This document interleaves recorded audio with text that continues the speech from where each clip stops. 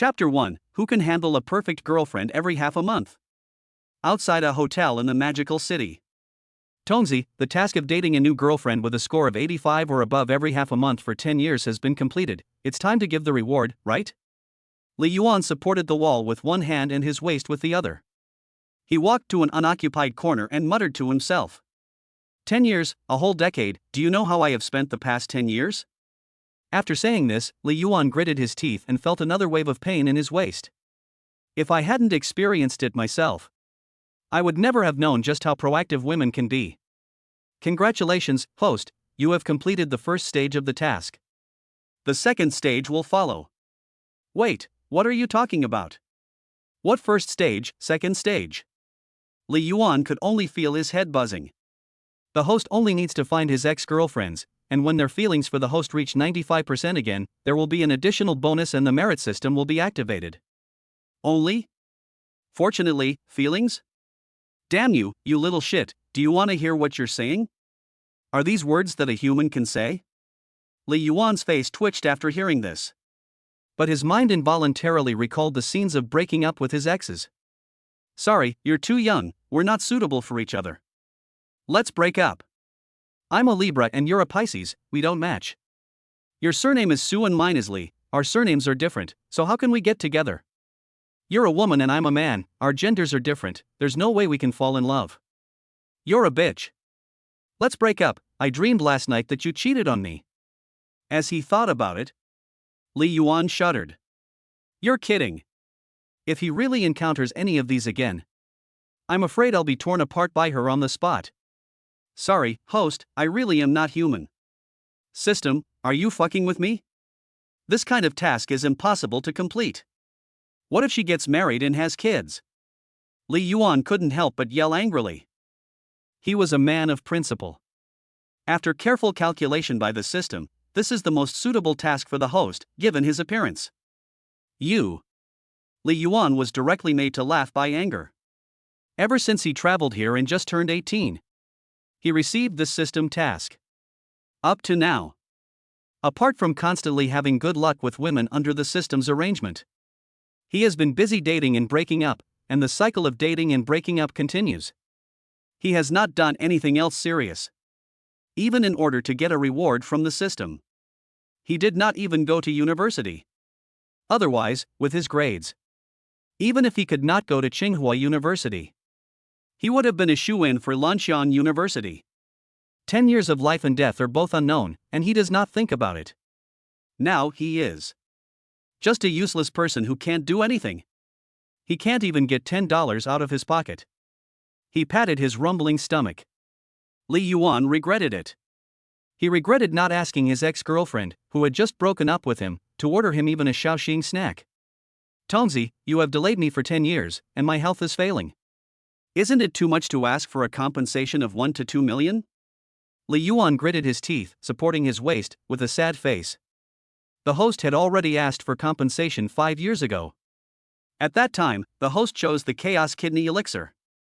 The host's kidneys are now 2 perpetual motion machines that will never tire, and will never feel any pain. Li Yuan had wanted to pretend to be pitiful to get some benefits. He could only awkwardly let go of the hand that was supporting his waist. However, to prevent the host from starving to death, the host was rewarded with a proficient survival skills on a deserted island. Survive on a deserted island? Big brother, do you want to open your eyes wide and take a look at where this is? Li Yuan was once again made to laugh. How about being a savage? But there were no giant caterpillars here for him to burst into juice. After an hour of negotiation, the system finally agreed to give some urban survival skills. The host could choose one of the following: 1. Lactation proficiency. 2. Postpartum care proficiency. 3. Street stall proficiency. 5. Sewer repair proficiency. 6. Scavenging proficiency. I'll be damned. Li Yuan looked at the panel and saw the skills. His brain shut down for a second. I'll choose street vending. I'm impressed to meet someone like this. But I'll regret it after I choose. If I choose scavenging, I'll skip 40 years of detours, right? Other people start scavenging in their 60s. He'll start in his 20s. Congratulations, host, You've obtained a set of street vending props. As the system's voice fell, Li Yuan immediately saw some items appear in the system's space. They were all the tools needed for a street stall, such as tables, chairs, and stools. Li Yuan was about to praise the system for being well prepared. But as his gaze swept over the 2 boxes of items, Li Yuan's face suddenly turned a livid shade. You're not going to make me sell these erotic underwear at a stall, are you? Li Yuan was full of shock. He is a man of 7 feet, standing between heaven and earth. How could he do such a perverted thing? However, no matter how Li Yuan shouted, the system no longer responded. Li Yuan felt out the only 2 coins in his pocket. He looked dejected. He thought about the fact that not only did he have no food to eat today, he also had to sleep in the bridge hole tonight. He also thought about when he was with his ex-girlfriends. He had never worried about food, clothing, housing, or transportation. He met a rich woman who gave him a limousine to drive him around every day. He ate 5-star meals every meal. He couldn't help but feel emotional. Life is full of ups and downs, and it's hard to be a baby. But it was impossible for him to continue living off other people. He had finally completed the first stage of his mission. As the saying goes, a real man is born between heaven and earth. He would rather starve to death than give in. How could he live off other people for 10 years in one day? At 8 p.m., Li Yuan has been hungry for a whole day. He quietly sets up a stall in the night market. Looking at the boxes behind him, he sees tempting pieces of lingerie. He feels his empty stomach again. Fuck it, he thinks, I'm a man. As the saying goes, a real man can bend but not break. Li Yuan grits his teeth and moves a box of lingerie to the front, driven by his professional instinct as a stall owner, and took out a few items from it. He skillfully put them on a mannequin for display. The woman next to him, who was also selling clothes, opened her mouth wide. She looked at him in shock. Selling lingerie? Come and have a look. My lingerie is good quality and cheap. Online shopping is not safe. Offline shopping is guaranteed. After arranging the goods, Li Yuan's professional instincts began to take control again. With this shout, the rate of people looking back was 100%. And the attention of everyone around him was attracted. He thought it was just some socialite being weird again. Just joking. How could someone sell something like lingerie at the night market? That would be a social suicide. But when they looked back, the whole night market suddenly fell silent. Holy shit! What am I looking at? My eyes. Looking at the neat rows of black lace suspender bras with open crotches. Even the mannequin under the mood lighting. It's full of temptation. Someone is really selling sexy lingerie from a stall. This is a bit too explosive. And in the face of dozens of gazes, Li Yuan's face is not the slightest bit embarrassed. He is now a professional street stall master. Isn't the point of selling from a street stall being a thick skin? Little sister, would you like to buy one? This one is perfect for you. Li Yuan took out one and handed it to the girl closest to him. He looked just like a strange man trying to trick a little girl. Li Yuan felt so ashamed. Chapter 2, In the world of stall hopping, it's a big hit. The see-through lingerie with the seductive suspenders looks very enticing. It immediately confuses everyone around. After the girl reacts, she looks at the tight clothes in front of her that barely cover her 3 points. She is instantly ashamed. I'm just a college student, pervert. Shit, not a brother. I thought you were doing performance art on live streaming, but you actually dare to sell it if you have it. The fruit seller next to him was stunned. I need to stay away from you. The young lady selling clothes next to him looked at Li Yuan with even more fear on her face. She moved the entire stall to the side. She watched the female college student cover her face and run away. And the strange looks from the people around her. Li Yuan was a little helpless. I really am not a pervert. The system is this old 6. He can sell cucumbers. What the hell is going on with the sexy lingerie? And the young lady next door just moved a little to the side. Seeing Li Yuan suddenly reveal a sad look. And his already hungry and flat stomach. Just at this moment, a gurgling sound came out. Looking again at his upright figure and his cute and pitiful appearance. Thinking about his unfriendly stare just now. A sudden and inexplicable sense of guilt towards him arose in his heart. How could such a handsome guy be a pervert? He must have a reason. With Li Yuan's 10 years of experience in being a softie, he immediately sensed the change in the young lady's gaze. The softest killer move of pretending to be pitiful to gain the young lady's sympathy still worked every time. What do you think we buy clothes for besides covering our bodies? Li Yuan saw this and immediately struck while the iron was hot. He pulled the pretty young lady selling clothes over and asked, "To be pretty?" The young lady, who looked a little confused, replied with a blank face, "That's right." Li Yuan nodded in agreement. He held out the clothes in his hands a little ostentatiously and unfolded them in front of her. "So, do you think this dress is pretty? Be honest, don't be bound by worldly opinions." "It's pretty." The young lady froze for a second. She replied weakly, "If it were just an ordinary piece of underwear, not related to sex, and you wore it at home, not for anything else, just to please yourself and appreciate your own beauty, would you buy it?" Li Yuan finished and looked straight at the young lady. "You would, right?" The confused young lady subconsciously answered. But before she could come back to her senses, Li Yuan had already put the palm-sized piece of lingerie in her hands. Then he took out the payment code. "In your eyes it's just ordinary underwear. 38, please." "You're welcome." The confused young lady paid without thinking. Then she looked at the open-crotch lingerie in her hands and became even more confused. "I'm selling clothes, right?" Li Yuan looked at the payment confirmation. He was moved to tears. "Tomorrow I'll finally have food to eat." He had his first customer who wanted to try the crab. Li Yuan's stall suddenly didn't seem so strange. What's more, he took a different approach. He kept saying that they were just a type of underwear. This immediately reduced the level of shame. Many people couldn't help but gather around out of curiosity. Everyone has a love of beauty, and everyone has the right to pursue beauty. As long as you feel beautiful, don't let the worldly gaze bind your love of beauty. Don't hesitate, sister. Wear it and I guarantee your deadbeat husband won't take it off all night. With her professional expertise, Li Yuan was firing on all cylinders. He sold several items in no time. As he watched the balance grow, Li Yuan's face broke into a smile. If this keeps up, he might not even need to sleep under a bridge tonight. "You're awesome, man. Want to take me on as an apprentice?" The fruit seller, who was standing nearby, saw how Li Yuan kept talking and was flabbergasted.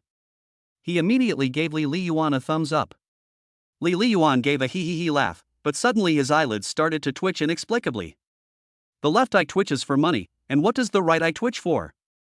"Never mind, both eyes twitch for money. Xiao, it's been 2.5 years. You've worked your butt off these past 2 years, going from the office straight home, and you should have forgotten that scumbag Joe by now, right?" Not far away, two girls walked slowly into the night market street. "Oh, Xiaoxue, can you stop asking every other day?" "Forget it, I've already forgotten him long ago." Han Xiaoxue glared at Yang Shui next to her. "Then if you meet that scumbag again, you won't make the same mistake, will you?" Yang Shui's eyes lit up at the sound of this. But she still asked uncertainly. "No, if I meet him again, I'll definitely tear him apart." "Good, I'll help you tear him apart then." Yang Shui immediately cheered.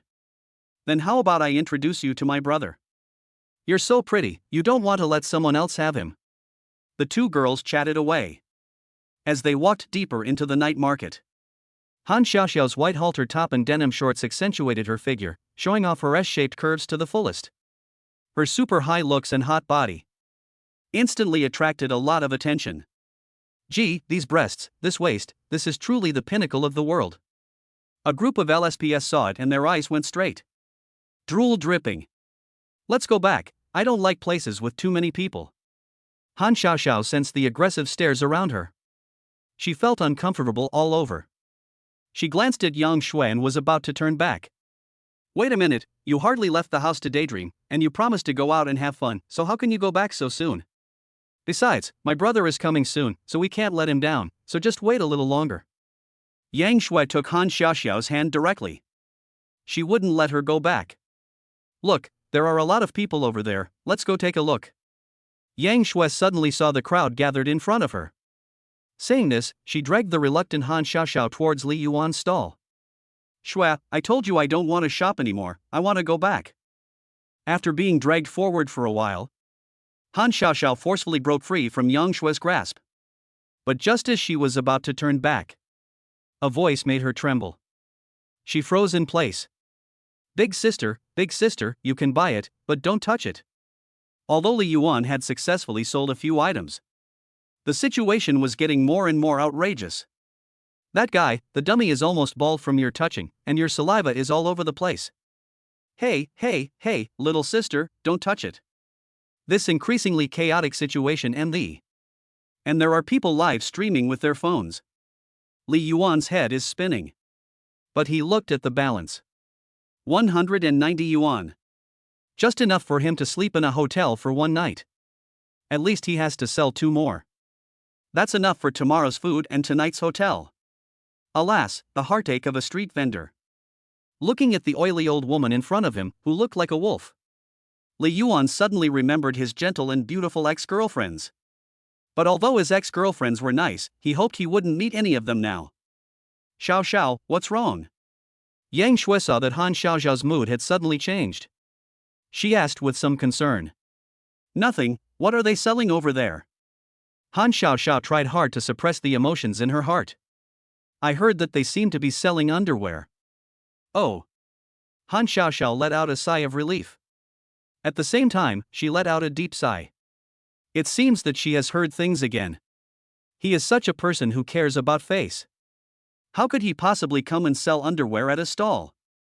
Sister, touch it lightly. Hey, that's my arm, not a dummy, don't pinch it with your hand. Han Xiaoxiao was just about to continue walking back when she heard this cry again, which made her heart tremble. The voice was so similar and so real. Chapter 3, An Ex-Girlfriend Within 10 Miles? Shua, let's go inside and have a look. Han Xiaoxiao suddenly turned back and pointed at the crowd. Ha! Yang Shui was taken aback. But there are so many people, we won't be able to squeeze in, will we? Just now you wanted to go back, and now you want to go to the most crowded place. Han Xiaoxiao looked at the crowd, which was 3 layers deep. She looked further away. Suddenly she shouted towards the crowd, the city police are here. This shout directly made the surrounding stall owners jump. Several families selling trinkets immediately took off running. Most of the people here are regular, licensed vendors, so it's useless to shout like that. Yang Shui was a little speechless. This girl hasn't been out for a long time. Ah, is that so? Han Xiaoxiao was a little helpless. Forget it, it's not him anyway. That's not right. I have a fucking license, why would I run? Li Yuan's neighbor, the fruit vendor, was about to run after him. After he reacted, he muttered something. Then he continued eating bananas and watching Li Yuan's performance. What? Big brother, do you need a license to set up a stall here? Yes, don't you? No one told me. What happens if I get caught?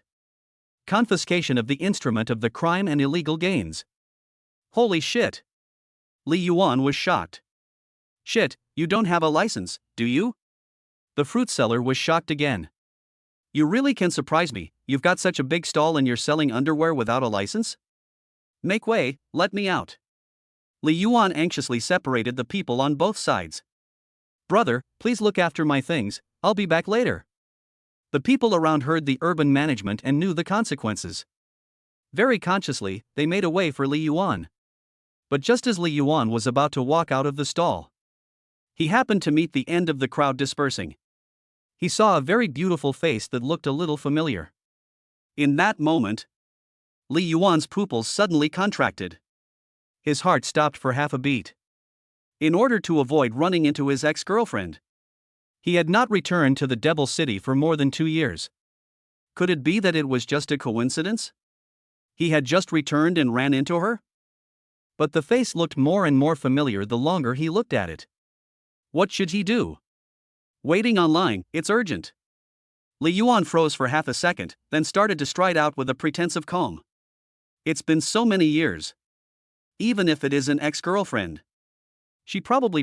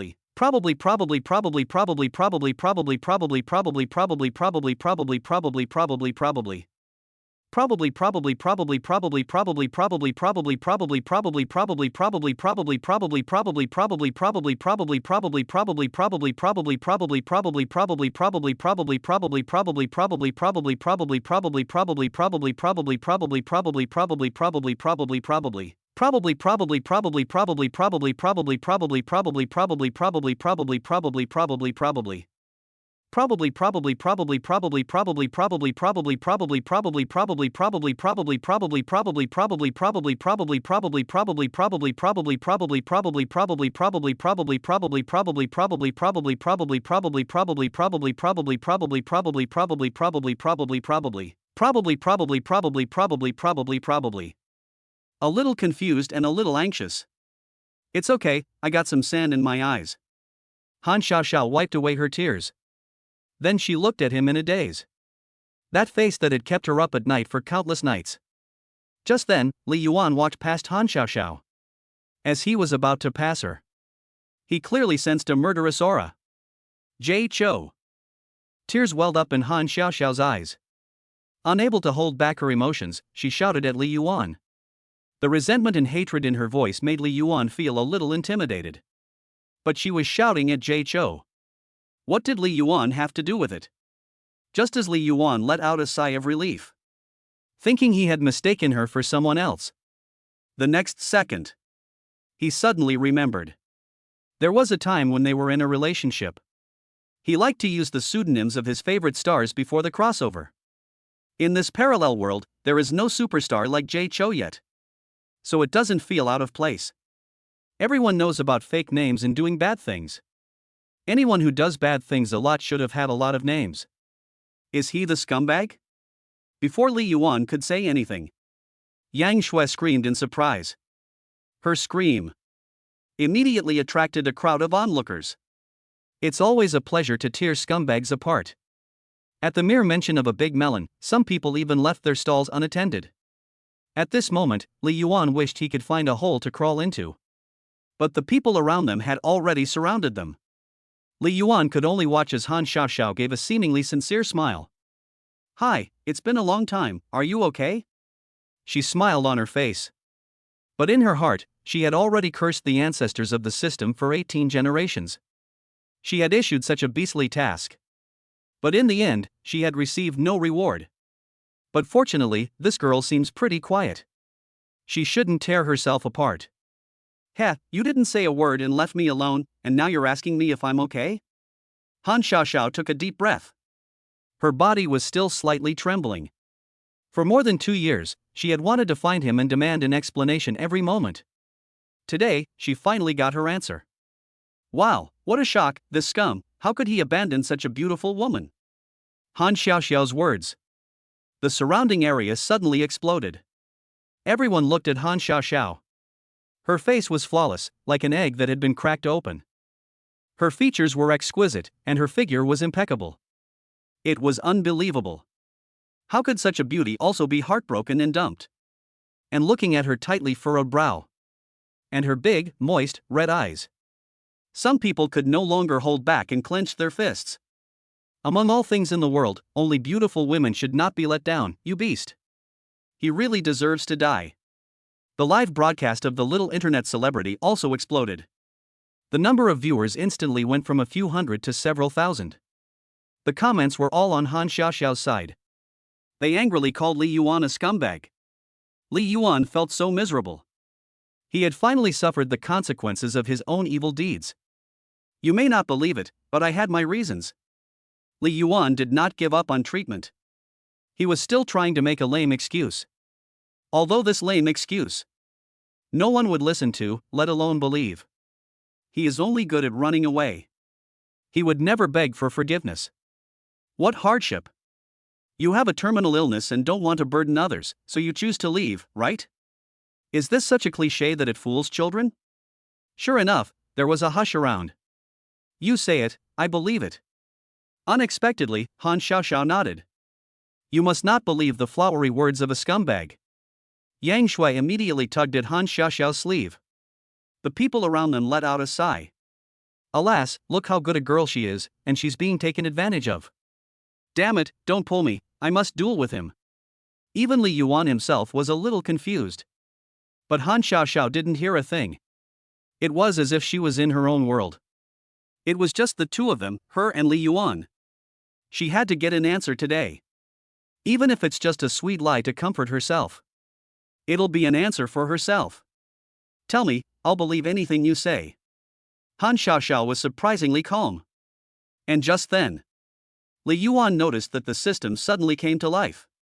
And above Han Xiaoxiao's head, a constantly fluctuating favorability number suddenly appeared. The number was constantly fluctuating between 40 and 60. Beneath her seemingly calm exterior, her emotions were violently fluctuating and struggling. But Li Yuan wasn't ready to face all this. Damn it, I'll go for broke. Didn't you say you believe in everything? Li Yuan gritted his teeth. In order to escape this trial, I'll fight. Yes, at first I really was diagnosed with a terminal illness. Misdiagnoses have happened before, haven't they? I've already got a backup plan. Han Xiaoxiao's body trembled at the sound of this. This excuse is cliché and no one dares to use it. So negative and positive cancel each other out. Even the people around Li Yuan saw his determined look. They even began to waver a little. The number that symbolized their favorability rating went back and forth between 40 and 60. It settled directly at 60. And after a short pause, it even looked like it was going up. 61, 62. Holy shit, this is really going somewhere. In fact, even though we haven't been together for a long time, I've never forgotten you. The moment I saw you, I knew I'd never go to Disney World because my princess has escaped back to me. Li Yuan struck while the iron was hot. His eyes were full of deep affection. I've experienced so many beautiful things in my life and met many perfect girls, but I always felt that they were missing something. Only now do I realize that it's not that they're missing something, but that they're not you. I believe he really has a terminal illness, and that kind of deep and affectionate look definitely cannot be faked.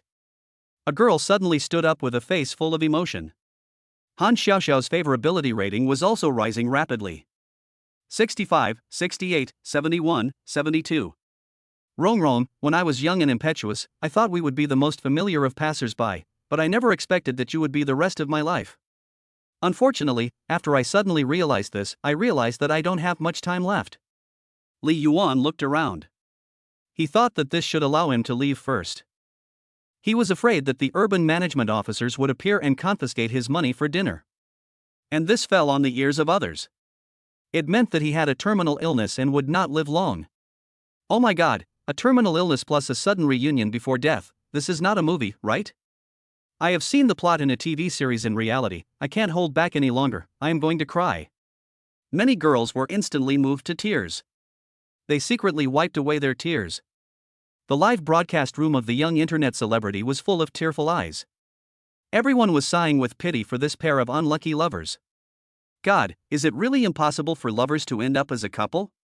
But is he talking about Rongrong? Chapter 4, the detective's ex-girlfriend was sent to the sewing machine to be stomped on. Who is Rongrong? While everyone around her was crying, Yang Shui was dumbfounded. Rongrong? You're calling me Rongrong? Han Xiaoxiao also froze for half a second. Her face suddenly turned cold. A faint murderous aura once again locked onto Li Yuan. Li Yuan's heart suddenly jumped. Shit.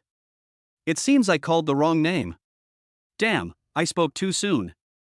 I forgot to call her baby. Li Yuan looked at Han Xiaoxiao's frosty face. His favorability rating dropped from 100 to 50. Listen to my explanation. It was hard to get back on good terms. And now he had to face this battlefield again. Li Yuan really wanted to slap himself. Then he decided to just escape. But evading the problem wasn't a solution. Han Xiaoxiao, however, ignored Li Yuan. Suddenly, she reached down and touched her waist. Then she opened her bag and looked for something. Yang Shui, who was standing nearby, saw her touching her waist. She was shocked. Xiao Xiao, calm down. Don't do anything stupid. It's not worth it for a scumbag. Yang Shui was pulling Han Xiaoxiao while shouting at Li Yuan. Run! Li Yuan was also immediately shocked by Yang Shui's terrified expression. Holy shit, she's not actually reaching for a weapon, is she? Li Yuan suddenly panicked. Damn it, I told you never to touch a former girlfriend. The people around them didn't understand what was going on. They were all scared and took a step back at the same time.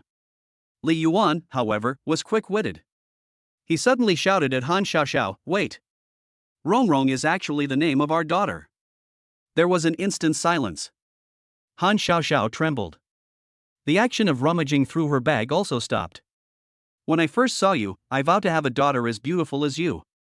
Rongrong is the name I have chosen for our daughter. Li Yuan added immediately when he saw this. Damn, you're awesome, brother, how can you make this up? Damn, why didn't I think of that? Last time I accidentally called the wrong girlfriend's name, and I got a beating on the spot. If I react like this, my family status will not be lower than a dog. The people around Li Yuan applauded his response. The fruit seller gave him 2 thumbs up. But Li Yuan was not yet able to let out a sigh of relief. Han Xiaoxiao suddenly narrowed her eyes and asked, if the child takes my surname, what should the child's full name be? This. Zila. Li Yuan was stunned when he suddenly felt a chill on his wrist. He looked down. His hands had been handcuffed with a pair of cold handcuffs. After all, the devil is 1 foot taller than the Tao. Li Yuan immediately let out a sigh of relief. Luckily, it wasn't a weapon like a sword or something. But what the hell are these cold handcuffs? And what's with the skilled and professional technique? Thank goodness, you scared me, I thought you were going to pull out a gun. Yang Shui patted her chest in relief. Pull out a gun? Holy shit! Not only was Li Yuan dumbfounded, the surrounding onlookers were also dumbfounded. Girl, no, Xiao Xiao, what exactly is your identity? You're not a bank robber, are you? Li Yuan's eyes fixed on Han Xiaoxiao's khaki bag. He was afraid that she would really pull out a gun from it the next second. Don't get me wrong, she is a criminal police officer, it is normal for her to carry a gun. Seeing someone who seems to want to call the police, Yang Shui hurriedly explained. This made the people around even more confused. Is a criminal police officer that beautiful and sexy? Li Yuan was also confused. He really didn't remember ever being in a relationship with a criminal police officer. He wouldn't dare do such a thing even if he had 10 guts. And a police officer carrying a gun after work? Is this normal? I remember now, she is Officer Han Xiaoxiao. I saw her picture and work commendation on the government job website. Someone suddenly shouted in the crowd. Holy shit, man, you're not lying to me, is she really a police officer? Really, I'll show you. That's not right, if her name is Han Xiaoxiao, then who is Rongrong? At this moment, some members of the audience who had not heard Li Yuan's cunning explanation were a little confused. Right, who is Rongrong? Holy shit, did he just call the wrong name? Holy shit, no wonder the girl suddenly turned her face away, what a scumbag, just now I almost believed in his deep feelings. Ha! A group of girls had tear stains on their faces from being moved. They were completely confused. For a moment, they didn't know if they should continue to shed tears. Holy shit, this is an idol. What do you know? Such an amazing ex-girlfriend can just forget about it. This is a real Sigma man, a model among men. Li Yuan suddenly rolled his eyes. Han Xiaoxiao's eyes became even colder. Excuse me. At this moment, 2 uniformed urban management officers who were mingling with the crowd stood up. Their identities as criminal police were revealed. The 2 of them couldn't hide anymore. If something really happened, it would be a problem. You are suspected of operating without a license, we are confiscating your tools and illegal earnings, please show your ID, you can get your things back after you go to the Urban Management Bureau tomorrow to accept the punishment. The 2 urban management officers saluted Li Yuan. After seeing the handcuffs on his wrists, his eyes involuntarily jumped. This kid, even the scum has gone to the criminal police team. What a punishment! 1 minute later. The two urban management officers handed Li Yuan the punishment decision. In front of him again, they packed all the stall equipment and erotic underwear into the car. Looking at the pieces of clothing that made his blood boil, Han Xiaoxiao thought of the reason Li Yuan gave her for breaking up back then.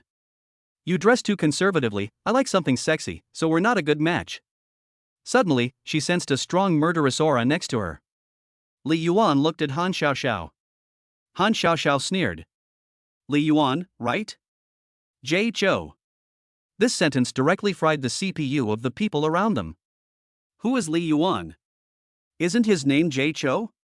Rom, Han Xiaoxiao, Jay Chou, Li Yuan, who the fuck is who? I can't take it anymore, I feel like I'm going to grow a brain. Why don't you let me go first, and we'll find a place where no one is around. You can hit me or scold me as much as you like, okay? Li Yuan knew he was in the wrong. If he was going to be executed, so be it. But not in front of so many people. What's more, there were even a few people taking the opportunity to broadcast live. You are suspected of obstructing traffic and official business. Once you enter the detention center, someone will fulfill your wish to be beaten. Han Xiaoxiao said coldly, and then dragged him out of the handcuffs. Hey, where did I obstruct official business? Just obstructing traffic doesn't mean you have to go to the detention center, does it? Li Yuan was really anxious now. Is the detention center a place for people to stay? You're obstructing my official business. But Han Xiaoxiao gave him a fierce glare. There was no way she was letting him go. After all, we've known and loved each other, and even if there's no new grudges, there are old ones. It's not appropriate for you to take revenge like this, is it? See, this is what happens when you're a scumbag. Han Xiaoxiao watched Li Yuan's receding back. Several fierce women took him as a typical example to educate their own men. What do you know, that's a beautiful policewoman, the dream of many men. If I were him, it would be worth stepping on the sewing machine. The gazes of those men revealed envy. What did you say? The tone of one fierce woman instantly increased several octaves. Nothing, I said that when I was a child, I also had the dream of being a police officer. Then what? Then now my dream has come true halfway. The man lit a cigarette. He looked up at the sky at a 45-degree angle. Damn, man. Can't tell. You're a police auxiliary. You're not preparing for the exam properly and you're still hawking? No, I'm an uncle. Where are you taking me? This doesn't seem to be the way to the police station. He got into Han Xiaoxiao's red Mercedes-Benz. Yang Shui had already been sent away by her. The more Li Yuan looked outside, the more he felt that something was wrong. This girl wouldn't be trying to kill herself and leave her body in the wilderness, would she? I'm taking you for a physical examination. People like you, who are promiscuous, if you have any diseases, don't infect the others in the detention center. Han Xiaoxiao kept her face cold. Ha? What do you mean? Li Yuan was shocked. Could it be? But isn't that only found in prisons? Shit. So the detention center is also? Mom, I want to go home. Get off the bus. After a while, the bus stopped at the emergency department of the hospital. I'm not the kind of person you think I am. I gave my heart to every relationship I had, believe me. Li Yuan stared at him with innocent eyes. He wasn't lying about that. In the beginning, he would rather break up and be cut off in order to complete the task. He has never had two ships at the same time. But Han Xiaoxiao's eyes were even colder. Chapter 5, You're kidding, you really have a terminal illness? Li Yuan walked in with his hands cuffed behind his back. There weren't many people in the emergency room today. Han Xiaoxiao seemed to know the doctor on duty. The two of them talked while they occasionally glanced at Li Yuan.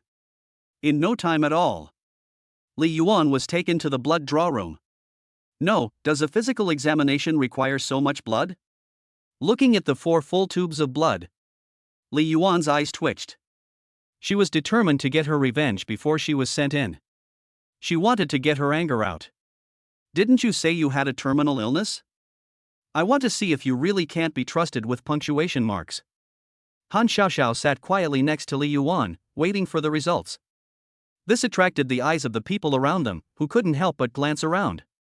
Li Yuan's face suddenly fell. No, you really did the check. What terminal illness? He just made that up in a panic.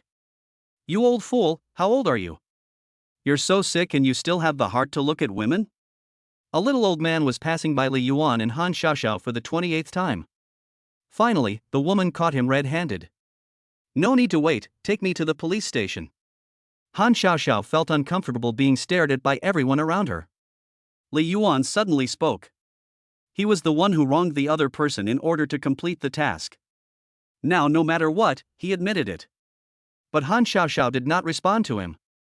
From the beginning, she guessed that the terminal illness was also fake. Even the name was fake. What else is real? It's just that there is a little obsession in her heart that has not been completely eliminated. This is what is called not seeing the yellow river and not giving up. As long as she proves that everything about him is fake, she will be able to let herself go. From then on, she will treat him as just a stranger. A complete break with the past. Sure enough, men will only be honest when they are hung on the wall. Anything that is conservative in clothing is an excuse. You left because you had a new love. Han Xiaoxiao looked at the little old man, who was being dragged away by the ear, with a cold face. At the beginning, you didn't even give me a chance to change, and you disappeared completely. That's called a man dying of a teenager. The little old man suddenly turned around and shouted. But his voice was immediately covered by a slap. Because loving one person is too exhausting, I choose to love 5, 6, 7, 8, and 10 people. Li Yuanbo lowered his head and closed his eyes. He wanted to call it quits and stop lying with his eyes open. Is she prettier than me or younger? 20? 19 or 18? Han Xiaoxiao clenched her fists and her face turned pale. 18. Li Yuanbo answered, as if possessed. Just as he was about to slap himself in the face. Unexpectedly, Han Xiaoxiao was not furious. I was 22 when you proposed breaking up, and I was already considered old in your eyes? Ha, so men will always only like 18-year-olds, right? Han Xiaoxiao suddenly turned her head back. Her dark eyebrows and eyes stared at Li Yuan. Because those under 18 are illegal. You. Forget it. After your test results come back, we'll never meet again. Han Xiaoxiao slowly withdrew her gaze, which was about to explode. Li Yuan, your test results are ready. Inside the window. The nurse called out. Han Xiaoxiao gave Li Yuan a final, deep look. Then she got up, picked up the test results, and walked towards the doctor on duty's office. The look of pain, disappointment, and longing made Li Yuan feel a twinge of guilt. I really deserve to die. However, before he could feel guilty for a few seconds, a cry of surprise from Han Xiaoxiao came from inside. How could this be? After a long while, Han Xiaoxiao felt limp all over. She walked out holding onto the doorframe. What's wrong with you? Li Yuan couldn't care less about continuing to reflect on himself when he saw this. He immediately went up to her and held her up. But Han Xiaoxiao, who had just seemed to have all her strength drained from her, the moment she touched Li Yuan, suddenly burst into tears and hugged him tightly. What's going on? Li Yuan was confused. Shouldn't she normally be beating me up? But Han Xiaoxiao quickly recovered. You'll stay here tonight and have a checkup in the morning. Han Xiaoxiao's tone was cold again. Checkup? Li Yuan was even more confused. What kind of checkup is there to do? But before he could ask, Han Xiaoxiao had already left straight through the door. Hey, you have to uncuff me. I'm penniless, I can't even run. Li Yuan had just finished shouting. The doctor on duty suddenly appeared behind him and patted him on the shoulder. Young man, come on, don't give up hope. After saying this, the doctor on duty shook his head and sighed. Alas, still so young, although a criminal, that's a pity. Li Yuan. After about half an hour, Han Xiaoxiao, who had already changed her clothes, appeared again in front of Li Yuan. The two of them just sat there all night. When Li Yuan opened his eyes, Han Xiaoxiao was already standing in front of him with a stack of papers. Go get checked up. Li Yuan was half asleep as he was dragged off to various full-body checkups. There were so many items that Li Yuan almost thought he really had a terminal illness. I really don't have any money, are you trying to make me go into debt to get back at me? But Li Yuan had no choice but to undergo the seemingly expensive tests one after the other. Han Xiaoxiao, who had zero communication with her, kept a cold face the whole time. Until all the tests were completed. Doctor, you can tell me. He already knew his own condition. It's me who wants to know. Looking at the doctor's expression of being constipated, Han Xiaoxiao's face turned pale. Alas, more than 2 years ago, there might have been hope, but now, alas, surgery is no longer an option. At most, there are 3 months left. Bang! Han Xiaoxiao stumbled. Her knee hit the corner of the table. 2 years ago, wasn't that when they had just broken up? Could it be that he really did it because of? The more Han Xiaoxiao thought about it, the more unsteady she became. What? Who are they talking about? Me? 3 months? Li Yuan was dumbfounded. Holy shit. How is this possible? When I was a kid, the fortune teller clearly said I would live to be 99. He believed it without a doubt. Even time travel happened. Living to be 99 is no big deal. I jumped off the 8th floor the day it was over. Why would he need to take the stairs if he was so tough? How do you feel now? The doctor placed his hand on Li Yuan's stomach and pressed hard. I feel you touching my stomach. Your cancer cells have spread to your brain. Go comfort your girlfriend. The doctor looked at Han Xiaoxiao, who was distraught, and patted Li Yuan on the shoulder. Li Yuan? Is no one going to comfort me? Is it really hopeless? If we can't operate, we can do chemotherapy and take medicine, no matter how expensive it is. Han Xiaoxiao was not giving up. There's no need for that. It would be a miracle if he could feel no pain now. Taking medicine and chemotherapy will only worsen his already rare quality of life. Tongzi, what's going on? Li Yuan couldn't bear to hear any more and ran to the toilet in a panic. The host had been suffering from a terminal illness for 10 years. The system had used the task to extend his life for 10 years. In the future, whenever the affection level of an ex-girlfriend reached 95%, he would gain merit points, which could be exchanged for life points. Li Yuan was in shock. The image of his ex-girlfriends chopping him up with knives came back to him. 95 affection level. Po Daizi, why don't you just kill me now? When he came out of the bathroom, Han Xiaoxiao was already waiting outside. And the favorability rating above her head had suddenly become 75. And the moment she saw him, it had gone up another 5 points. Holy shit. This could work. At that moment, Li Yuan felt like he could do it again. Where do you live? I'll take you home. Han Xiaoxiao looked at Li Yuan with bloodshot eyes. I don't have a place to live. No place to live? Then where were you going to sleep last night? After having the money from the stall confiscated, I was going to live under a bridge. Han Xiaoxiao suddenly covered her mouth and turned away after hearing this. Come home with me. Han Xiaoxiao finished speaking in a trembling voice and walked outside. My favorability rating has gone up a little. So I don't need to step on the sewing machine? Li Yuan shook his handcuffs. Han Xiaoxiao's body jerked. After hastily wiping away her tears, she turned around and opened Li Yuan's handcuffs. All along the way, he watched as his favorability rating slowly increased, even though he hadn't done anything. Li Yuan was in a good mood. And when his favorability rating reached 85, the system's prompt sounded. Chapter 6. What is the professional lock-picking technique? The first ex-girlfriend's favorability reached 85, and the host was rewarded: Master Thief, Master Chef, Master of Traditional Chinese Medicine, Master of Music Theory, Master Fortune Teller. Looking at the dazzling array of professional skills, Li Yuan's mind felt dizzy. Many skills and instincts that he had never had before. It was as if they had been engraved in his mind in an instant. So he went from being a useless person who knew nothing into a skilled worker at Lanxiang who was proficient in several vocational skills. As he digested the huge amount of information, the car had already pulled into the residential area. Get off. After parking the car, Han Xiaoxiao got off the car first. Li Yuan looked at the familiar residential area. Those dead memories suddenly attacked him again. I forgot the keys in the car, I'll go get them. When he reached the door of the apartment, Han Xiaoxiao, who seemed to have lost her soul, rummaged through her bag. She was about to go downstairs. No need. Li Yuan saw this and held her back. Do you have any paper clips? Give me two. Looking at the locked door, an impulse suddenly surged through Li Yuan's heart. It was the instinct of a master thief coming into play.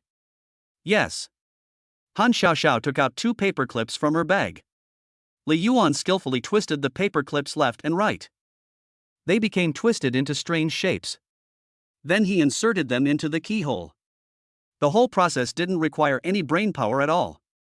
It was all down to muscle memory. Click. And the door was effortlessly opened. Li Yuan's urge was instantly satisfied. Damn, will there be a murder proficiency in the future?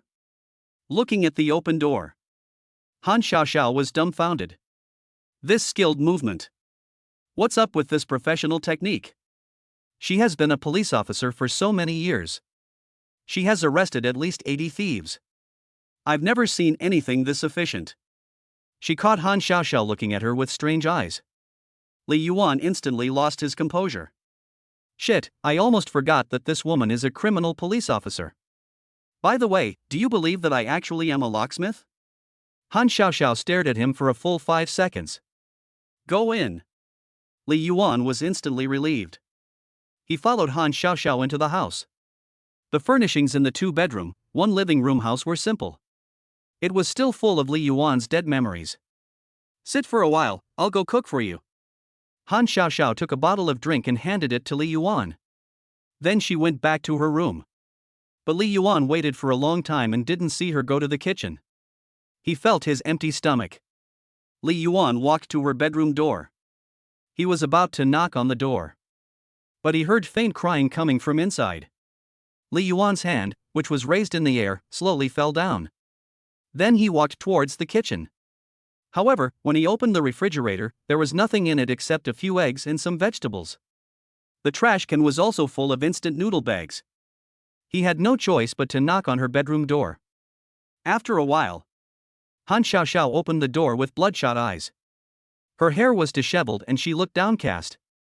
This was a complete reversal of her previous cold and overbearing attitude. Her favorability rating had always remained at 85. Li Yuan knew he had to do something. I only have $5 left. Can you lend me some money to buy groceries? He had just obtained the culinary proficiency. Making a meal that looked and tasted good should be able to increase the favorability a lot. 2 years ago when you left, you had $5 in your pocket, and now you're back with $5. What have you been doing for the past 2 years? Han Xiaoxiao glanced at the embarrassed Li Yuan with her red and swollen eyes. Li Yuan froze for a moment. Doesn't this mean that I have been living off others for 2 years without spending any money? I ordered takeaway, it will be here soon. Han Xiaoxiao covered her forehead and went straight back to her room. Li Yuan nodded helplessly. He had just returned to the living room and hadn't sat down yet. The takeaway arrived. He opened the door and saw the takeaway boy carrying a large box about half the size of a person. He shouted into the bedroom. Li Yuan looked out of the bedroom. Han Xiaoxiao, who had already changed into a pair of loungewear. Her black hair was scattered casually. She was wearing a loose white shirt and equally loose cartoon shorts. Her delicate collarbone and long, white, shiny legs were on full display. Li Yuan couldn't take his eyes off her. Had you had enough? Didn't you say I was old? Go look at your 18-year-old girlfriend. Han Xiaoxiao sat across from Li Yuan. They helped to unpack the takeaway together. The large box contained a famous Shanghainese dish from Shanghai. After being transferred to plates, it filled the table. Is this my last meal? You're not going to send me to step on the sewing machine again, are you? Looking at the expensive dishes, Li Yuan couldn't help but say. Han Xiaoxiao glared at him. The doctor said you should try to eat nutritious food. Han Xiaoxiao's tone was tinged with indescribable sadness. In contrast, Li Yuan, the client who had already started gobbling up the food, looked much more relaxed. Alas, why do the long-lived always seem to be the elderly? Li Yuan said with a sigh, while shoving food into his mouth. Han Xiaoxiao looked at him and saw that he didn't look like he was about to die. She had thought that he had already seen through life and death. This only made her feel even more sad. What had he been through in the past 2 years? To have such an enlightened attitude? Can you tell me how you've spent these past 2 years? The two of them had intended to lighten the dull atmosphere.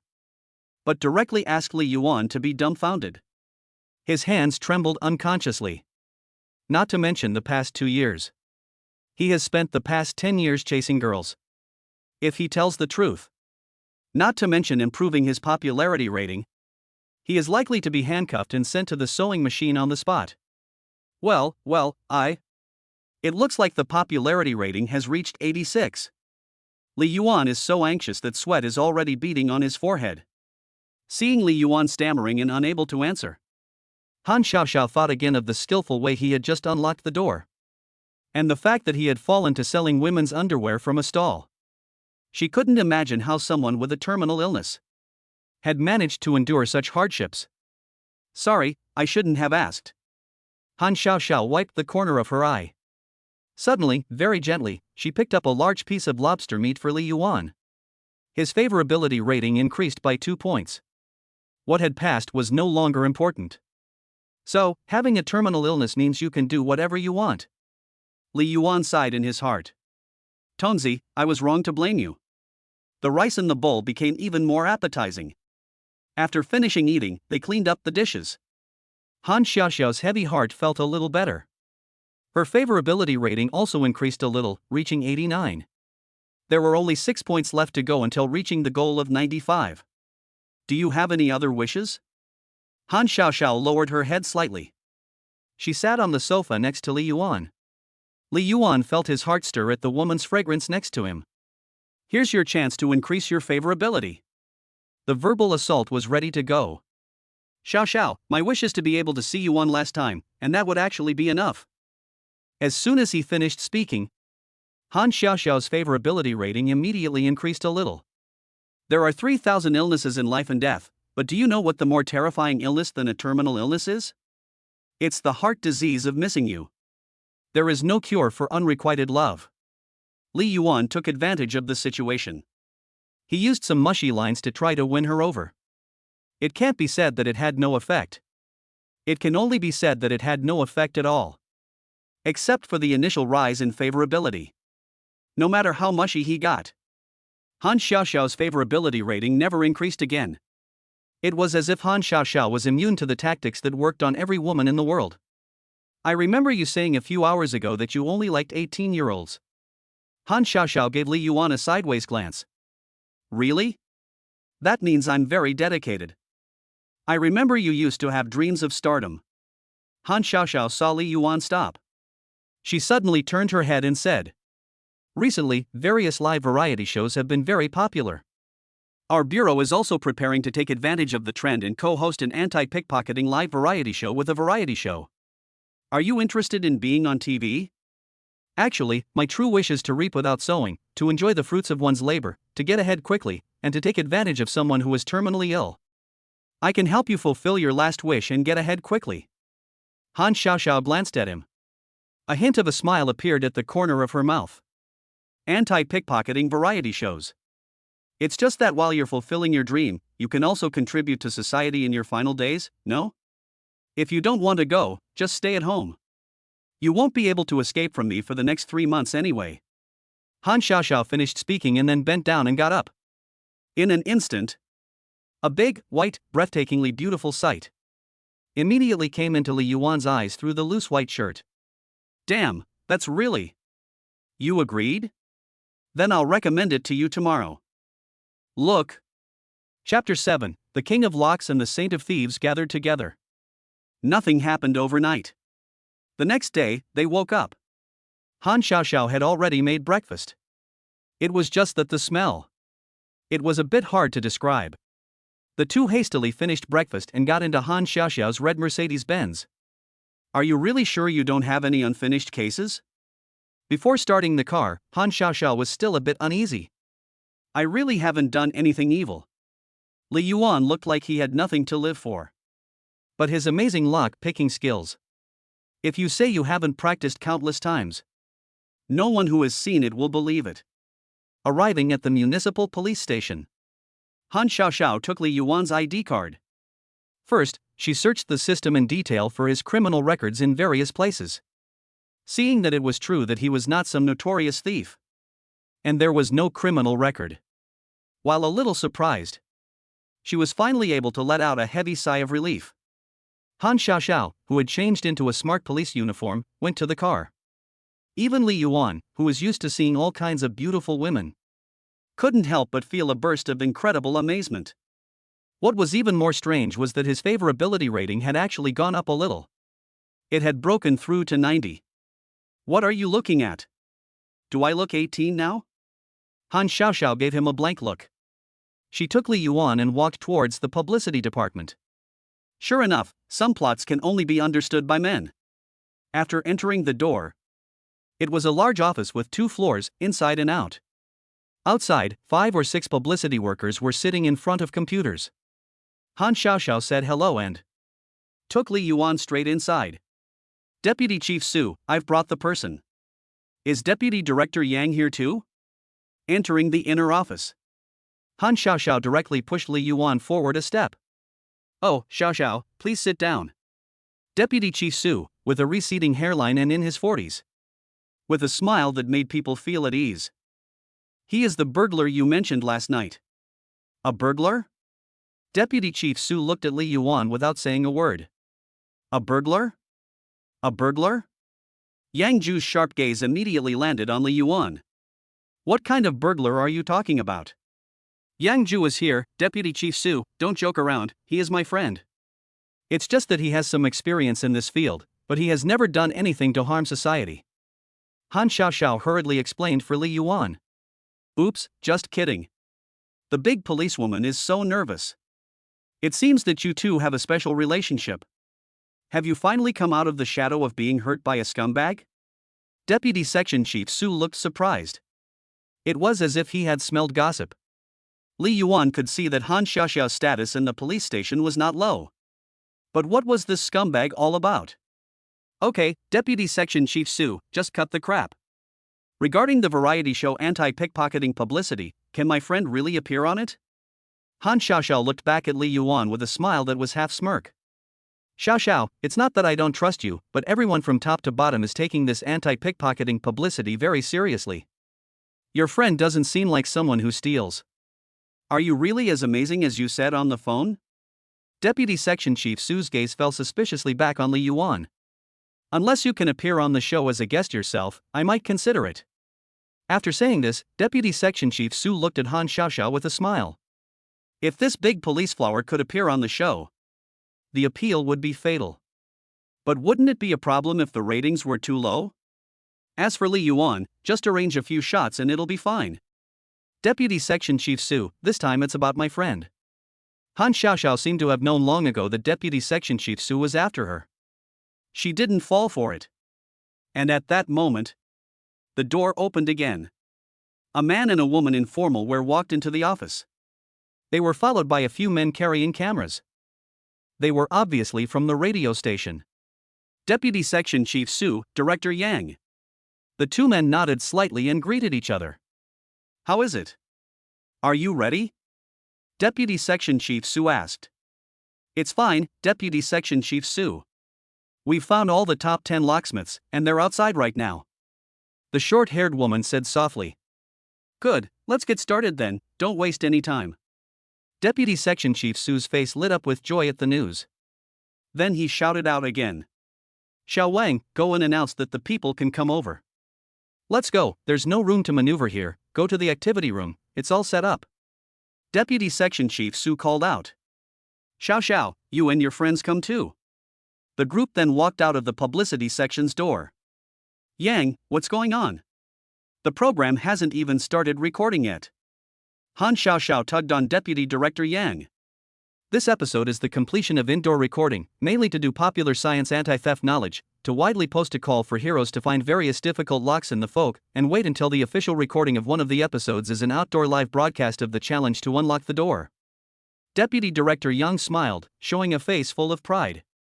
The Bureau had gone to a lot of trouble for this live variety show, inviting several retired master thieves to come out of retirement, just in case there were any folk experts who might embarrass them. Li Yuan couldn't help but twitch at the corner of his mouth after hearing this. Wasn't there always a lock-picking competition? Why go to all that trouble, when they could just invite the previous winners? A rookie police officer heard this and was a little puzzled. Because the real masters of the trade don't enter competitions. Deputy Director Yang gave a mysterious smile. And when they arrived in the activity room, what came into view were various anti-theft door locks and strange props. What made Li Yuan's facial muscles twitch even more was that he saw several criminal staff wearing leg irons. He kind of understood what Deputy Director Yang meant. The real masters are all in prison. Do you guys really have to go this far? Don't prisoners have to work on sewing machines? And they're also on variety shows? Li Yuan couldn't help but vent to Han Xiaoxiao. The city takes this program very seriously. As long as the skills are up to par and can be used to give back to society, you can redeem yourself and fight for a reduced sentence. Deputy Director Yang explained with a smile. Okay, so you can still play like this, right? Li Yuan could only sigh at this seemingly outrageous operation. These are the most common grade B anti-theft door locks on the market. Even an experienced locksmith can open them with just a stick or a sock, without any tools like a nail clipper or an ear pick. Deputy Director Yang unobtrusively introduced the rows of door locks to Han Xiaoxiao. And the camera was already pointed in this direction. It was ready to be filmed and broadcast as a bonus or opening sequence. Han Xiaoxiao, who was a little helpless, was very helpless. It seems that she was determined to set a trap for herself and let herself appear on the show. At this time, there were already a lot of people surrounding the area inside and out. This side is the so-called C-grade and Super C-grade anti-theft door locks on the market. A 20-year veteran locksmith would need to use professional tools and spend several minutes to open it. The last row of locks are special lock cylinders that are relatively rare on the market. Most of them are used by the military. These locks do not use conventional lock springs, but rather several sets of stacked metal reeds. The keys are also completely three-dimensional and very complex, making it almost impossible to copy. If you use this kind of lock and you lose your key, you can only break down the door. There are also electronic locks over there. Electronic locks are also divided into 4 grades on the market: electronic fingerprint locks, electronic smart locks, electronic anti-theft locks, security smart locks, and safes. Almost all the more common locks are already on the scene. Deputy Director Yang went from introducing locks to popularizing anti-theft knowledge. He went on and on for nearly half an hour. Finally, he suddenly handed a key to Han Xiaoxiao. Your friend probably has a simple grade A or B lock like this one, right? Han Xiaoxiao looked at the key, which was similar in shape to her own, and nodded. After Deputy Director Yang's introduction, Han Xiaoxiao knew that she had underestimated the skill of picking locks. She had thought that all anti-theft locks were similar. But the difference was actually so great. It was not uncommon to be able to open a grade B lock after studying it for a while. Deputy Director Yang glanced at Li Yuan. If his face could be a guest on the show with Han Xiaoxiao, it would be pretty good. But Li Yuan simply didn't take these child's play locks seriously. What Super C lock, military grade reed lock, and fancy automatic alarm? At this moment in his eyes, a master thief. Chapter 8, the competition to become the Lock King is really fierce. Yang, shall we begin? After taking a head count, Section Chief Su checked the timing device and other equipment before walking over. Okay, let's begin. Deputy Director Yang glanced at the personnel who were already ready. There were a total of more than 20 teams. Each team had more than 10 different types of locks and a timer. It would be held in a competition format. It would be most eye-catching to the audience. Wait, my friend is also participating.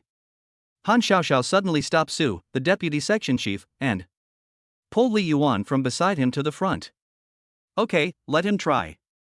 Seeing Deputy Director Yang speak up, Su, the deputy section chief, had no choice but to agree. Then, after they're done competing, restore the locks and you can go up. Everything is prepared according to the number of people. As the camera panned in on one of the inmates, the inmate took a deep breath and slowly spoke into the camera. My name is Kai Peng, I'm a master thief. I once stole several million yuan from over 100 households in one night, and at my peak I stole over 800,000 yuan in cash at a time. But money, if you earn it through unscrupulous means, will one day become the instrument of your torture. As he said this, he lifted one foot. He showed the camera his leg irons. Before I was arrested, I never had a good night's sleep. I could easily steal huge amounts of wealth, but I couldn't steal a moment of peace of mind, let alone a happy life. I'm grateful that the prison gave me this opportunity to use my unscrupulous abilities to contribute to society a little. Finally, I would like to advise brothers who have taken the same detour as me to stop as soon as possible. A better tomorrow is waiting for you. Accompanied by soothing music. The prisoner's expression was moved. He spoke his true feelings and finished. Several inmates told their harrowing stories one after the other. Han Xiaoxiao couldn't help but look at Li Yuan again. Li Yuan's past 2 years must have been even more difficult than theirs. He was only forced to learn how to pick locks. After all the inmates had finished speaking, the official competition began. Except for the military reed lock at the end. All the locks had to be opened within 1 minute. Because the risk of being caught red-handed increases significantly if the lock-picking time exceeds 1 minute. And you can't pick locks by destroying the lock cylinder or using electronic equipment. That would be too easy to leave traces. And then you'd be tracked down by the police. And as long as the lock is not broken, and you're not too greedy. Many people don't even know that their home has been burgled in a short period of time or even their whole life. This can greatly reduce the risk of being caught. Violators of these 2 rules are eliminated on the spot. They can't get rewards or sentence reductions. The referee blew the whistle. The 20-odd teams of lock-picking experts, who had been waiting with bated breath, quickly got to work. For the first few different Type B locks, most of them only used an ear pick. They were easily opened within 5 seconds. Type C locks were a lot more difficult. But they were no match for the carefully selected lock-picking experts. Only the so-called Super C locks, which were said to be impossible to open with technology, made them slightly more spirited. After the drag hook went in and out and up and down. With a snap, in less than 50 seconds. A so-called Super C lock was opened with a single hook. Next came the smart lock. The essence of a smart lock is actually a mechanical lock. It just uses fingerprints and facial recognition instead of a key. In fact, a fingerprint lock is not as burglar-proof as an ordinary mechanical lock. This is because there are more electronic devices to interfere with and the lock can be opened with a peephole. But for these master thieves, they completely disdain using those fancy ways. The principle is the same as that of a mechanical lock. A pair of ear picks is enough. It's just that when opening the security smart lock with the highest security level, most of them accidentally triggered the alarm. Only 4 or 5 of them didn't make a sound. They managed to open it in less than a minute. Deputy Director Yang had a broad smile on his face. It's no wonder that they were picked from prisons and lock-picking companies across the country. The highest level of anti-theft locks currently on the market. It is said that even the most professional tools will take hours to open it. And now it was all opened within 1 minute. The people around them were stunned. Especially the B-grade locks. After Deputy Director Yang introduced each type of lock, most of the people present knew that they all used B-grade locks in their homes. However, the B-grade locks could not even last 5 seconds in the hands of everyone there. Some were even opened in seconds. For a while, many people could not accept this fact. So the lock is useless, it can only prevent petty thieves. Maybe someone has already entered the house while we are at work and we don't even know it. Holy cow, when you put it that way, it's terrifying. Goosebumps all over. Even though there's nothing valuable at home, I don't feel safe as a girl at home. No, I'll go ask the master to recommend a good lock later. The regular competition is over. The old masters of the thief saint have become slack in their work, while the young people dare to think and fight. Li Yuan watched as the final 4 inmates, plus a retired master thief, successfully cleared all the levels. He couldn't help but whisper in Han Xiaoxiao's ear. The camera is rolling, behave yourself. Han Xiaoxiao gave him a look. This intimate gesture between the 2 of them immediately attracted the attention of many male police officers around them. They all speculated about Li Yuan's identity. After the official regular competition was over, the next step was the 3 types of safes, A, B, and C. Safes are mostly used in banks, government agencies, and companies.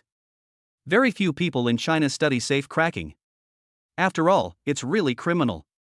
Plus, the safety level of the safe itself is much higher than that of the door lock. Overall, the difficulty factor is more than dozens of times higher. Even abroad, the best way to steal a safe is to just move it away.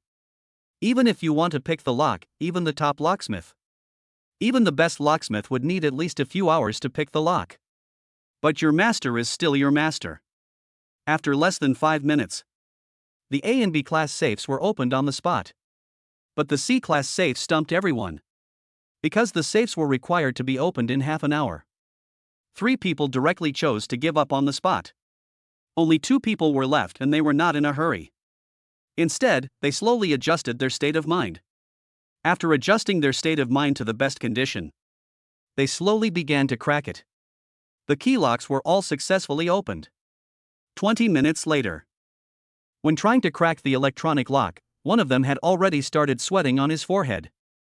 Something was wrong with his state of mind. He had no choice but to give up. It wasn't even time up, and he had already opened the mechanical lock, so why did he give up? Han Xiaoxiao muttered. Because his heart was in turmoil, his knife work slowed down. Li Yuan whispered in response.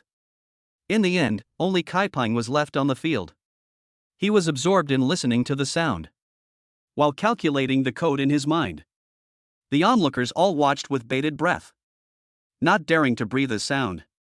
When the time reached 29 minutes, just when everyone thought the safe was ultimately invincible, and felt sorry that even the last person would fail.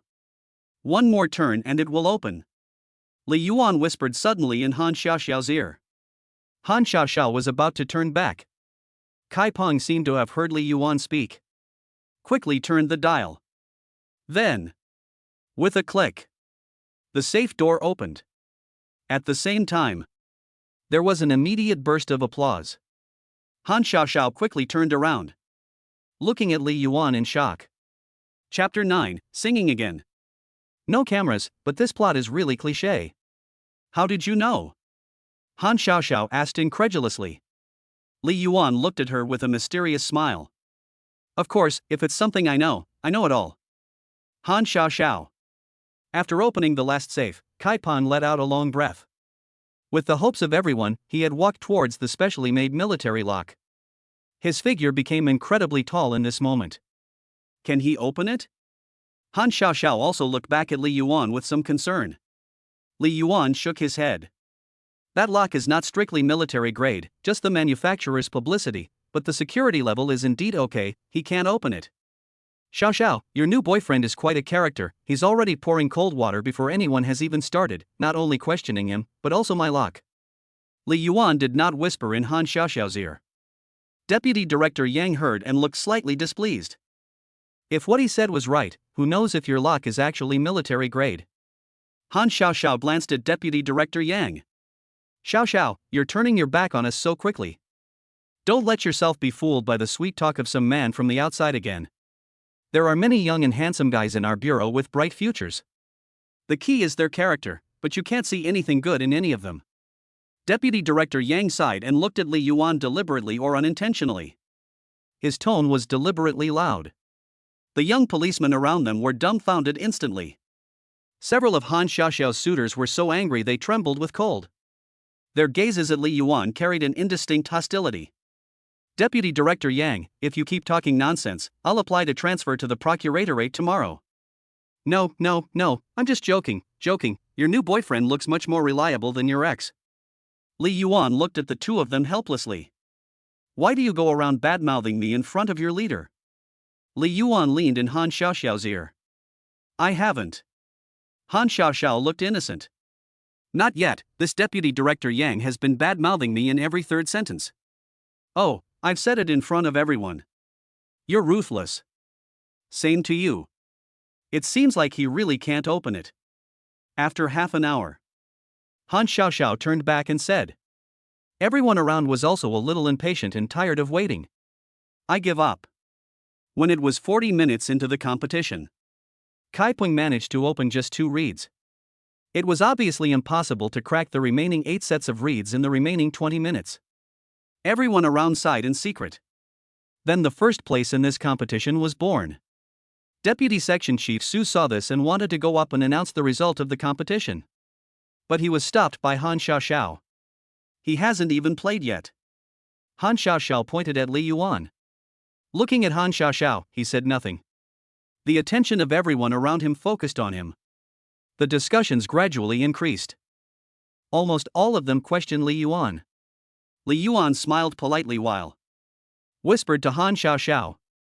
You want me to go on TV so badly, you don't want to embarrass me and get back at me, do you? Do you really need to go to such lengths to get back at me? Believe it or not, if I tell them that you're that scumbag ex-boyfriend, you'll be beaten into a pig's head on the spot. Well, it's past dinner time now, everyone's hungry, so why don't we continue after dinner? Deputy Section Chief Su looked at Deputy Director Yang with some embarrassment. How long will it take you? Deputy Director Yang asked Li Yuan. A few minutes. Li Yuan thought for a moment. Deputy Director Yang nodded as expected. He was sure that he was only capable of opening a few grade B locks.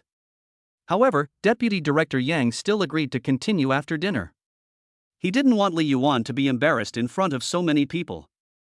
The part filmed by the camera could be cut. It was his face as the person in charge that would be humiliated in front of so many people. Amidst a hush, everyone dispersed. I'll bring the food over here and eat, you wait here for me. Han Xiaoxiao tugged at Li Yuan's sleeve. Li Yuan nodded. It just so happened that he didn't want to eat with the police either. After Han Xiaoxiao left, Li Yuan was the only one left in the entire activity room. Bored, he took a look around. Suddenly, he saw a guitar hanging on the wall. So, his instinct to master music theory, which had been hidden within him, immediately kicked in. Li Yuan went up and took down the guitar. In the past, he could not even read a staff. Now, the scores of all the classic pre-time travel songs were printed in his mind. Thinking about the stories of the past told by the inmates and their guidance for the future, Li Yuan couldn't help but think of a song from before the time travel. He played and sang along. The development of culture and entertainment and the popular elements in this world are almost the same as those in the world before the time travel. It's just that there are some songs there that are not here. Whenever I can't find the meaning of existence, whenever I'm lost in the dark night, the brightest star in the sky, please shine on me as I go. The melodious and sonorous singing voice surrounded the entire activity room. This song has helped countless people get through the darkest and most difficult times in their lives.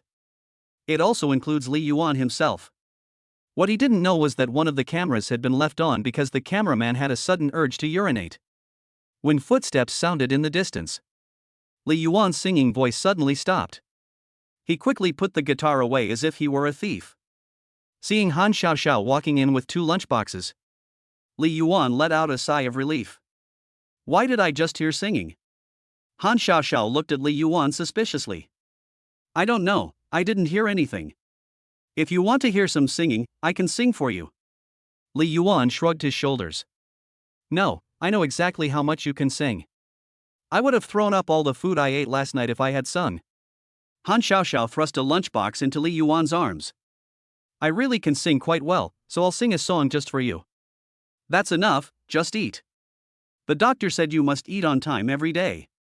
Han Xiaoxiao reached over and took Li Yuan's lunchbox, opened it for him, put some of the meat from her own lunchbox in it, and returned it to Li Yuan. No one has ever treated me with such sincerity and devotion, except for my parents. Whoever marries you will be truly blessed.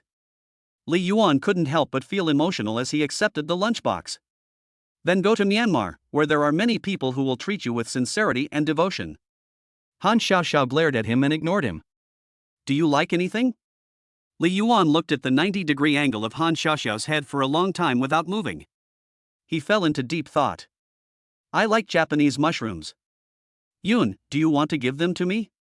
It's still 20 minutes before the afternoon starts, you take a rest first, I still have some work to do. After finishing eating, Han Xiaoxiao took away the lunchbox. By the way, she drove away the onlookers outside for Li Yuan.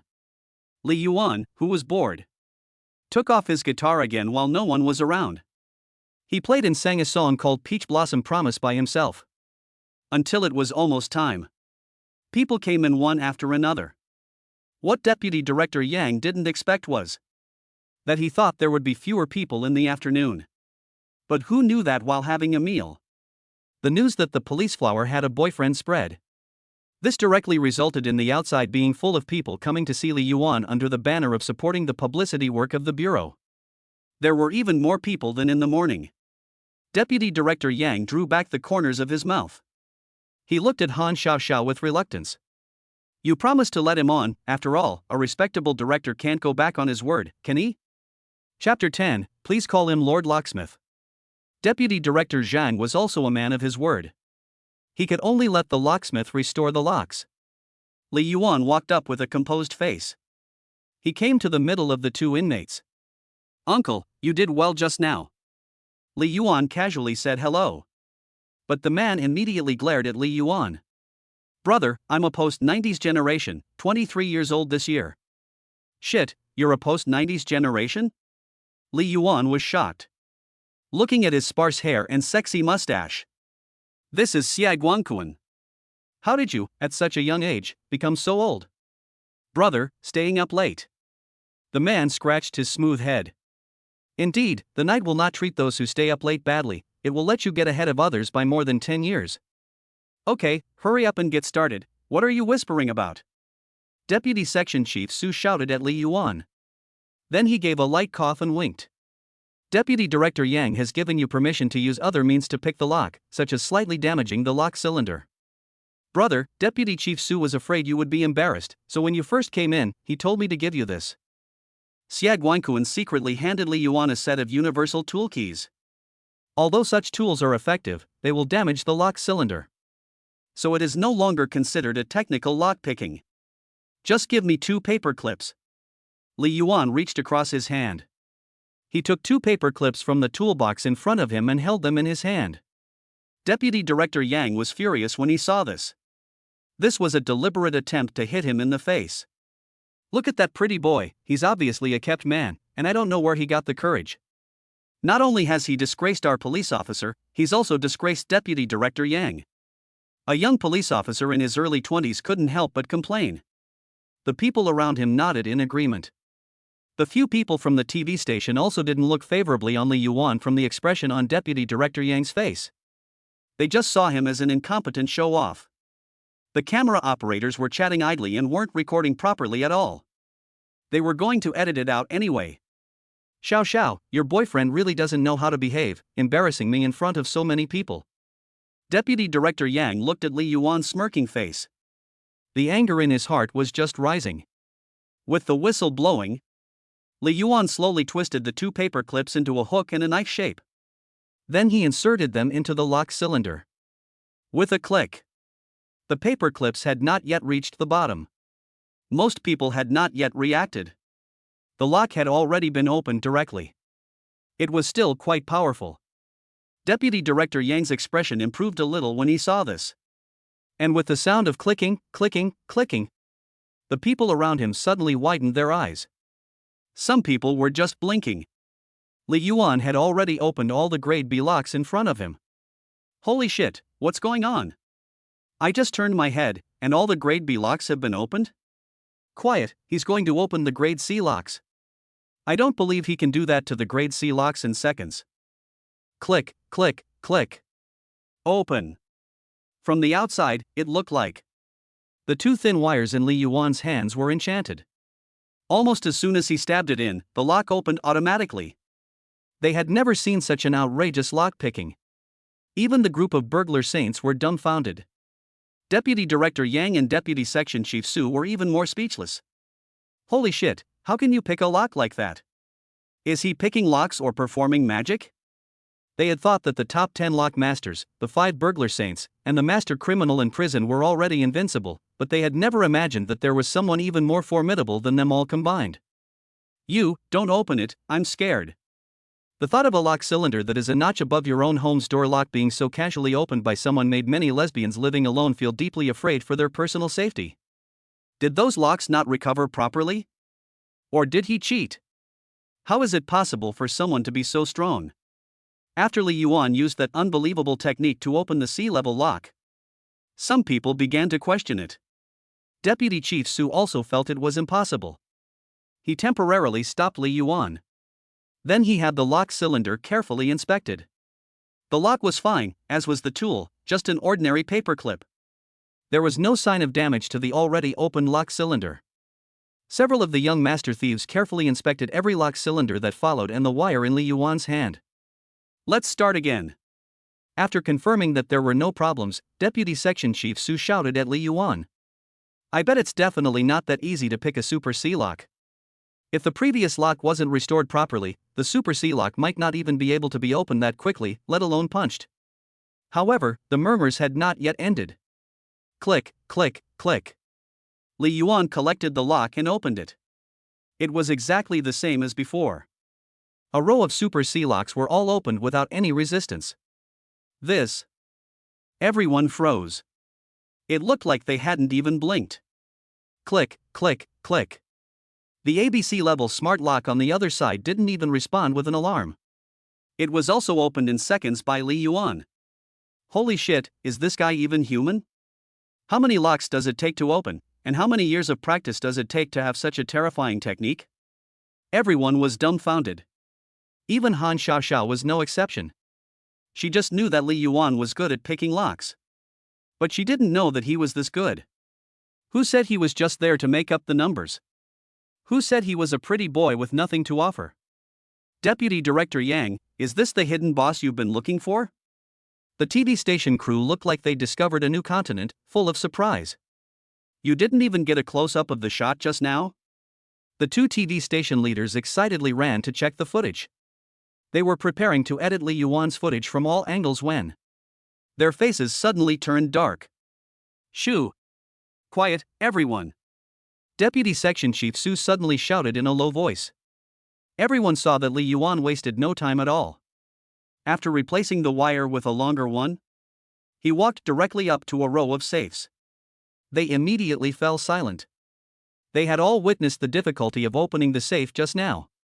The slightest noise could affect the mind of the person unlocking it. So they held their breath, ready to see how long it would take Li Yuan to open the safe. But Li Yuan's body didn't even fully crouch. There was only a clang. The combination lock on the first safe opened with a loud noise. Then the second and the third were also opened. Everyone was completely stunned. But it wasn't over yet. Li Yuan also ignored the expressions of disbelief on everyone's faces. He went to the military-grade lock that no one could open. Without saying a word, he stuck the wire in his hand straight into it. The others were shocked. Is he really going to try to open that lock that no one else can open? Even the most skilled thief just now used several different tools. However, before the sound of his voice had faded, a clicking sound could be heard. The sound of two small springs popping immediately made everyone look at each other in shock. The 10 top lock masters and 5 great thief saints in the back were completely bowled over. Could this be the ultimate secret hidden in the underworld? Please call him the great god of locks. This was completely incomprehensible and made the scalp tingle. Even the middle school-aged youth's middle school-aged disease couldn't help but break out. Xiao, from which prison did you abduct such a perverted boyfriend? Has the sentence expired? Chapter 11, just became the great god of locks, and now you want to become the holy hand of traditional Chinese medicine? Yang Shuji, what are you talking about? He has never committed a crime before, and is a law-abiding citizen. Han Xiaoxiao blared fiercely at Deputy Director Yang. Yes, it's true that it's hard to catch someone like him. 2 minutes later, Li Yuan had successfully opened all 10 sets of reeds. Then he turned around and went back to the starting point, bent the paper clips back into shape and put them back in the toolbox. The group of master thieves and king locksmiths looked at him as if they had seen the long-lost leader of the Ming sect. Brother, when I get out of prison, I'll make you my master and we'll work together to pull off a big job. Xia Guanquan looked at Li Yuan with admiration. Li Yuan glanced at him. If I do a good job, you can call me brotherly, but if I don't, you can call me Li the thief? Just kidding, brother. But when I get out, you must take me on as your apprentice. I've already decided on you as my master. We'll talk about it when you get out. By the way, what's your name? Brother, everyone calls me Guanquan, so it's good if you do too. Xiao, what's the name of your new boyfriend? Deputy Director Yang narrowed his eyes and looked at Li Yuan, who was chatting with the prisoners. Li Yuan. Oh, that name sounds strangely familiar. Deputy Director Yang muttered. But then he immediately widened his eyes and looked at Han Xiaoxiao. What? Li Yuan? Isn't that the scumbag ex-boyfriend whose name you even falsified, as my daughter Yang Shui said last night? Deputy Director Yang, keep your voice down. Han Xiaoxiao quickly made a gesture to shush. Xiao, Are you confused? Have you forgotten how crazy you were for him?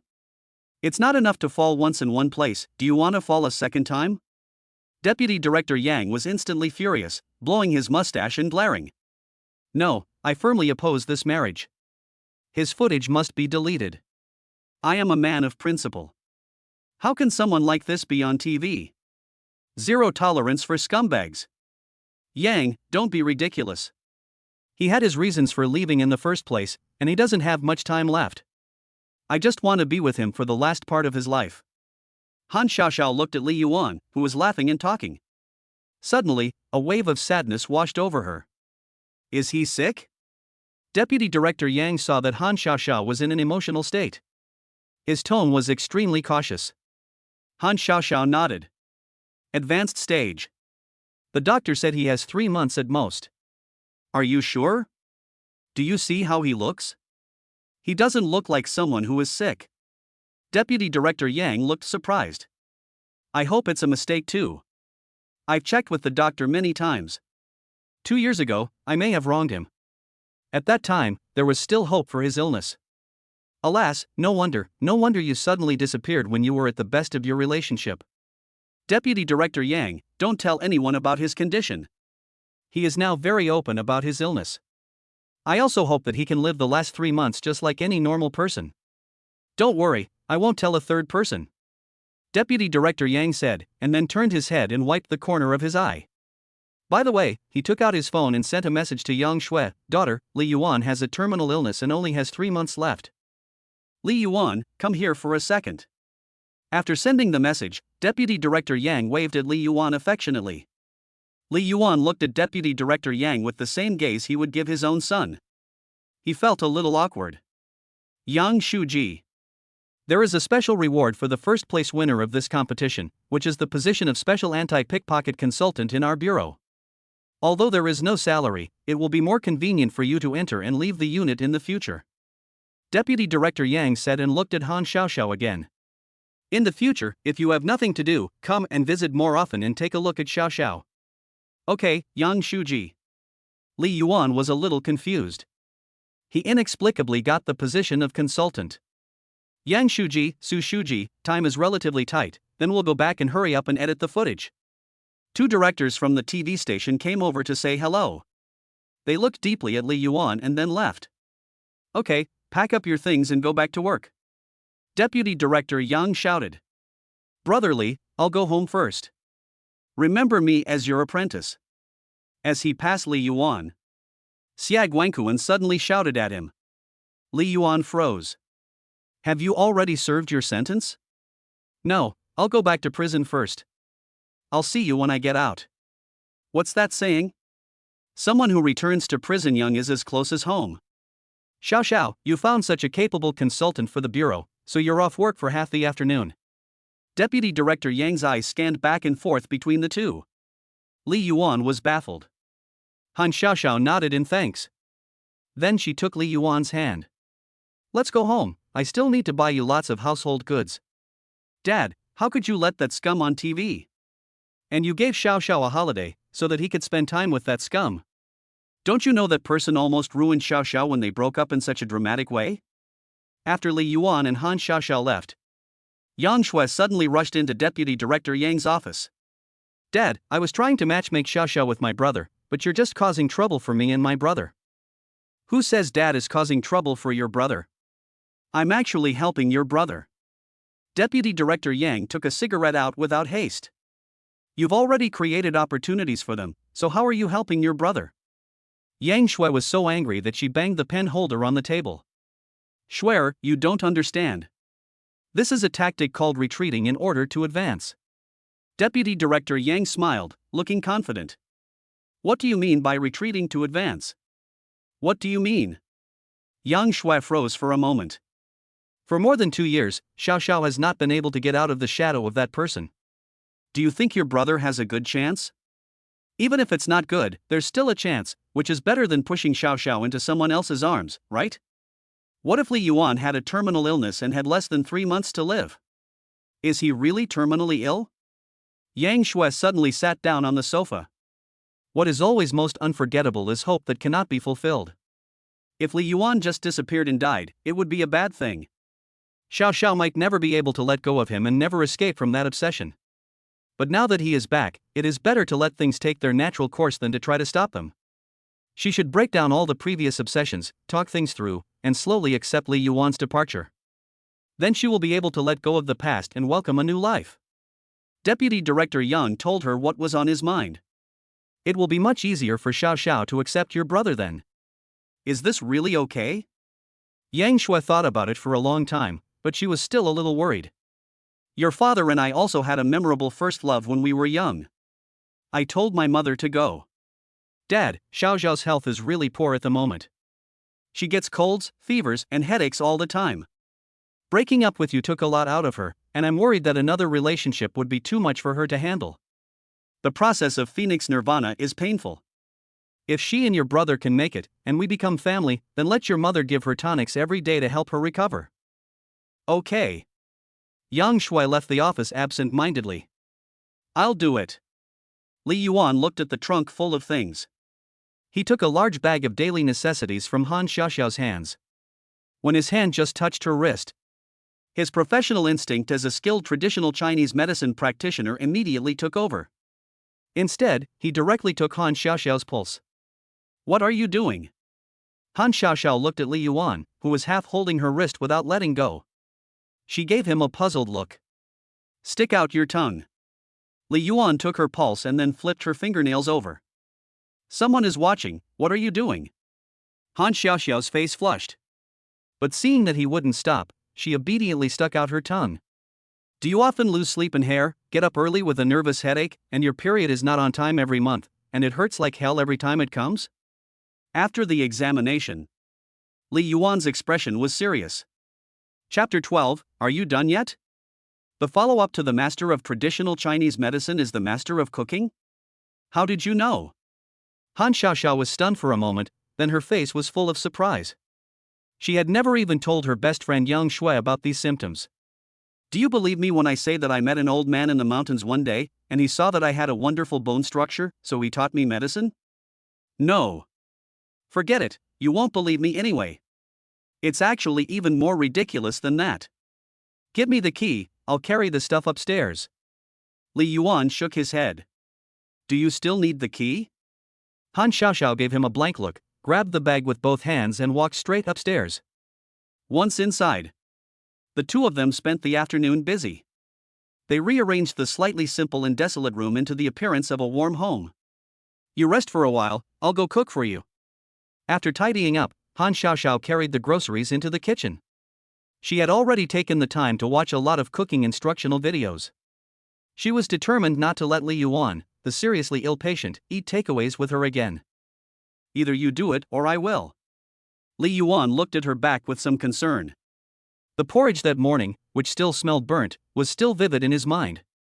You go and rest, I can do it. Han Xiaoxiao said, and there was a loud crash in the kitchen. Li Yuan tidied up the house again. In the midst of all the strange noises, Chef Han, who had been busy for 2 hours, looked at the black and smelly stuff in the pot. Without saying a word, he took out his phone and ordered takeout. Luckily, you were busy for 2 hours and it was all for nothing.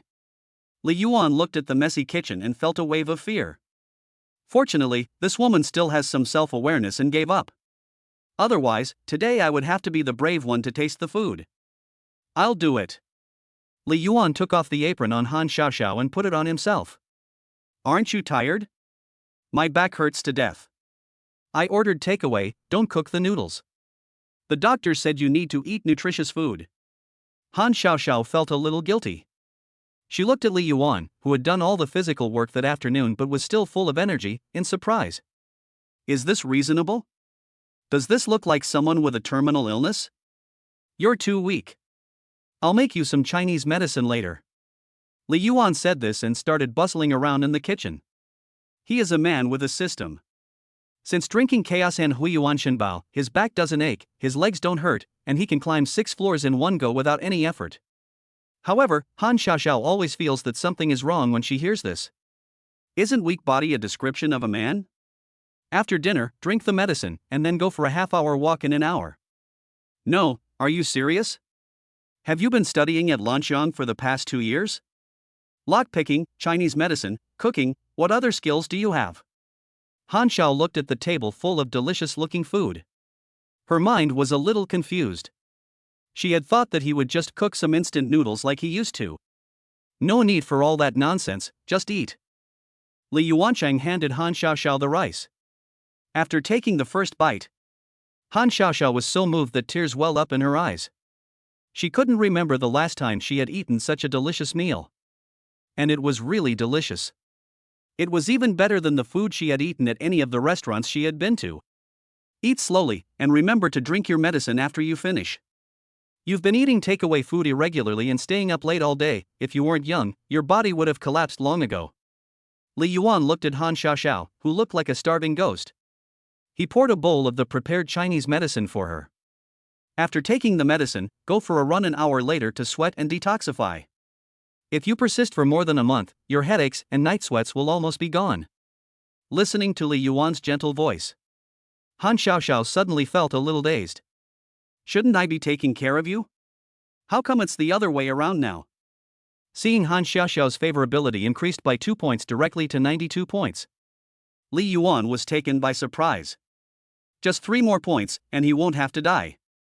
I remember you never used to run before. An hour after meals. Han Xiaoxiao and Li Yuan both put on their sportswear. They jogged slowly side by side along the river. That was in the past. Experts say that if you keep running, you can live to be 100. Li Yuan said, picking up the pace. You know Chinese medicine, and you believe what the experts say. How can running make you live to be 100? Han Xiaoxiao also quickened her pace a little. Why not? If you start running now for 30,000 days, you'll live to be 100. Han Xiaoxiao froze for a moment. After mentally calculating, she suddenly smiled and gave Li Yuan a look. You're not serious. If there's a chance, would you go to the variety show broadcast later? Han Xiaoxiao suddenly asked. Do you get paid? I think so. It seems that the TV station will pay, and the bureau will also subsidize. Han Xiaoxiao thought about it. If there is, I'll go. Li Yuan said seriously. In the past, you regarded money as dung, but now you've become a money grubber. Han Xiaoxiao laughed even more brightly. In the past. In the past, in order to complete the task of breaking up with one girlfriend every 2 weeks and dating a new one, I even had to calculate the time for meals. The time management master would be envious even if he saw it. How could I have the heart to make money? Now that I have finally completed the task, I not only have to make money, I also have to extend my life. Fucking system. If it weren't for this system, the host would have died 10 years ago. So your system is still pretty good. After the run, the two walked back side by side. Han Xiaoxiao's forehead was covered in beads of sweat. Her face, which had previously been a sickly white, looked noticeably healthier and rosy. Her sweat-soaked clothes showed off her entire graceful figure. Her waist was as slender as a willow tree in the wind, and her hands could barely hold it. Her round, perky breasts rose and fell with her breathing. Li Yuan quietly and quickly took a few steps forward. He put his body in front of her. I'll go take a shower first, I'm sweating all over and it's unbearable. As soon as she entered the door, Han Xiaoxiao couldn't wait to change her shoes and rush to the bathroom. Nothing happened overnight. The next day, Li Yuan didn't go to the bureau with Han Xiaoxiao. But after lunch, Han Xiaoxiao got a call saying that the TV station was looking for him. He was called to the bureau again. But it wasn't because of the variety show broadcast. Confused, Li Yuan hurried to the event room of the publicity department. Inside, Deputy Director Yang, Deputy Section Chief Su and others were all there. There were even more people from the TV station. Several of them were new faces from yesterday. When they saw Li Yuan come in, the two radio directors who had been here yesterday immediately brightened up. They bowed almost reverentially and invited Li Yuan to sit down. Director Hu, what is it that has caused such a big fuss? Li Yuan had to keep it a secret before coming. Deputy Director Yang looked at the female radio director puzzledly. Sorry, Yang, but since we don't own the copyright, we didn't dare broadcast it before Mr. Li came. Mr. Li? Li Yuan was a little confused. Since when had he become a teacher? Deputy Director Yang and Deputy Section Chief Su were also a little confused. Li Yuan's lock-picking skills should be called masterly. But they just thought it was a misunderstanding due to different circles. What can I do for you? Li Yuan looked at the female director surnamed Hu. Teacher Li, do you remember the 2 songs you sang in this activity room yesterday? Singing? Li Yuan was shocked. How did they know? Teacher Li, it's like this. Yesterday at lunch, we left a camera running and it happened to capture the footage of you playing the guitar. Director Hu hurriedly explained, seeing Li Yuan's puzzled expression. Do you think we can play those 2 songs? Then we want to talk to you about the use and copyright of those 2 songs. Chapter 13, Governing the Affairs of This World with the Laws of That World? Li Yuan looked around at the confused and expectant looks. He shrugged, it's fine, you can play it. Great. Hu Lingyu cheered. Then she immediately took out her computer. She couldn't wait to click the play button on the screen. The brightest star in the night sky. With the figure of Li Yuan from the computer appearing. A low and penetrating voice sounded. Everyone in the office looked at Li Yuan in surprise. No wonder this kid has Xiao so devoted to him, and such a knack for singing. It seems like I should go back and ask my baby boy to practice playing the guitar and singing. Deputy Director Yang muttered to himself. But as the song continued, Li Yuan's voice became clearer and more powerful. His emotions gradually exploded with powerful intensity. I would rather all the pain stay inside. Whenever I can't find the meaning of existence, the brightest star in the night sky, please guide me forward.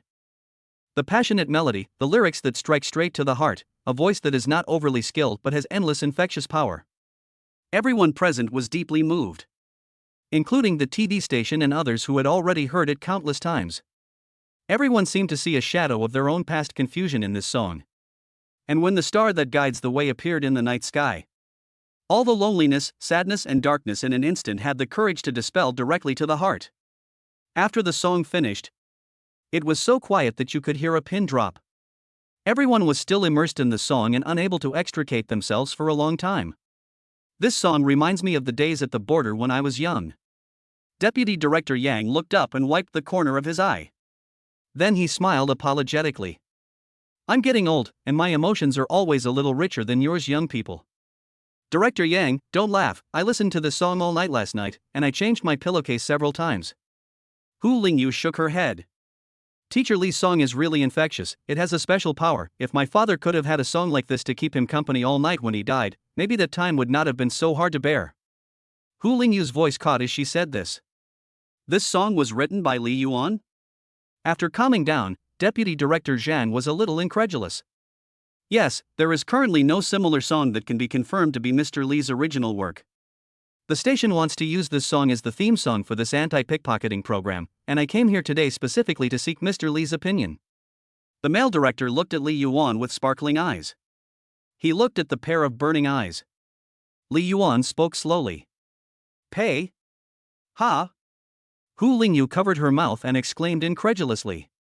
She was instantly pulled out of the emotions she had just been immersed in. She had thought that Li Yuan would be like most singers who have written good works. He would brag about his miserable and bizarre experiences and inspirational dreams. After all, this is a set routine that has reached a consensus. She had already thought of it. No matter how Li Yuan bragged, she would call a stag a horse. She would believe it without reservation. After all, this song made her listen and cry all night. How could someone without any extraordinary experiences write such a soul-stirring song? Add to that Li Yuan's lock-picking skills, which defeated a group of lockmasters and thieves. A tragic yet inspiring life story had already appeared before her eyes. But who knew that Li Yuan would go completely off script? One sentence directly dispelled the emotions she had been brewing. Hu Lingyu took a deep breath and silently put away the tissue. Mr. Li, the money will definitely be paid to you, it just depends on whether you are willing to sell the copyright or the right to use the song. The difference in fees will be very great. Hu Lingyu looked at Li Yuan with hope. Li Yuan shook his head after listening. I'm not selling the copyright. You must hold the copyright in your own hands. Hu Lingyu couldn't help but flash disappointment on her face when she heard this. How about buying the right to use it for 3 years and paying you 200,000 yuan? Ding, unauthorized resale of another person's copyright is theft. I hope the host will abide by the bottom line and be an upright person, and not become a slave to money. Just as Li Yuan was about to agree with joy, the voice of the system was like a bucket of cold water poured on the spot. I'm going to the toilet, I'll be right back. Li Yuan hurriedly got up. Seeing Li Yuan's face was a bit ugly. Hu Lingyu thought it was because her price was low. After he left the door, he quickly took out his phone and called the station leader. He was going to ask for more. She would get to use the song at least. Integrity? Thanks to you, I have had 240 girlfriends and dumped 240 girlfriends in 10 years. Your mother sells cakes and now you are telling me to be honest? In the toilet, Li Yuan cursed. The host can exceed morality, but cannot violate the law, even if this is another world. What if I insist on selling it? The system will not be able to give the host a reward. This is a rule set by the system that cannot be changed. You little rascal! Li Yuan gritted his teeth. But then his mind lit up. Tentatively asked, if I can't sell it, can I just sing it myself and let other people use it for free? Yes, as long as there is no direct sale. So Dean, so you are a little tyrant. Li Yuan felt instantly relieved by the system's reply. Damn you, system, why didn't you say so earlier? As long as it's not in my hands, I can let other people play it. As for money and stuff, sometimes the free ones are the most expensive. Or being a kept man in disguise is quite nice. So, do any of your ex-girlfriends work as singers? Tonesy, I just misunderstood you. You are indeed an upright Tonesy, and I appreciate that. 3 minutes later, Li Yuan returned to the activity room refreshed. Teacher Li, I just spoke to the leader on the phone. We can negotiate the cost. The fee is 300,000 yuan for 2 years, and it can be renewed upon expiry. There is no restriction on your publishing on other platforms. What do you think? Hu Lingyu's eyes were begging. This was the best offer she had managed to get. It was better than many first-tier singers. Deputy Director Yang and the others were astonished. This kid casually sang a song. And sold them years of wages? Is there still justice in the world? We really came with full sincerity, please reconsider, okay? We can wait for you forever. Hu Lingyu pleaded again. Li Yuan saw her expression, which was almost about to cry. He laughed lightly. This song, I'll give it to you for free, I don't want money. After saying this, Li Yuan slowly sat down. Hu Lingyu's face was shocked for a moment, as if she was scared. Or perhaps Li Yuan's words had fried her CPU. In any case, she stared at Li Yuan for more than half a minute. Only then did her wandering mind slowly reboot. Teacher Li, you said you're giving us this song for free? Hu Lingyu covered her proud breasts, which were rising and falling with excitement. Her low-cut shirt couldn't hide them completely. This rubbing directly exposed half of them. Well, you can use it for as long as you like, and I won't charge you a single cent. Li Yuan nodded to confirm. Everyone looked at each other in shock. Even Han Xiaoxiao was surprised. That's 300,000 yuan. No exclusive deal. He can continue to sell it on other platforms. And didn't he propose the money himself? How could he go to the toilet and treat money like dirt? Mr. Li, I don't know what to say. If this song can be heard by more people, it will definitely give those who are in the dark a little light. Hu Lingyu was already excited and her face was flushed. Li Yuan's eyes were shining. This song has also inspired me in the past, so now I am also doing my part to give the community a little strength. Li Yuan's face was calm, and he looked into the distance. It seemed as if thousands of mountains and rivers were whistling past his deep eyes. In that moment, his figure became incredibly tall. Just kidding. This is a chance to act cool that costs 300,000 yuan. Of course you have to act well. Act hard. For a moment, various admiring gazes fell on Li Yuan. Deputy Director Zhang also looked at Li Yuan with a look of awe. However, Han Xiaoxiao suddenly turned pale. She covered her stomach and ran out. Chapter 14, Free Copyright, wildly brushing up on goodwill. Li Yuan, you are now a special advisor to our bureau. Deputy Director Yang suddenly spoke with a serious face. Just as Li Yuan and Hu Lingyu wondered what he was going to say, Deputy Director Yang instantly changed his face again.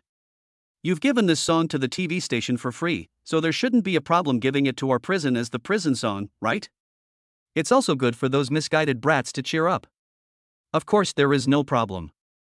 I am now considered part of the Bureau, so naturally I have to contribute to the Bureau and contribute to society. Li Yuan immediately agreed. This kind of opportunity is what he has been looking for. This is the Municipal Public Security Bureau. As long as the relationship is handled well. In the future, whenever he meets someone, he will have to bow and scrape, right? Good, good, good, Dongjua's last light adds luster to the sun and moon. The current young people can be expected. Deputy Director Yang praised again and again. Li Yuan looked at Li Yuan with the same gaze as a father would give his son. Mr. Li, the trailer will be ready for broadcast on Friday, and the anti-pickpocketing variety show will start broadcasting live at the weekend. Are you interested? Hu Lingyu asked with adoring eyes fixed on Li Yuan. Paying?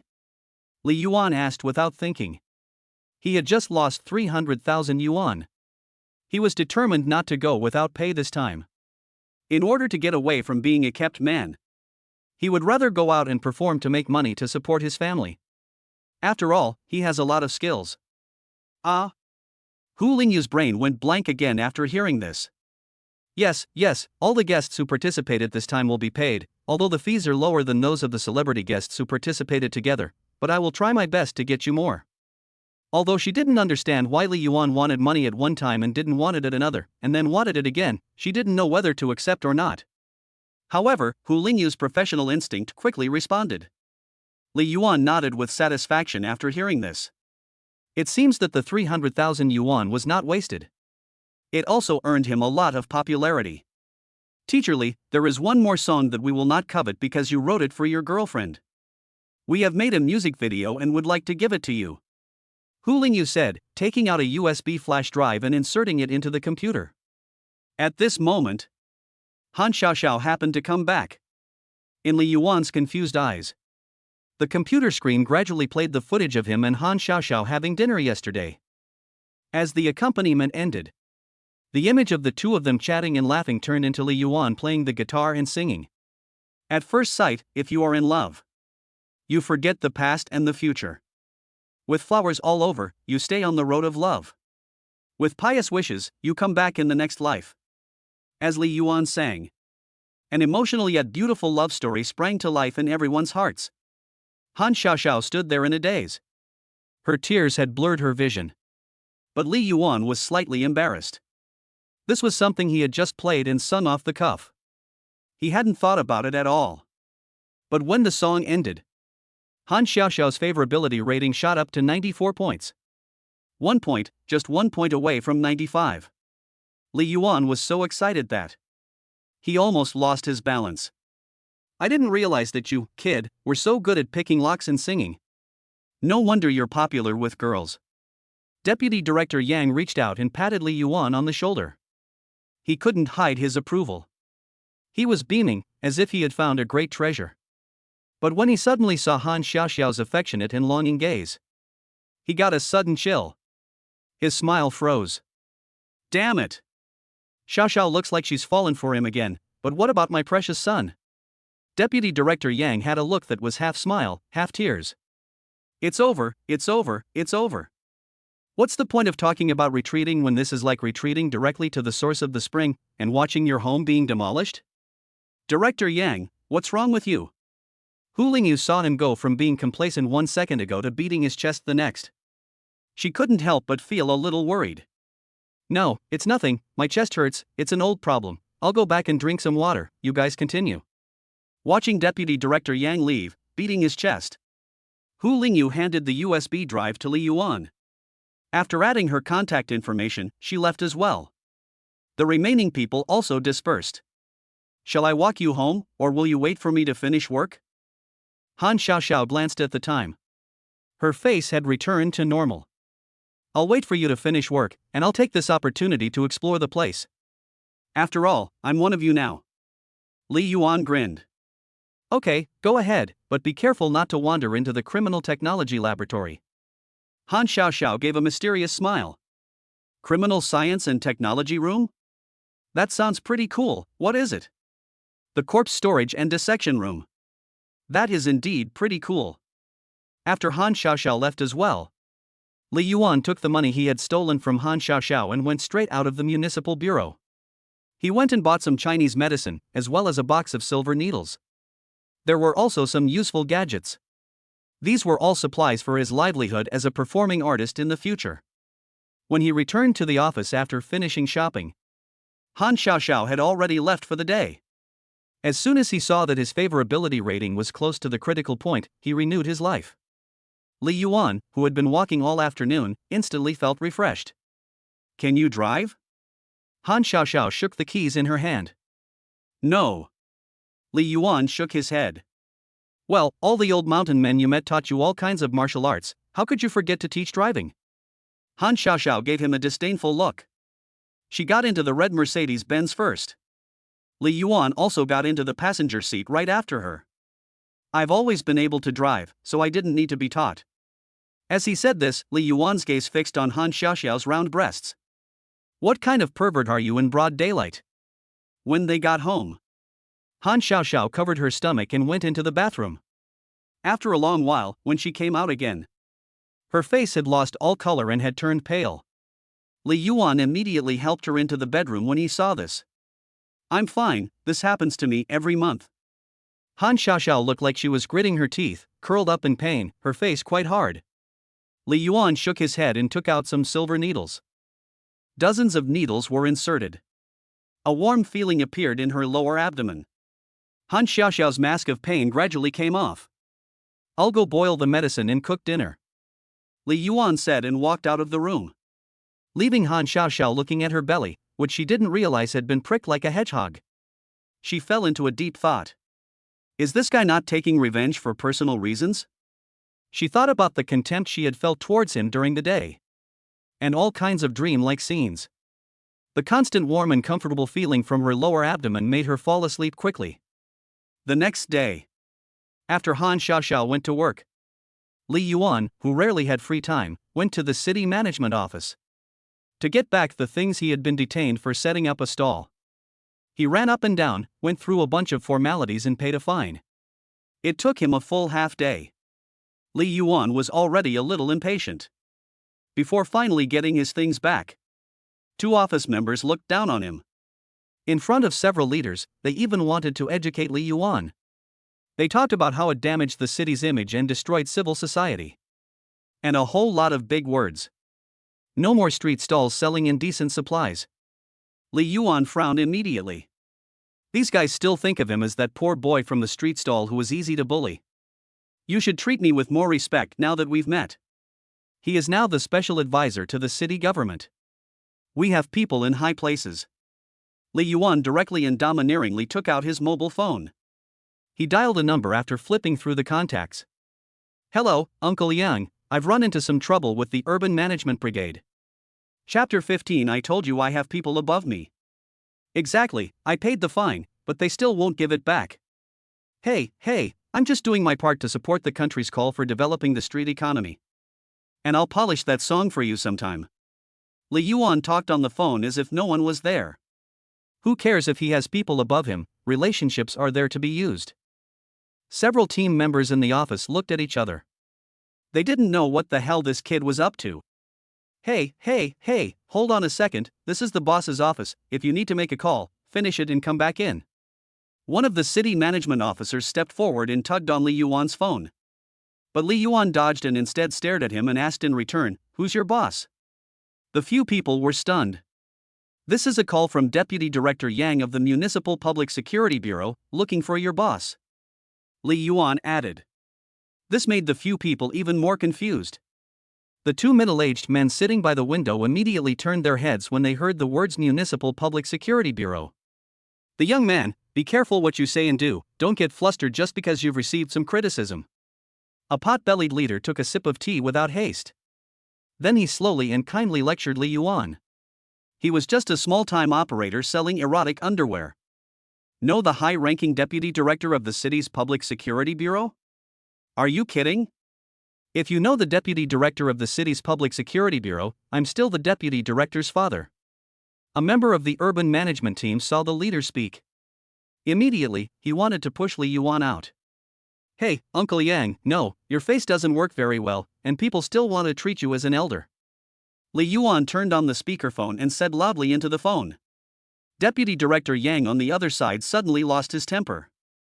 He roared into the phone, "Get Song Jie to answer the phone." This sentence immediately made everyone jump. Pop. The leader over there, who was drinking tea, suddenly spat out a mouthful of old tea from 1982. He hurriedly ran up to Li Yuan. He looked at the phone in his hand with a grave expression.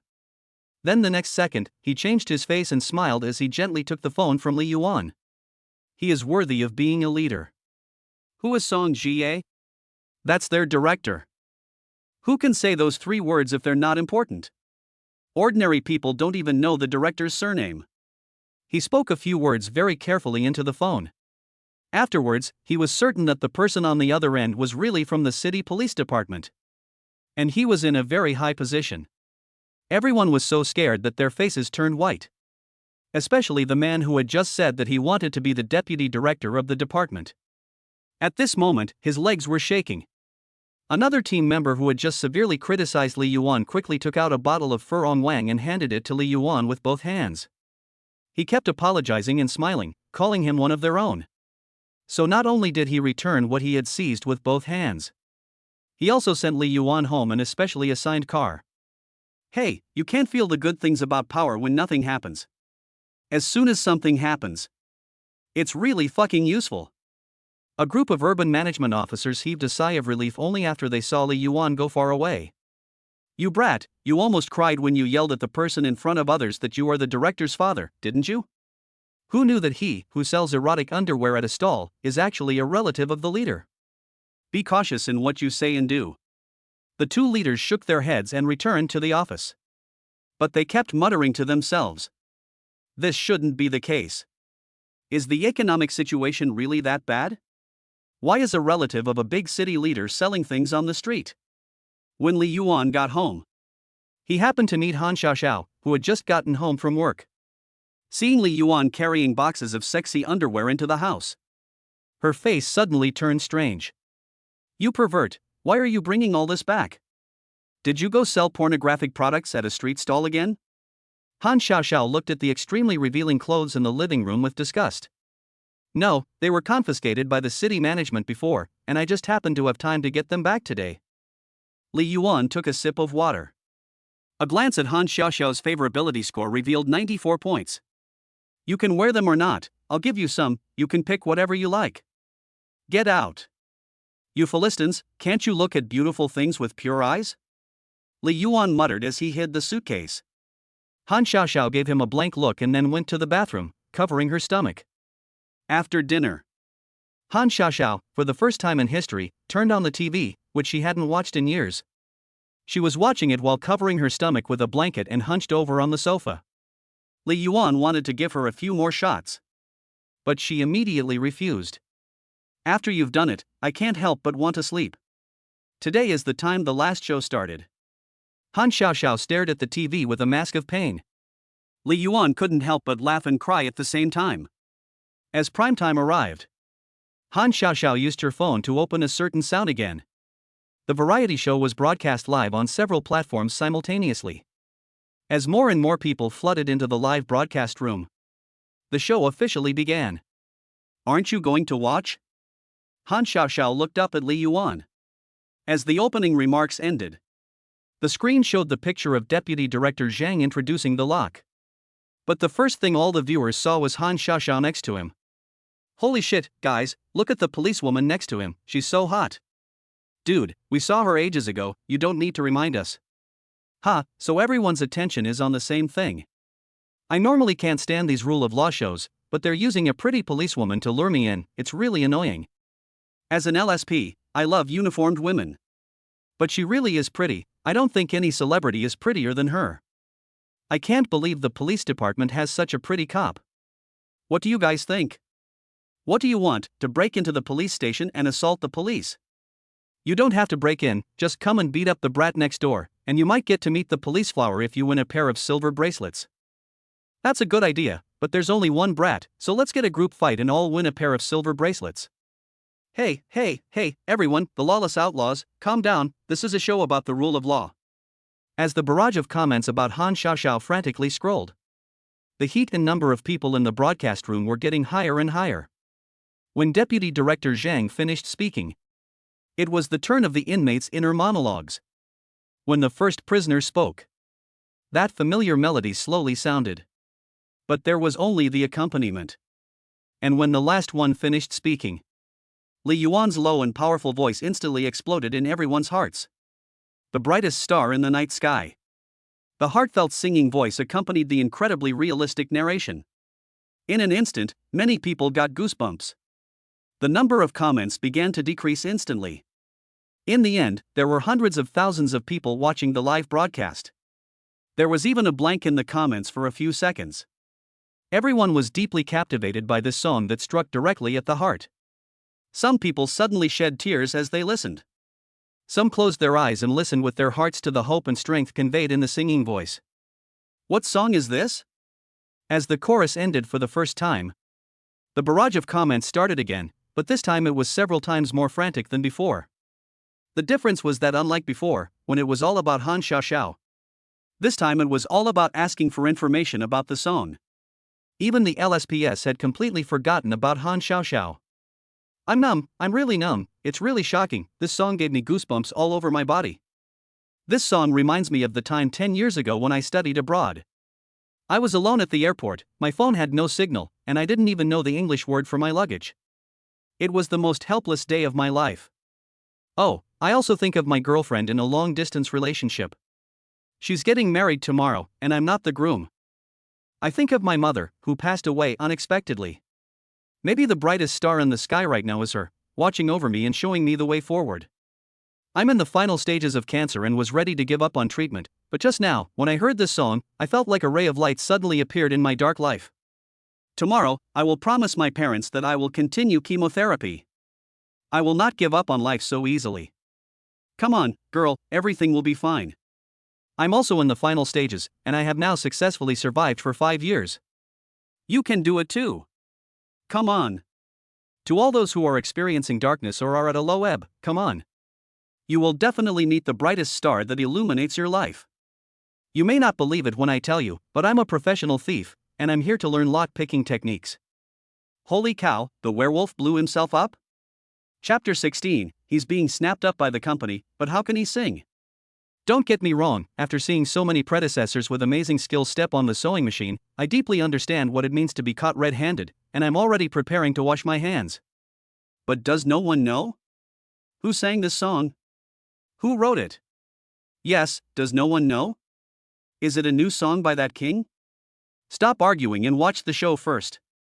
The main show has started. There should be a list of performers at the end of the show, and then we'll know who sang it. Watching those seemingly perfectly safe anti-theft locks, they couldn't even last 5 seconds in the hands of those masters in prison. The barrage exploded again. No, is it really necessary to install this door? Shit, it's a good thing I live under the surveillance of the Skynet, otherwise I might be robbed of my underwear. I'm always getting my underwear and stockings stolen. A safe is safer, you see, even the best lock master will fail against a safe. It seems necessary to buy a big safe and keep it at home. But then Li Yuan came on stage. With a light heart, he opened all the locks. The barrage of comments fell silent again. Director, the number of people in the live broadcast room has already exceeded 300,000. And it's still rising. Director, the ratings just broke 5%. Inside the TV station, a group of people were watching the data on the big screen with their fists clenched and their faces full of excitement. You have to understand that this is a legal program. Although it takes a different approach by collaborating with a variety show, it is essentially a more serious science popularization type of program. It is worlds apart from the audience for those pure variety entertainment programs. But now, both the ratings and the number of people in the studio are almost on par with top-tier variety shows. And the popularity of the pop-up comments is far greater than that of an average variety show. It has really exceeded everyone's expectations. Not only the TV station, but the leaders of the Municipal Party Committee were also very satisfied with the publicity effect. Before the program was over, Deputy Director Zhang couldn't help but call Li Yuan to express his gratitude. As the person in charge, Deputy Director Zhang was naturally the one who benefited the most. Compared to the excitement and exhilaration of most people, there were a few pairs of beautiful eyes staring blankly at Li Yuan's familiar face through the screen. "President, what's wrong? Why are you suddenly crying?" "No, it's fine. Let's end today's video conference here. I'll return to Haicheng a few days early, so you guys should get some rest." Inside a five-star hotel, a pair of slender, white fingers like spring onions slowly closed the computer. Then she took out a photo from her handbag. She gazed at the photo with her charming, alluring, almond-shaped eyes. Her black, shiny hair fell from her shoulders like stars in the night, exuding a captivating charm. The photo showed a young, beautiful girl with a bun hairstyle and a handsome boy kissing in a selfie. The boy's profile looked almost exactly like Li Yuan in the screen of her phone. "No wonder I haven't heard from you for 6 years. What a Jackie Chung, what a Li Yuan." When the 40-minute program ended, the song "The Brightest Star in the Night Sky" played again on the screen. All the audience members finally got to see the creator of the song as they wished. Song title: The Brightest Star in the Night Sky. Composer: Li Yuan. Arranger: Li Yuan. Singer: Li Yuan.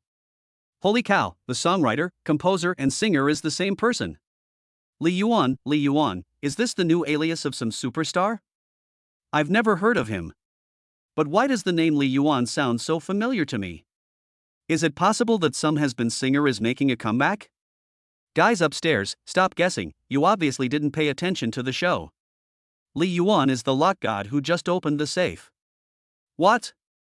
Although the main film had ended, the number of people in the live broadcast room and the number of comments were paradoxically increasing. Most of them had heard that a divine song had been released and came to watch. Did anyone record the song just now? Can someone send it to me? Director, the ratings at the end of the film have reached a new high. Director, our phone has been bombarded with questions about whether that song will be released as a single. Li Yuan, you're famous.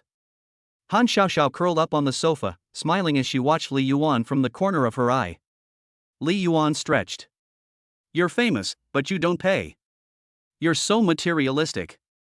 Okay, drink your medicine and go to bed quickly, don't cry and scream again in a while. You're not studying gynecology, are you, and you know so much about treating dysmenorrhea? Han Xiaoxiao took the medicine bowl. She gulped it down with her eyes closed. Yes, I also studied postpartum care for sows. Do you want to try my technique? Get out. After taking a shower, Li Yuan received a call from Hu Lingyu. Almost all music platforms immediately called the TV station. They wanted to buy the broadcast rights to the song. And they all offered particularly attractive conditions. Now the entire network is looking for the single of this song. It can be said that whoever can obtain the broadcast rights will directly gain a large number of new users. Just give it to them for free. Li Yuan's words directly stunned the other side. That night, all major music platforms worked overtime to put the song "The Brightest Star in the Night Sky" online. The song was specially edited to explain Li Yuan's feat of opening up the copyright for free. For a time, the name Li Yuan and the name of the song directly soared to the top of the search results. But while some were happy, others were sad. Li Yuan's song suddenly became a hit. It made the singer, who had recently been preparing to release a single, feel embarrassed. What's more, Li Yuan had directly released it for free. This made those who were preparing to release new songs to make a profit feel like they were on pins and needles. Just who is this Li Yuan? Which company does he work for? How could he be so inconsiderate? An entertainment company had to hold an emergency meeting that night. They discussed whether to continue with their song release plans as scheduled. No signing information about this person could be found, as if he had appeared out of thin air. No signing? Everyone at the meeting was stunned. Then we must boycott him even more. Notify all entertainment companies to pressure a certain music platform together, and let's all join forces to block him. Yes, whoever it is, if this kind of hit song is given away for free, then in the future, those of us who make music will be left to starve? His actions have seriously harmed the interests of everyone in the industry. We must firmly resist such behavior that disregards the development of the industry and openly damages the market. Everyone at the meeting was indignant. No, wait, can we sign him then? A weak female voice suddenly came from somewhere. The meeting initiator was suddenly struck with a flash of inspiration. Then he gave the girl a thumbs up. Young people really do have fast minds, we almost went down the wrong path. The others immediately reacted. Yes. What's the point of boycotting him? Let's just sign him up and make him one of our own. It's a pity about that song of his that came out of nowhere. If I were running the company, I'm sure it would make us famous. Well, that song is really good. It's rare to find a song that can get into people's hearts like that. Hurry up and contact the radio station and ask for their team's contact details. In an instant, the content of the meeting changed from a denunciation meeting to a puffing meeting. Li Yuan, on the other hand, had already fallen into a deep sleep. Early the next morning, Li Yuan, still half asleep, was bombarded by various phone calls. Almost all of them were entertainment companies wanting to sign him. Wow, he was going to become a big star. Li Yuan listened as he fielded various signing calls. Han Xiaoxiao, who was eating breakfast, smiled. Have you decided which one to go to? Chapter 17. No way, I ran into my ex-girlfriend on a variety show? I rejected them all. Li Yuan replied without looking up. There was no way his songs would sell. Signing a contract would be like going to work for someone else for free. He could never do something so stupid. He would rather open a gynecological Chinese medicine clinic and make more money. You want to practice medicine without a license? And it's a gynecological clinic? Han Xiaoxiao frowned and reached down to her waist to pull out a pair of shiny silver bangles. Li Yuan's mouth twitched. You're a girl, don't pull out your stuff every time, it's not a good impression. I don't mind you opening a clinic, but not a gynecology clinic. Han Xiaoxiao shook the silver bangles in her hands and revealed a dangerous smile. Why? You don't care if I practice medicine without a license? I didn't believe it before, but after you gave me a few acupuncture needles, I thought of many powerful traditional Chinese medicine practitioners who were arrested for practicing medicine without a license. The locals petitioned for leniency, probably because they were really good at saving people's lives, but just didn't meet the regulations under the Western medical system. And you only have the last three. Han Xiaoxiao paused. Anyway, I won't object to whatever you do, and if something goes wrong, I'll intercede with the police. So you won't object if I go to the gynecologist? I'll cuff you on the spot and you'll belong to me alone for these 3 months. After seeing Han Xiaoxiao off to work, Li Yuan began to think in detail about his future plans to make money. He had been living off others for 10 years. Now he was full of energy. He had developed a certain obsession with making money. However, soon he received a call from Hu Lingyu, which was no surprise.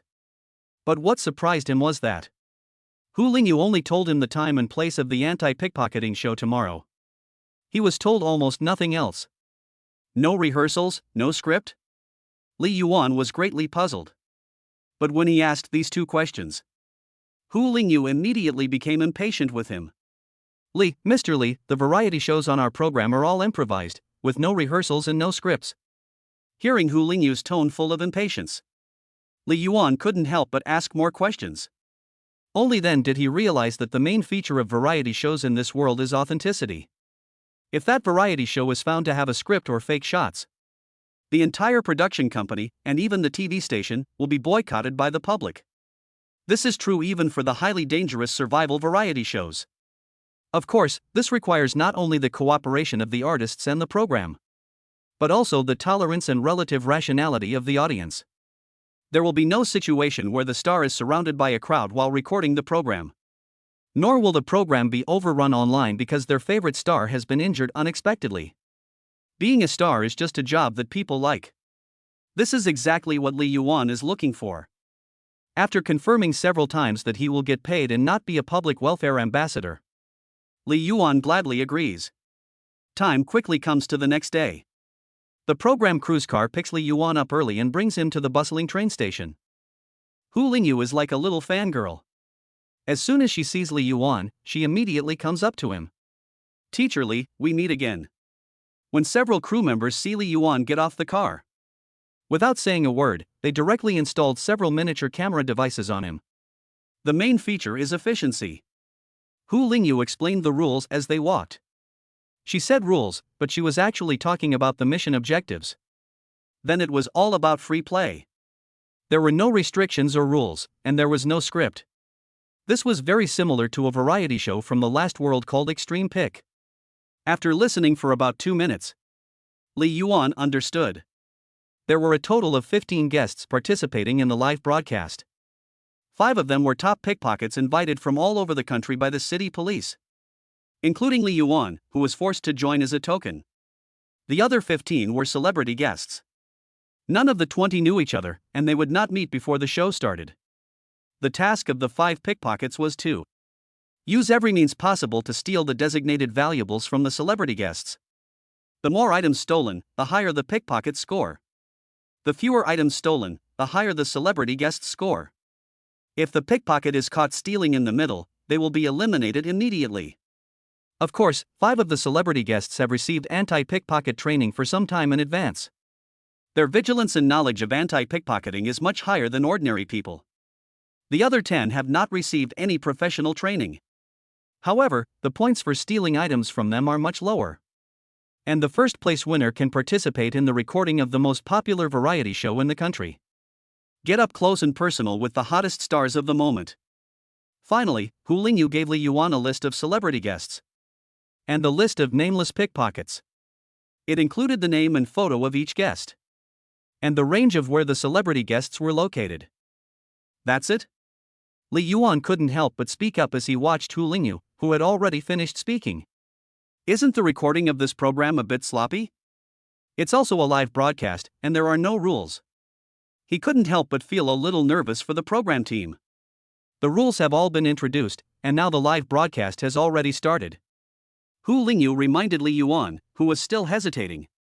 The entire live broadcast was divided into many lines. Each corresponded to all the guests on the show. But at this moment, Li Yuan's gaze was fixed on the photo of a very familiar celebrity female guest on the list. His heart gave a sharp start, and then he began to feel bitter. Holy shit, it can't be that coincidental. Could it be his ex-girlfriend again? Isn't this a direct social death in front of tens of millions of netizens?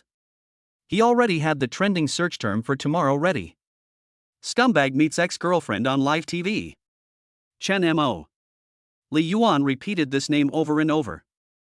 Fortunately, there was a list, otherwise if he really met her by chance, he wouldn't be able to even call her by name like he did with Han Xiaoxiao. He didn't want to go through that kind of battlefield again. Chapter 18, It's only reasonable to mess up on the first show, right? He glanced at Chen Mo's location. Li Yuan immediately chose the opposite direction. At this time, the program was broadcasting an introduction to 5 top pickpockets. The first one, Chen Yanfeng, wearing a t-shirt and sweatpants, with short cropped hair, a young man in his early 30s, who already has 20 years of pickpocket experience at a young age. The second one, Tang Jia, wearing a shirt and jeans, with a bit of a rascal and rebellious look on his face, but he is the most famous anti-pickpocket master in the National Police Force, and once set a record for catching hundreds of thieves in a single day at the train station. Third place, Luo Qian, known as the magician of the industry, has practiced the miraculous speed of his hands for 30 years. Pickpocketing is an artistic performance that involves taking something from someone else's pocket and putting it in his own. Some people say that if he doesn't become a pickpocket but a magician, his achievements will surely be higher than Chen Qian's. Fourth place, Wang Yujie, known as the war god of the train station. That day, he stole from the entire train station, causing panic. Even many people were afraid to get off the train. On that day, almost the entire police force was mobilized, and they were busy all day, but still couldn't catch him. In the end, he was recruited by the police department, which threw him an olive branch. Fifth place, Li Yuan, known as the lock god on the internet. When the first 4 were introduced, the live broadcast room was full of exclamations. But when Li Yuan was introduced with just a single sentence, everyone looked confused. Is this Li Yuan here just to make up the numbers? It seems like he has no experience whatsoever as a pickpocket. I could do it too. Don't be silly, didn't you watch yesterday's lock picking? He is the real lock-picking god. I admit that he is very good at picking locks, but today he is facing a human. It's not the same as lock-picking. Look at Li Yuan, he's so starstruck by the photos of the celebrity guests that he can't move. He looks like a crazy guy. Will he behave himself? Stop it, the celebrity guests are coming out. With all the comments you're posting, I can't even see the face of my dream girl, Chen Mo. Really, is Chen Mo on camera yet? Which channel? With the appearance of the celebrity guests, most people flocked to the celebrity guests' live broadcast. Several other pickpockets had already moved quickly according to the range of the celebrity's location. Only Li Yuan was leisurely strolling around as if he were just out shopping. Rankings and points are all nonsense. As long as I get paid at the end of the day, that's all that matters. A day's work is a day's work, whether you're working hard or not. Who would work if they could just hang out? Is he taking us on a tour of the train station? He's just here to make up the numbers, but he might as well pretend to be interested, right? Someone couldn't help but make a comment and quit watching the other pickpockets' live streams. Li Yuan's live stream audience immediately shot up to number 1. Hu Lingyu looked worried. After strolling around for half an hour, Li Yuan suddenly stood dumbfounded in front of a shop selling octopus balls. He suddenly realized that something seemed a bit off. Their phones and cash had been confiscated by the show's production team. They were not allowed to leave the train station. And this stupid program was going to last the whole day. That meant that if they wanted to eat something all day long, they would have to steal money from the celebrity guests. Brother, would you like one? They are all made with the freshest ingredients. The young shop assistant smiled sweetly at Li Yuan. Li Yuan looked at the 2 poor live octopuses in the fish tank in the store. Tears involuntarily flowed from the corners of his mouth. Can't you buy them without money? Brother, I'm running a small business, so it's more appropriate to rob a hotel. Li Yuan looked again at the charred octopus balls. The feeling of the delicious juice exploding in the mouth was like the appearance of love and youth. Li Yuan was determined to have these octopus balls today. Even Jesus couldn't keep him away. Young lady, I can see that there is a dark cloud over your forehead and that you are in danger of bloodshed today. If you can give me some octopus balls to eat, I will give you a chance to break the curse.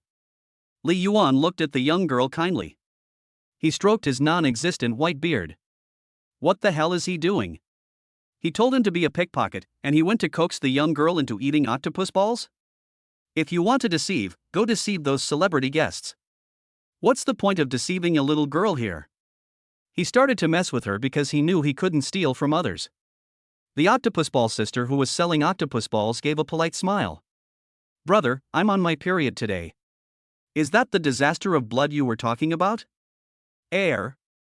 Watching this awkward scene, the crowd in the live broadcast room suddenly let out grunts of laughter. If you can make me not get my period in the future, I'll give you the store. Octopus Girl seemed to want to continue attacking Li Yuan. But this sentence immediately made Li Yuan reveal a strange expression. Looking at the pure young girl in front of him who looked like she was in her 20s. He could not bring himself to say those words of a tiger and a wolf. I'll think of another way, you watch out for knives. Li Yuan cursed inwardly.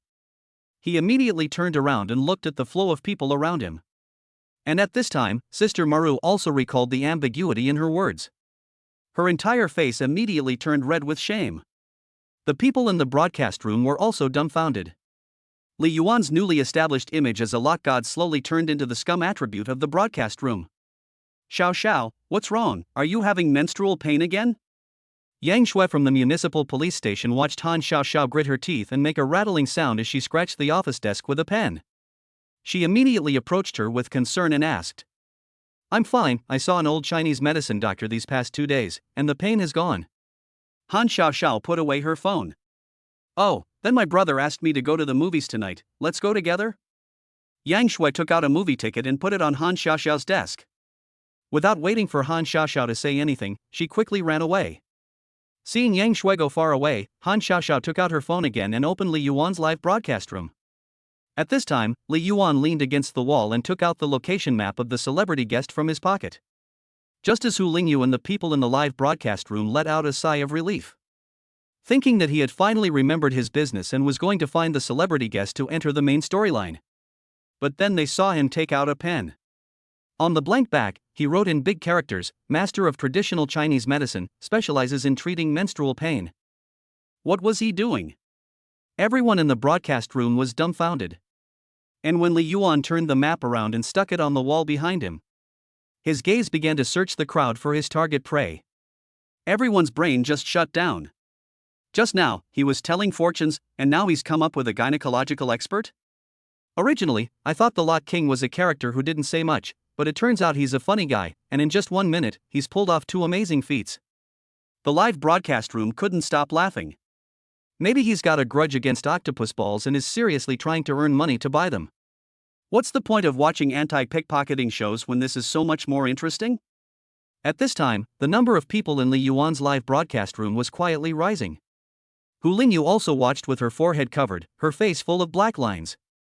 She had recorded so many variety shows. She had never seen anything so outrageous. She could never associate the Li Yuan in front of the screen, who had done such an incredible thing in the street just to eat a plate of takoyaki, with the Li teacher who had written such a shocking song. Li Yuan was not aware of the excitement in the live broadcast room. It was impossible for him to find those celebrity guests. Following the route given by the show host, the possibility of encountering Chen Imo is too high. If he really encounters her, he will be dead. Anyway, this show is very free. It is reasonable and safe to rely on selling skills to get through the day. And the moment the paper was pasted on, the instinct to set up a stall inside the body was instantly activated. Chapter 19, I am a master of traditional Chinese medicine, specializing in difficult dysmenorrhea. This older sister, I can see that you walk with a floating step, leaning forward, frowning. About an hour later. This time, the people in the live broadcast room were shocked by his various and imaginative sales pitch. His talent is really wasted if he doesn't go to a variety show to sell things. Xu Shernyo, Suoshan still have such awesome skills, but unfortunately this is a train station, and he's selling gynecology. If he goes to sell things downstairs in front of my house, my dog will definitely go and spend money at least once. Watching Li Yuan's serious sales pitch. People who don't know him in the live broadcast room might think he really knows Chinese medicine. What if he really does know Chinese medicine? Yes, he's so serious about attracting customers. If he doesn't know anything, it would be really embarrassing for the customers. The newcomers don't believe in superstition. Just by looking at you, we can tell you're new to the live broadcast room. We've been watching him from the beginning. Before, he tried to tell people their fortunes, but ended up telling a young girl about her period. Ha ha ha. The number of people in Li Yuan's live broadcast room has already increased several times. But Li Yuan was very distressed. If he didn't start soon, he would go hungry for lunch. Perhaps the gods were rewarding his diligence. Just as he was about to take a break, a young woman with a hand over her stomach and a stooped back walked slowly towards him, leaning against the wall. Li Yuan's eyes lit up at the sight. Miss, do you need help? Before Li Yuan could move, a man stepped forward, seeing how difficult it was for the woman to walk. The woman looked up. Her face was pale, her eyebrows knitted, and she shook her head at him. Upon seeing her bloodless face, Li Yuan immediately exclaimed, "Oh no!" Not only did this girl suffer from severe dysmenorrhea, but she was also seriously deficient in qi and blood. She was actually able to hold on until now.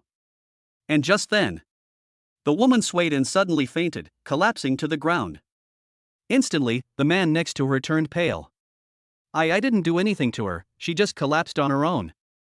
The panicked man hurriedly explained to the people passing by. What's the rush? Call 120 to save her. A kind middle-aged man quickly ran up and supported the woman's upper body. He kept shaking the woman's body to try to wake her up. However, the woman had already fallen into a coma. No matter how hard he shook her, she didn't respond at all. Stop shaking, she's already passed out. What's wrong with this girl? Everyone around them gathered. I don't know. I just saw that she wasn't feeling well. She suddenly fainted and won't wake up no matter how I call her. Stop shaking her. Put her down and wait for the ambulance to arrive. If something happens while you're shaking her, you'll be held responsible. A kind woman stepped forward and gently patted the middle-aged man's hand. She signaled him to put the woman down. The middle-aged man was also taken aback. He instinctively ran over to save the woman when he saw her faint. He hadn't thought about anything else. The ambulance can't get in, and it'll take at least half an hour to get a stretcher here. I heard that the golden rescue time is 4 minutes after collapse, so we have to give her first aid, right? A young girl said anxiously. Does anyone know first aid? Everyone shook their heads. Facing a living, breathing human being, many people were as anxious as ants on a hot pan. But there was nothing they could do. I've seen CPR instructions, so I'll give her CPR, okay? A boy said uncertainly. Then what are you hesitating about? Go on. The older man next to him grabbed the boy by the arm. He dragged him over to the side of the unconscious woman. But just as the boy was about to perform CPR, a voice from outside stopped him. She didn't pass out due to cardiovascular problems. She's breathing and her heartbeat is normal. If you perform CPR on her, it will only be counterproductive. Li Yuan quickly pushed his way through the crowd and listened to Li Yuan.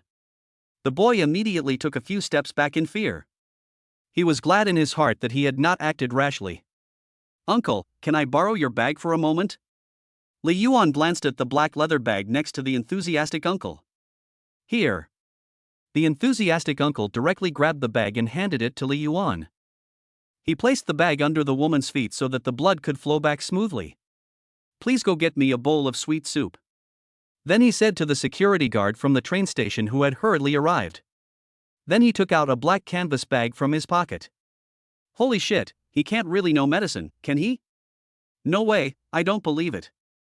No, although I don't know medicine, the way he just moved looked very comfortable and professional. Maybe he really knows a little first aid. Seeing Li Yuan as if he were about to save someone. The people in the live broadcast room instantly perked up again.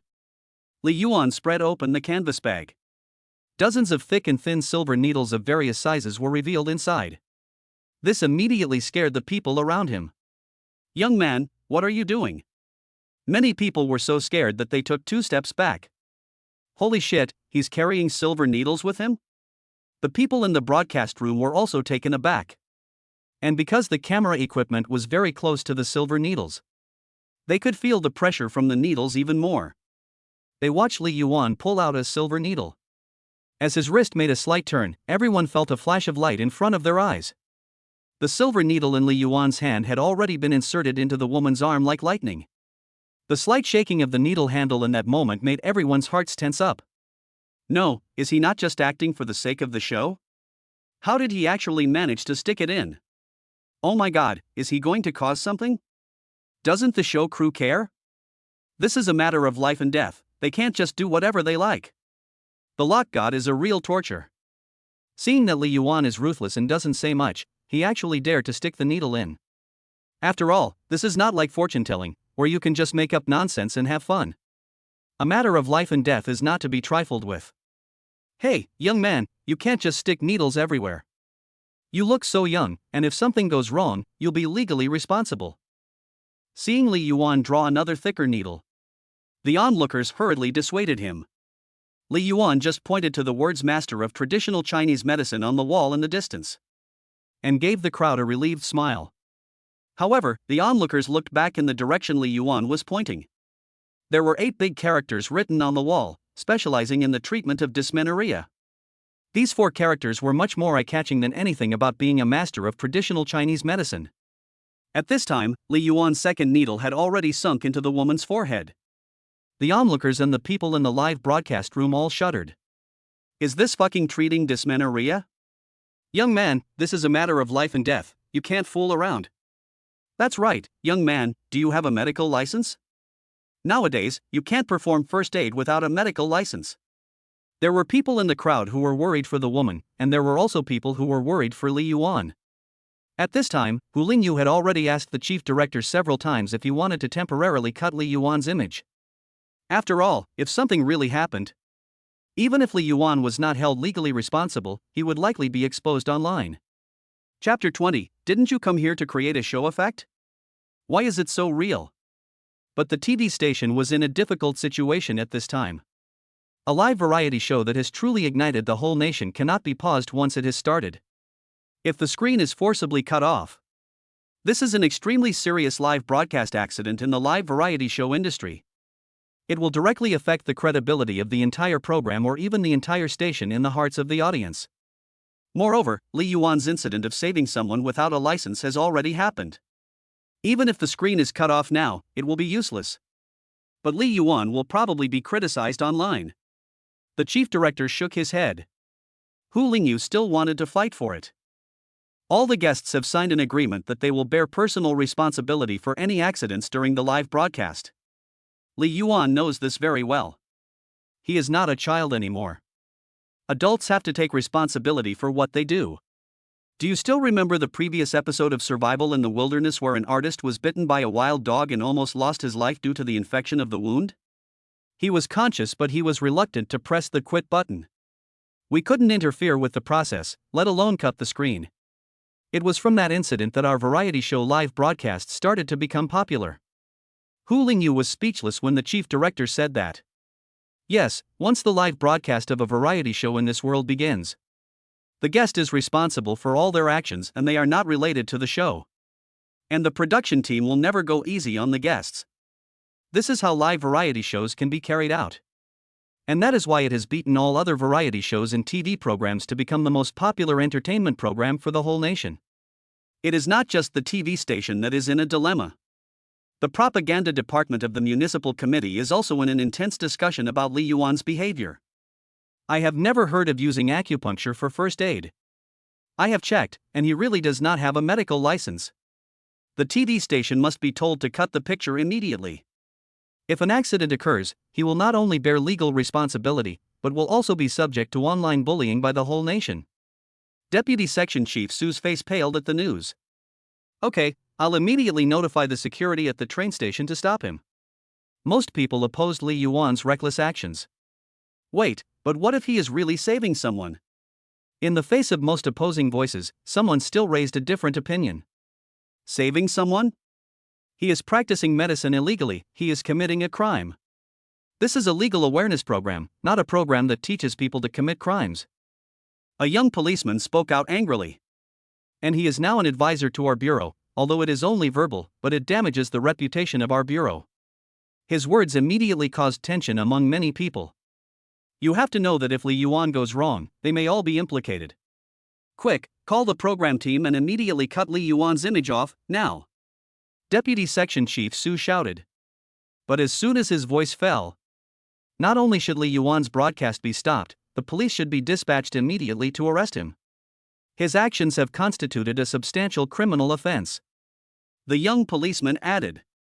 But just as a group of people were bustling about, contacting the program team and preparing to arrest someone, a strong voice rang out outside the door. Crime? What crime did Li Yuan commit?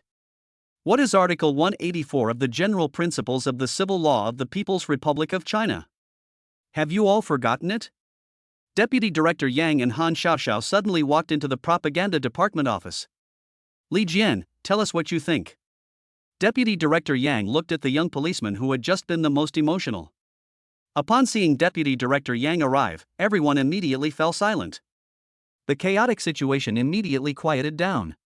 Li Jian, seeing that he had been named, hurriedly lowered his head, a little at a loss. Fortunately, his colleague quickly flipped open the general provisions of civil law and handed it to him.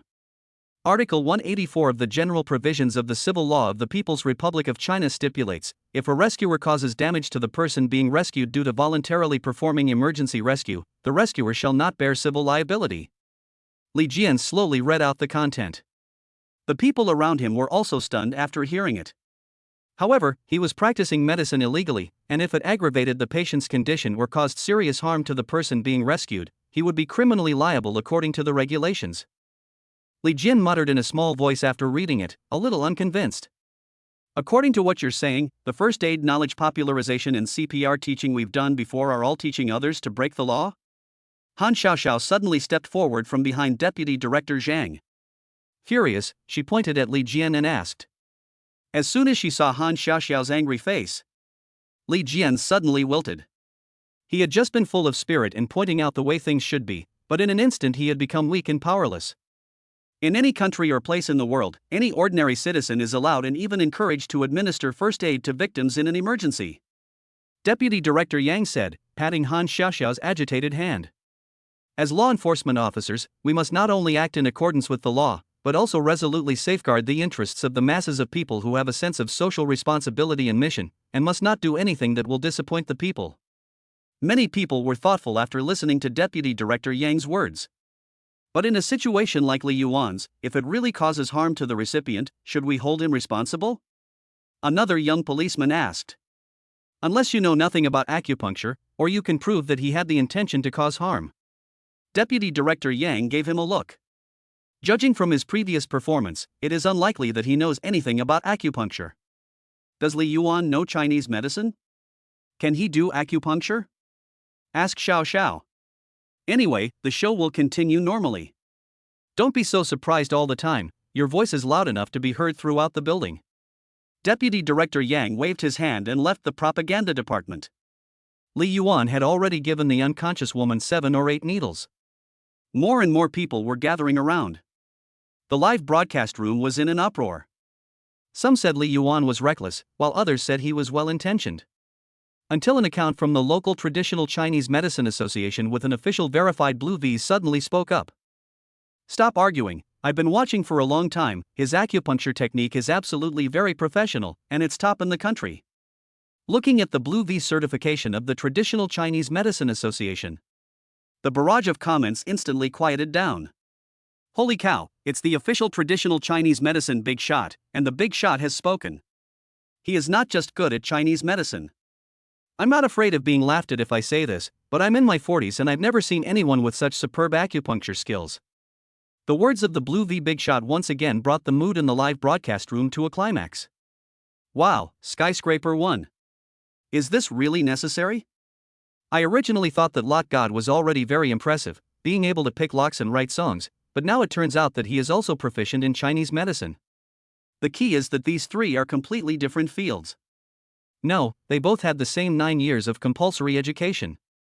How did he manage to become so outstanding? Young man, are you up to it? We'd better wait for the 120. Unlike someone in the live broadcast room who was popularizing science, the onlookers were still full of worries. Because compared to before, it was almost like a needle dropped every second. Li Yuan seemed to be waiting for something, and he hadn't moved for half a minute. Here it comes, make way, here comes the sweet soup. 2 security guards carrying sweet soup squeezed into the crowd. But they were momentarily stunned when they saw the needles in the woman's body. Before they could ask what had happened, the warm sweet soup in their hands was taken over by Li Yuan.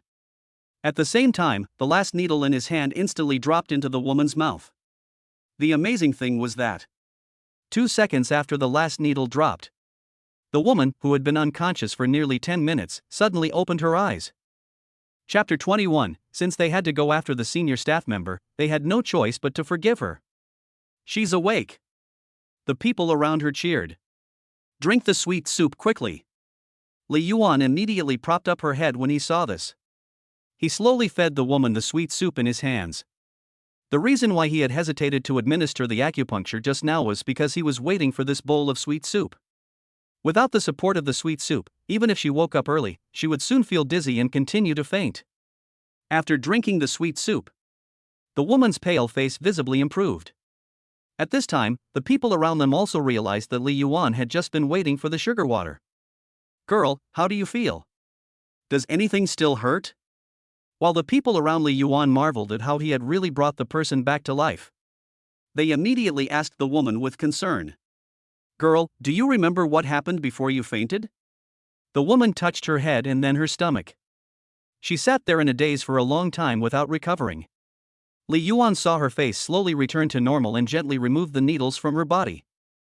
No matter how busy you are, you must rest. Don't wait until you're in bed.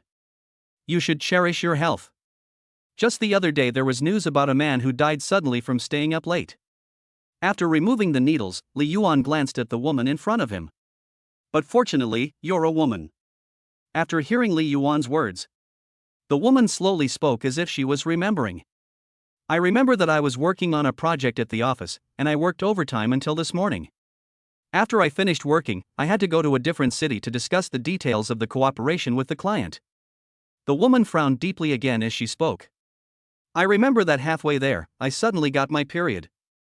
I only remember that this time, my period was particularly painful, so painful that I fainted from the pain. But now my stomach doesn't hurt at all. After recalling her memories, the woman slowly stood up, her face full of disbelief.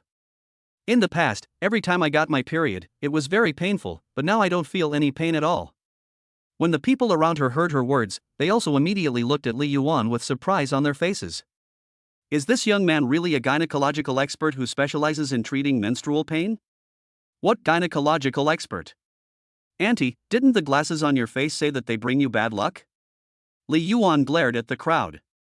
However, the surrounding aunts and uncles and siblings instantly became excited like wolves preying on their prey. Wait, brother? Hey, you there, what do you mean by staring at me with glowing eyes? I only look at aunts, not uncles. Li Yuan was instantly surrounded by a group of women like wolves and tigers.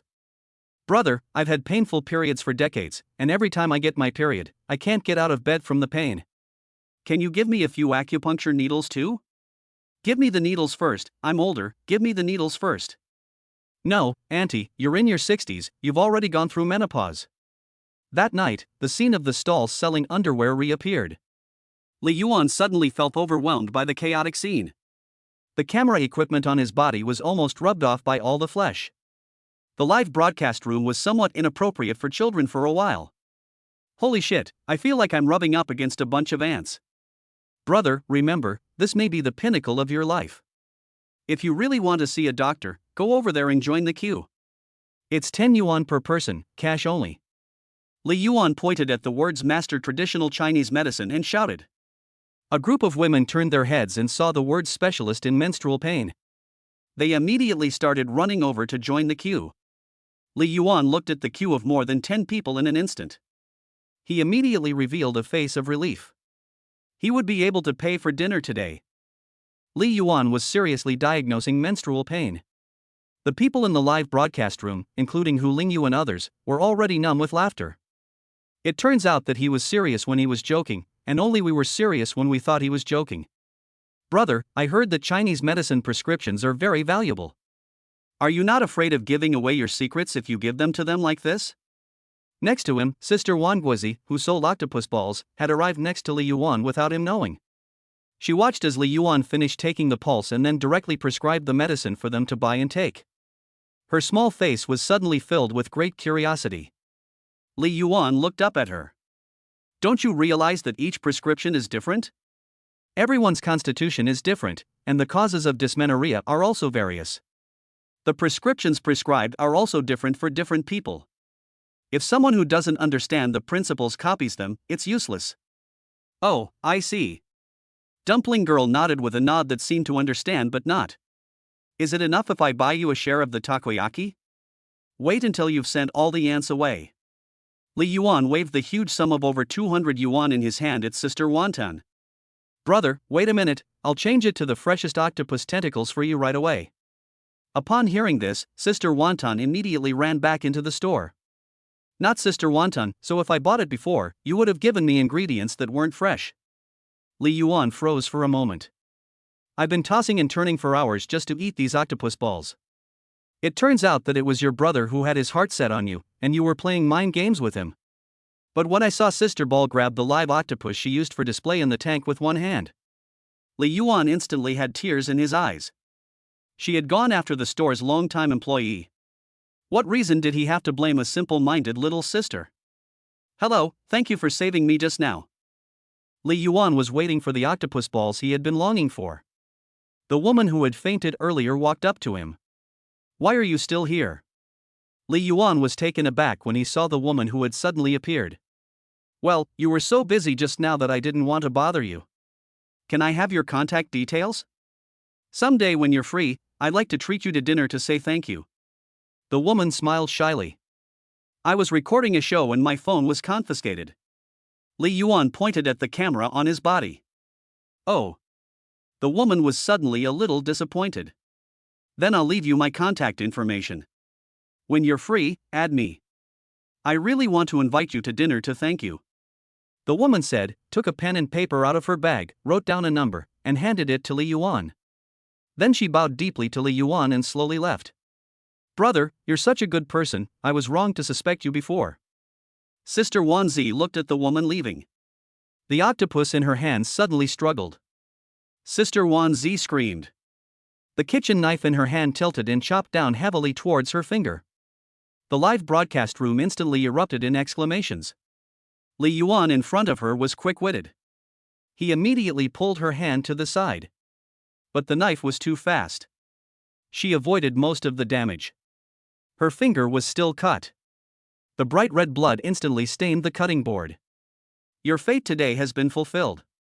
The people in the live broadcast room and Sister Wantuan have not yet recovered from the shock. Li Yuan took a band-aid out of his pocket and handed it over. If Li Yuan hadn't pulled her away just then, I'm afraid the whole finger would have been chopped off.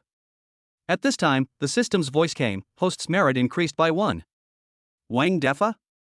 You have a hidden function? Brother, you saved my finger. Sister Wan Tofu put a band-aid on her hand and covered her chest with her hands, looking full of relief. At this moment, everyone couldn't help but think of the disaster that Li Yuan had previously mentioned. No way, could it be that he really can tell fortunes? Chapter 22, You want to be a pickpocket? You're acting like you're in survival of the fittest. No way, it must be a coincidence, believe in science, everyone must believe in science. At first I didn't believe he could pick locks, but then he became the lock god. Later I didn't believe he knew Chinese medicine, but then the Chinese medicine authorities called him master. Now he says he can tell fortunes. Should I believe him or not? Common sense tells me not to, but experience tells me that person can't be judged by common sense at all. Forget it, just keep watching, I'm numb anyway. In fact, I've already forgotten that this is an anti-pickpocketing show. Unfortunately, he can't pickpockets, otherwise the live broadcast effect might be even more explosive. Add more chile, no cilantro. Look at the golden and tempting octopus balls. Then look at the half-dead body of an old employee left on the cutting board. Tears of emotion once again flowed uncontrollably from the corners of his mouth. Brother, just wait a little longer, it'll be ready soon. Dumpling Girl gave him a small smile. But just as Li Yuan was staring at the sizzling octopus balls, a strange voice suddenly came from behind him. Are you Li Yuan? Li Yuan slowly turned around. He saw a determined-looking but very disheveled man standing 2 meters behind him. May I ask who you are? Li Yuan was a little confused. This face looked familiar, but he couldn't remember where he had seen it before. The man rolled his eyes at Li Yuan's confused look. I'm Tang Jiaming, a pickpocket on the same show as you. Oh, it's you. I actually recognized you a long time ago. I was just joking with you. As soon as Li Yuan heard his name, a big smile immediately appeared on his face and he enthusiastically took 2 steps forward. This guy is a key talent being cultivated by the municipal police department. In the future, he is likely to be a leader of the municipal police department. If possible, the relationship needs to be greatly improved. Why are you standing here? Haven't you found the celebrity guest yet? Tang Jiaming dragged his extremely tired body over to Li Yuan's side. Looking at the golden, fragrant octopus balls in front of him, he couldn't help but swallow. I was just about to eat something and wait for work to finish. What happened to you? Why are you in such a mess? Looking at him, panting, with sweat stains all over his face and body, Li Yuan couldn't help but feel a little puzzled. A popular science show about the rule of law. Why does it look like a survival show to me? Tang Jiaming's face fell at these words. He sat down next to Li Yuan with a thud. Forget it, I thought that with the skills I've learned from dealing with thieves for so many years, I would be more than enough to deal with those celebrity guests. Then what happened? Li Yuan guessed something. Then at first when I encountered a guest who hadn't received any training, it did go quite smoothly.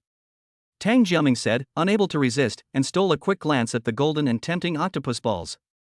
Just as I had stolen a mobile phone model and was about to get the second one, Wang Yujie suddenly appeared from the side. That bastard's technique was so high that even I didn't see how he stole it. In a few minutes, he stole all the celebrity guests, and at the end, he deliberately patted the celebrity guest on the shoulder, causing me to almost get caught. That's not so embarrassing.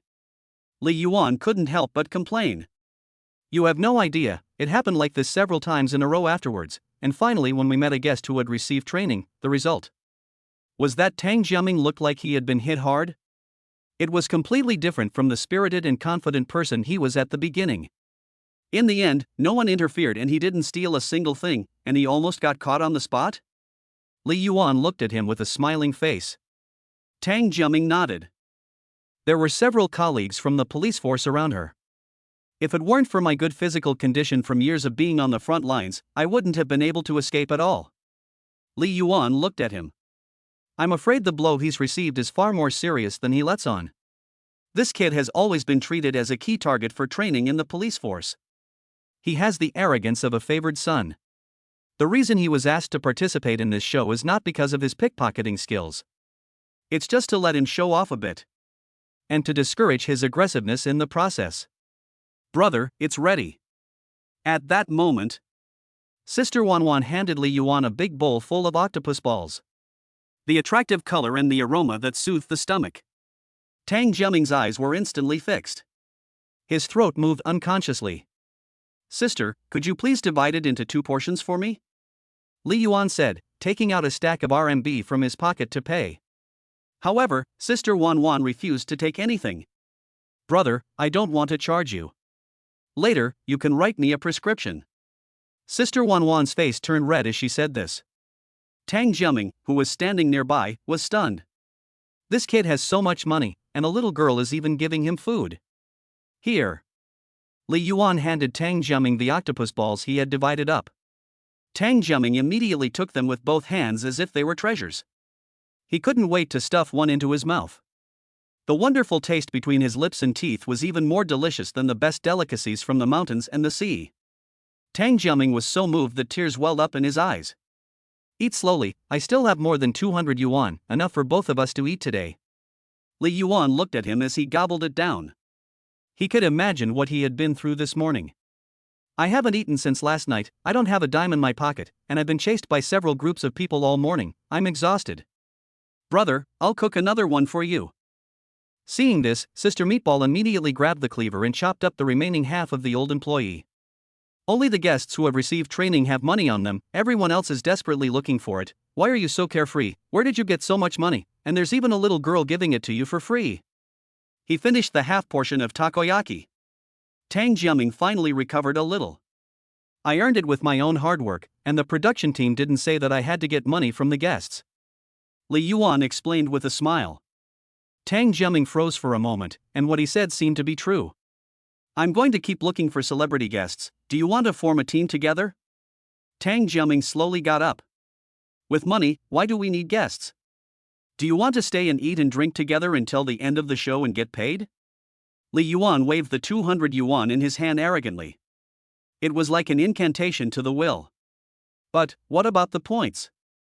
Tang Jiaming looked at the huge amount of money in Li Yuan's hand and hesitated. Everyone has a competitive spirit. Not to mention a leader of the police force like him. He came to the show at the beginning just to get the highest score. Although the reality is a slap in the face. His fighting spirit will not be easily extinguished. Especially in front of the camera, it is not his style to give up. Brother, the second one is fine. Sister Wanwan shouted sweetly at the two. Li Yuan smiled and took it. Tang Jiaming looked at the tempting octopus balls. Listening to his stomach, which was still rumbling. Then he looked at the sweet, lovely smile of Sister Wan. Damn it, his fighting spirit was undying. As an elite member of the police force, he could resist anything. Except temptation. Here. Li Yuan smiled and handed over half of his portion. Tang Jiaming patted the dust in his hands and beamed with happiness. These octopus balls are even tastier than the ones I used to eat. They really smell good. Of course, they're made with the freshest veteran staff. The two men slowly savored the most delicious octopus balls. They leisurely watched the hurried passers-by. Brothers, Chen Mo has been targeted by that magician and is coming this way. Someone shouted in the live broadcast room. Chapter 23. You don't need to be polite, you've already paid the bill anyway. After a morning of hard work, I realized that a life of leisure is really addictive. Tang Jiaming sat on the stool that Wan Er gave him, enjoying the food. He crossed his legs and couldn't help but feel emotional. Right, good brother. Tang Jiaming glanced back at Li Yuan. Li Yuan stuck a meatball in his mouth and shook his head. Young people should work hard while they're young, otherwise how will you know how great it feels to be laid back? It feels great to be laid back for a while. After saying this, Li Yuan paused and looked at Tang Jiaming. Tang Jiaming did not hesitate, it's always fun to be a loser. Let's go buy some skewers and add 2 ice creams. Li Yuan reached out and handed Tang Jiaming 5 10-yuan bills. Tang Jiaming's eyes lit up when he saw the money. After taking it, he ran across the street to buy food. This made the people watching the live broadcast grind their teeth. These two have turned a good science program about the rule of law into a food program. Officer Tang is so spineless, he has already degenerated into a lackey of the lot god. Ha ha ha, you don't know how miserable he has been this morning. Anyone who has watched Tang Jiaming's live broadcast is now feeling incredibly relieved that he was able to eat. Tang Jiaming was invincible on the front lines, but it seems that he has really suffered a major blow this time. Deputy Director Yang looked at Tang Jiaming on the screen and smiled. After the show is over, I'll let him return from the front line to the criminal police team. This time, I want him to know that there are always people better than him in any field, and this will be of great benefit to him in the future. The other deputy director nodded in agreement. But this Li Yuan is quite interesting. Li Yuan waited for a while. Tang Jiaming not only returned by himself, he also brought back a celebrity guest who looked around 24 or 25 years old. You were told to go buy food, but you brought back a beauty instead? Li Yuan looked suspiciously at the two. But he soon recognized her as one of the celebrity guests in the photo. The famous singer Zhao Naing. We are both down and out. Tang Jiaming pointed at the battered female guest. In the original photo, she was dressed in designer clothes and wearing all the jewelry and earrings. Now she looked as if she had been robbed. All her jewelry had disappeared. Her handbag was gone. And even her jacket was gone. She looked completely naked. Is the show crew really this cruel to the female guests? Li Yuan couldn't help but complain. If you met her at night, you'd believe she'd been raped. Forget it, she's also encountered several groups of pickpockets. Tang Jiaming said, handing over all the skewers in his hand to Li Yuan. Especially the magician, he was amazing. He just reminded me to tie my shoelace, and without me feeling anything, half of the stuff on me was gone. Zhao Naing couldn't help but exclaim. Let's eat something first. Li Yuan asked Sister Wan to divide the skewers into 4 portions. Zhao Naing seemed to have been hungry for a long time. She took the skewers and her eyes lit up. Luckily I ran into you guys, otherwise I might have to go hungry all day. Thank Li Yuan, if he hadn't taken me in, I would have been hungry all day, just like you. Tang Jiaming crossed his legs and enjoyed the deliciousness of the skewers. The bad group thus became a trio. Half an hour later, when another star guest passed by in a sorry state, he immediately widened his eyes when he saw the 3 of them looking comfortable. Qin Xianqi, a popular young actor. Unlike the young meat of the same age. After leaving a boy band and transforming, he is now a real acting talent. He is one of the rare cases of a young actor successfully transforming into a powerhouse. Whoa, I have finally found a group to be with. When Li Yuan handed an octopus dumpling to Qin Xianqi, the rotten foursome was formed at that moment. The 3, curious about how Li Yuan made his money, ate while listening to Sister Dumpling as she told them about how Li Yuan made his money and saved people. Tang Jiaming and the others were stunned. They all looked at Li Yuan in disbelief. Tang Jiaming in particular knew that Li Yuan was the luck god. It was very difficult to master professional skills in completely different fields. It felt so good to be a loser. Qin Xianqi couldn't help but sigh with emotion after eating and drinking his fill. If I had known, I would have been stolen earlier and joined the organization earlier. Can Sister Wanzi come back for another octopus dumpling? Zhao Naing and Tang Jiaming nodded in agreement. I've been chased all morning, and all I've stolen is this. Tang Jiaming took out the model phone he had stolen from the celebrity guest and couldn't help but complain. After saying that, he shoved the model into Li Yuan's hands. Why did you throw this useless thing at me that you don't want? Li Yuan looked at the model with disgust. What's so useless about it? This is 1 point. Tang Jiaming retorted. What's the use of points? Can you exchange them for money? Can you exchange them for food? Li Yuan looked at him with contempt. It's better than the shame of finishing last with 0 points, right? This is a show, but everyone has a competitive streak, doesn't he? Tang Jiaming was a little unconvinced. Oh, if you give it to me, you'll finish last with 0 points and be humiliated in front of everyone. I'm fine, I've got a thick skin anyway. Tang Jiaming felt a little guilty. Unfortunately, everything we had was stolen, otherwise we would have given it to you directly. Qin Xianqi and Zhao Naing looked ashamed. Those damn pickpockets, especially the magician Luo Qian, didn't even leave us enough money for dinner. It's fine, sooner or later everything on you would have been stolen. Li Yuan glanced at the 2 men leisurely and looked at a sneaky figure in the crowd. Seeing that Li Yuan had discovered him, Wang Yujie, the god of war at the train station, also stopped hiding. He walked out boldly. What are you 4 doing together? Wang Yujie, who was skinny and small, had bulging pockets, and it was obvious that he had stolen a lot. His eyes glanced at Chen Xianqi and the others from time to time. What are you looking at? You stole from me once. Chen Xianqi stared right back. Wow, the real master thief is here. Seeing Wang Yujie approaching, the emotions of the live audience, who had been watching the food show for a long time, were once again aroused. Is he here to provoke? It seems that he is the one who stole everything from Chen Xianqi. Even if he comes to provoke, the lame foursome can't do anything about him, let alone steal it back. Forget it, even if they can steal it back, do you think Tang Jiaming is a match for them? That's right, if it weren't for Lock God's protection, Tang Jiaming would be in trouble himself. It's a pity that Lock God isn't a thief god, just a placeholder, otherwise he could have avenged Xianqi's younger brother. Look at Wang Yujie's smug look, he really deserves a beating. That wretched smile really does deserve a beating, I want to punch him twice through the screen. Li Yuan looked up at the shifty-eyed Wang Yujie. He spoke slowly and deliberately. They had already lost everything, so they would have to find someone else to fight over. Wang Yujie looked at Li Yuan on hearing this, and then looked at the two bald men again. He immediately put away the mischievous smile on his face. He even looked a little embarrassed. He walked up to Chen Xianqi and patted him on the shoulder. Brother, I'm sorry about before, I didn't even save you any money for dinner. That's the rules of the show, and I'm following them. It's fine, I'm eating now anyway, and games aren't taken seriously. Chen Xianqi was a little overwhelmed by his sudden enthusiasm. And the live broadcast room had already taken sides with the simple Chen Xianqi. Brother, you're confused. This Wang Yujie is no good, he's already tricked several guests with the same trick. It's over, my kind brother has been tricked again. The camera set up at the visual angle clearly captured it.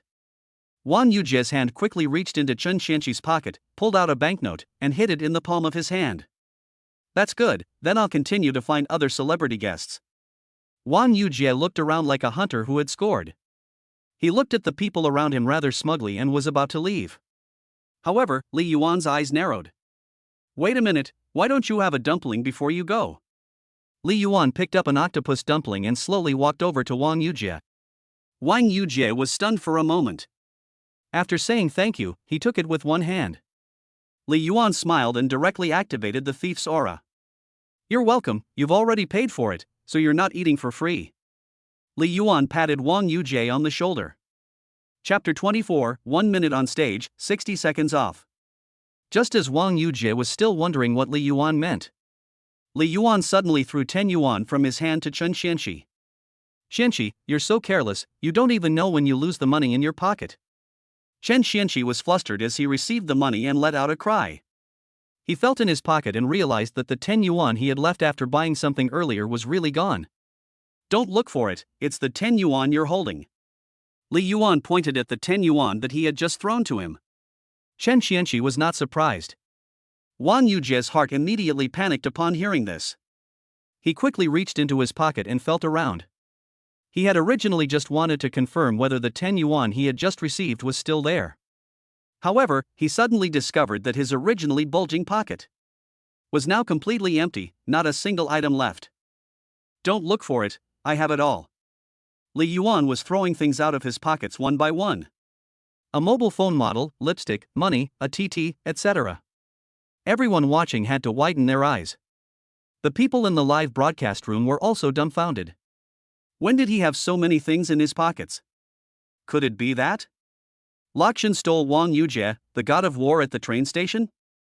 Through the camera lens, everyone saw Wang Yujie's incredulous expression as he stood still in place. Holy shit! No way! I don't believe it, everyone, believe in science. The camera clearly didn't capture anything just now. Xianqi, Xiaona, come and see which of these things are yours, and take them away. Li Yuan pointed at the pile of things on the ground. Chen Xianqi and Xiaona only came back from their shock. Is this really okay? Chen Xianqi looked at Li Yuan uncertainly.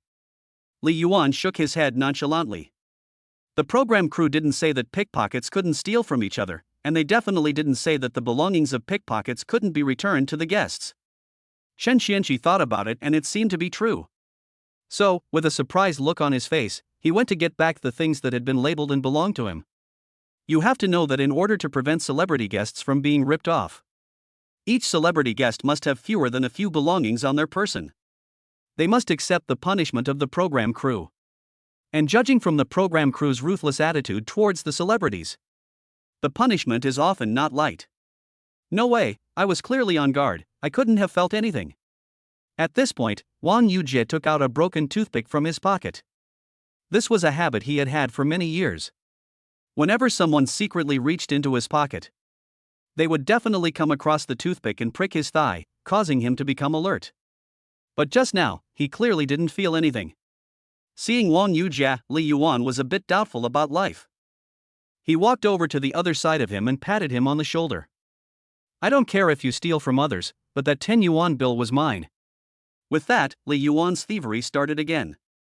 And Wang Yujie took the opportunity to steal from Li Yuan's open pocket. Damn, Lot God and Wang Yujie are at each other's throats, and Wang Yujie wants revenge. The camera caught Wang Yujie taking action against Lot God. Wang Yujie is so awesome, will Lot God be punished like Chen Xianqi and the others? If Wang Yujie succeeds in stealing it, the two will be tied. Everyone in the broadcast room held their breath in anticipation. When the two finally parted, Li Yuan's pockets were bulging with stuff again. Wang Yujie, on the other hand, had a few toothpicks in his hand. How dare he show off his petty tricks in front of a master? Li Yuan snorted. He threw everything in front of Chen Xianqi and the others again. My God! Lot God has been defeated by the god of war at the train station. Seeing Li Yuan, it's like he's a robot cat, constantly pulling things out of his pockets. Wang Yujie, on the other hand, is standing there dumbfounded, with a few toothpicks in his hand. Everyone in the broadcast room feels that humans can no longer stop Li Yuan. This is outrageous, really outrageous. Idol, Lot God is my idol. Who just said Lot God can't steal, and who said to believe in science? I feel that if there is a James Bond sequel, Locksmith God can definitely play himself. Brother, how did you do it? That goes without saying. He must have practiced day and night. As the saying goes, 1 minute on stage is 60 seconds off stage. It took 10 years to hone a sword, and 5 years to hone half a sword. Chen Xianqi and the others looked at the various props of the program crew around them, full of surprise. Tang Jiaming was even more stunned by the pulse pressure. Wang Yujie is a very capable person, and he knows that. But this awesome Wang Yujie in front of Li Yuan actually didn't have the strength to fight back at all. Before this, they had never thought that their useless leader would be completely useless if he didn't fight. But once he fought, he reached the limit of his field. And Wang Yujie himself had already completely doubted his life. Especially that sentence, just a trivial skill. It's just like shrimp and pig hearts. That was a technique he had been proud of for decades as a master pickpocket at the train station. His worldview was now in shambles. Wang Yujie looked at Li Yuan like he was seeing a ghost, took one last look, and then ran off without a trace. Brother, from now on you are my idol, my real big brother. Chen Xianqi looked at what he had regained. He was full of admiration for Li Yuan. And me, brother, from now on you are also my big brother. Zhao Naing was also full of admiration. Tang Jiaming was even more impressed with Li Yuan. He understood the pickpocket industry better than Chen Xianqi and Li Yuan. He was even more shocked by Li Yuan's amazing performance just now. Brother Yuan, I have never really been impressed by anyone since I was young, and I was not impressed by the chase this morning, but now I am really impressed. With this, Li Yuan directly gained 4 young fans with the most potential in different fields. He waved his hand. Li Yuan stuffed the money he had received from Wang Yujie into Chen Xianqi's hands. He also returned all the things that originally belonged to the two of them to their rightful owners.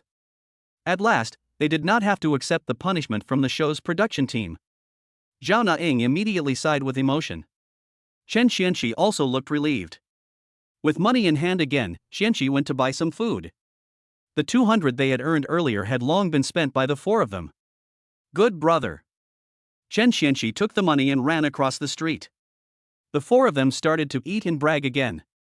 Li Yuan listened with interest as Tang Jiaming and the others told some interesting stories from their past experiences in the industry. Brother Yuan, you are proficient in so many fields that ordinary people can't even touch: lockpicking, songwriting, traditional Chinese medicine, and master thief. Your past must have been very, very exciting.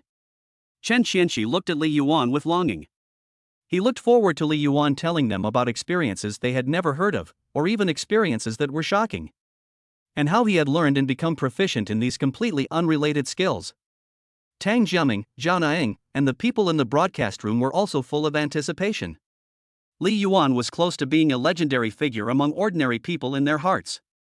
Presumably, his past experiences must have been full of ups and downs, mystery, and the bizarre. Li Yuan looked at the expectant gazes of the three people and immediately blushed, unable to help feeling a little ashamed. Does he have to say that in the past 10 years, he has gained nothing but a soft meal and a pretty ex-girlfriend? You wouldn't believe me if I told you. Li Yuan stretched. Do you believe me when I say that I am not a person from your world? The few people looked at each other and shook their heads. See, it's not that I'm being dishonest, it's that you don't believe me. Li Yuan gave a mysterious expression. He reached out to Sister Wan. Well, Sister Wan, come here, let me feel your pulse and then I'll prescribe you some medicine. Chapter 25, The Celebrity's Ex-Girlfriend, What is their relationship? Without any hesitation, Sister Wan obediently held out her white, slender hand in front of Li Yuan. The LSPS in the broadcast room were dazzled by the sight of her delicate white arm. Jade feet, oh no, jade hands. If I could hold this hand, I would never let go, even if they cut off my hand. The LSPS in the live broadcast room shed tears of envy. Li Yuan slowly took Sister Wan's hand. He started to take her pulse seriously. Brother Yuan, let's go buy some food. Chen Xianqi and Tang Jiaming's hunger came back and they walked towards the skewer shop across the street. The live broadcast room was filled with envy as the comments came flooding in. Let go of that girl, I'll do it. But just as Li Yuan was earnestly taking the pulse, a woman wearing a white strapless top and pleated waist-cinching skirt. With a slender figure and a beautiful oval face, she looked like she had walked out of a photo. As she passed by, she glanced at Li Yuan's back. It was this glance. Instantly, her entire body felt like it had been struck by lightning. Stunned, she froze in place. Wow, it's my dream lover. The attention of the LSPS in the broadcast room instantly focused on Chen Mo. Their eyes shone as they stared at Chen Mo's delicate face, her fair shoulders and slender waist. But why was she staring at Li Yuan's back and not moving? Shouldn't celebrity guests not know the pickpocket performers? Maybe she also wanted some takoyaki. Was she looking at the takoyaki? Chen Mo? A gasp sounded beside Chen Mo. Tang Jiaming's eyes instantly widened after confirming that it was Chen Mo, the girlfriend of Xiao Guomin. The pile of food in his arms almost fell. May I ask who you are? Chen Mo withdrew her shocked and confused gaze and looked at Tang Jiaming. My name is Tang Jiaming, that's Li Yuan, and Chen Xianqi and Zhao Naing. We're all on the same show as you, and I'm your fan. Tang Jiaming's eyes shone, and he pointed at Li Yuan and Zhao Naing, as well as Chen Xianqi behind him. Oh, okay. Chen Mo and Chen Xianqi knew Zhao Naing, but they weren't very close. Polite greetings were exchanged with the several people. Tang Jiaming shouted out Li Yuan's name. His eyes darkened momentarily. It was indeed just a similar figure. He had been missing for several years, so how could he possibly meet him here? Li Yuan, turn around quickly and look, Chen Mo, your little national girlfriend, is behind you. Tang Jiaming suddenly shouted at Li Yuan. And the live broadcast room was once again filled with envy. Lock God is so lucky to have the opportunity to get up close and personal with Chen Mo, the little citizen's girlfriend. Maybe the two of them can even strike up a conversation in a little while. I would be so happy if it were me. I'm so jealous. But Li Yuan didn't dare turn around at this time. He was praying in his heart for Chen Mo to leave quickly. But the excited Tang Jiaming thought Li Yuan hadn't heard him. He shouted even louder at him. Li Yuan, come quickly, turn around quickly. It's Chen Mo, your little country girlfriend. A million thoughts raced through Li Yuan's mind. Tang Jiaming, is this guy crazy? This is a rare opportunity. Could it be that the lock god is too shy to go over to Chen Mo? That's very possible. If it were me, I probably wouldn't be able to walk either. The people in the live broadcast room started discussing it. At that moment, Sister Wanzi couldn't help but turn her head curiously. She looked past Li Yuan's body to get a better view. She saw Chen Mo's graceful figure next to Tang Jiaming and instantly became excited. It's Chen Mo, it really is Chen Mo. Chen Mo, I'm your fan. What a coincidence, Sister Wan is also a fan. At your age and gender, shouldn't you be a fan of Chen Xianqi? Li Yuan was full of black lines. Chen Mo also looked at Sister Wan. She gave her a beautiful smile. Thank you, little sister. You were hired by the show's production team to play the pickpocket, right? Everyone else is looking for someone, but you're so carefree, hanging out with the celebrity guests and eating ice cream and kebabs. Chen Mo looked at Tang Jiaming with a strange expression. He, we're not looking for any other guests, we're all here to play along, just until the end of the show.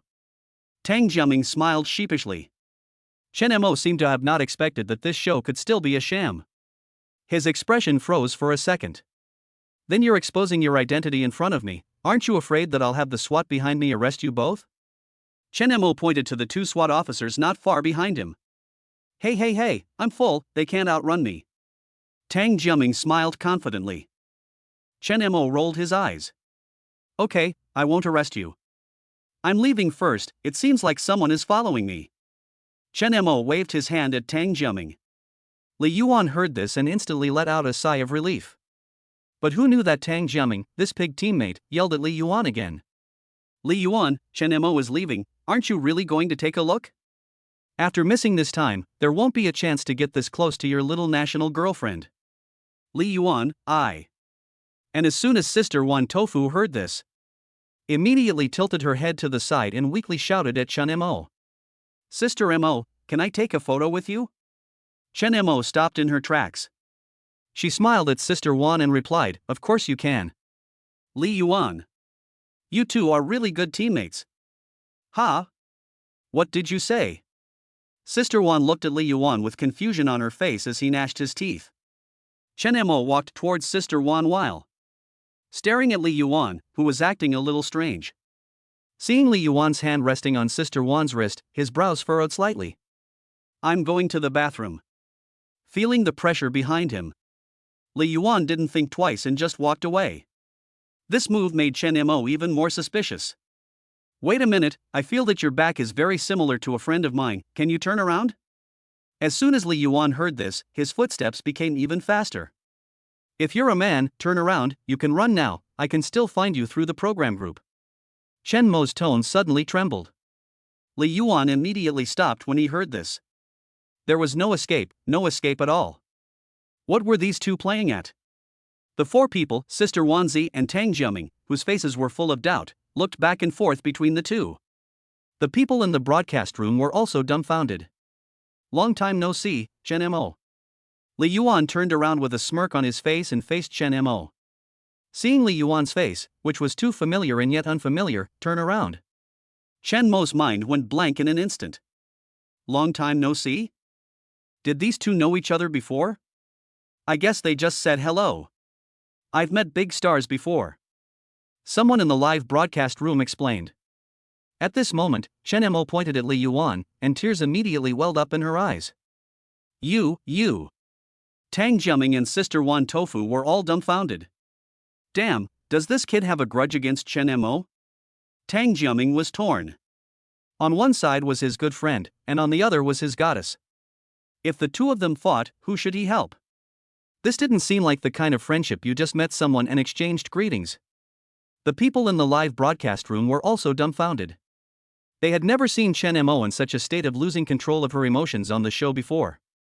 You disappeared for so long, now should I call you Jay Cho or Li Yuan? Chen Mo's voice was choked with emotion.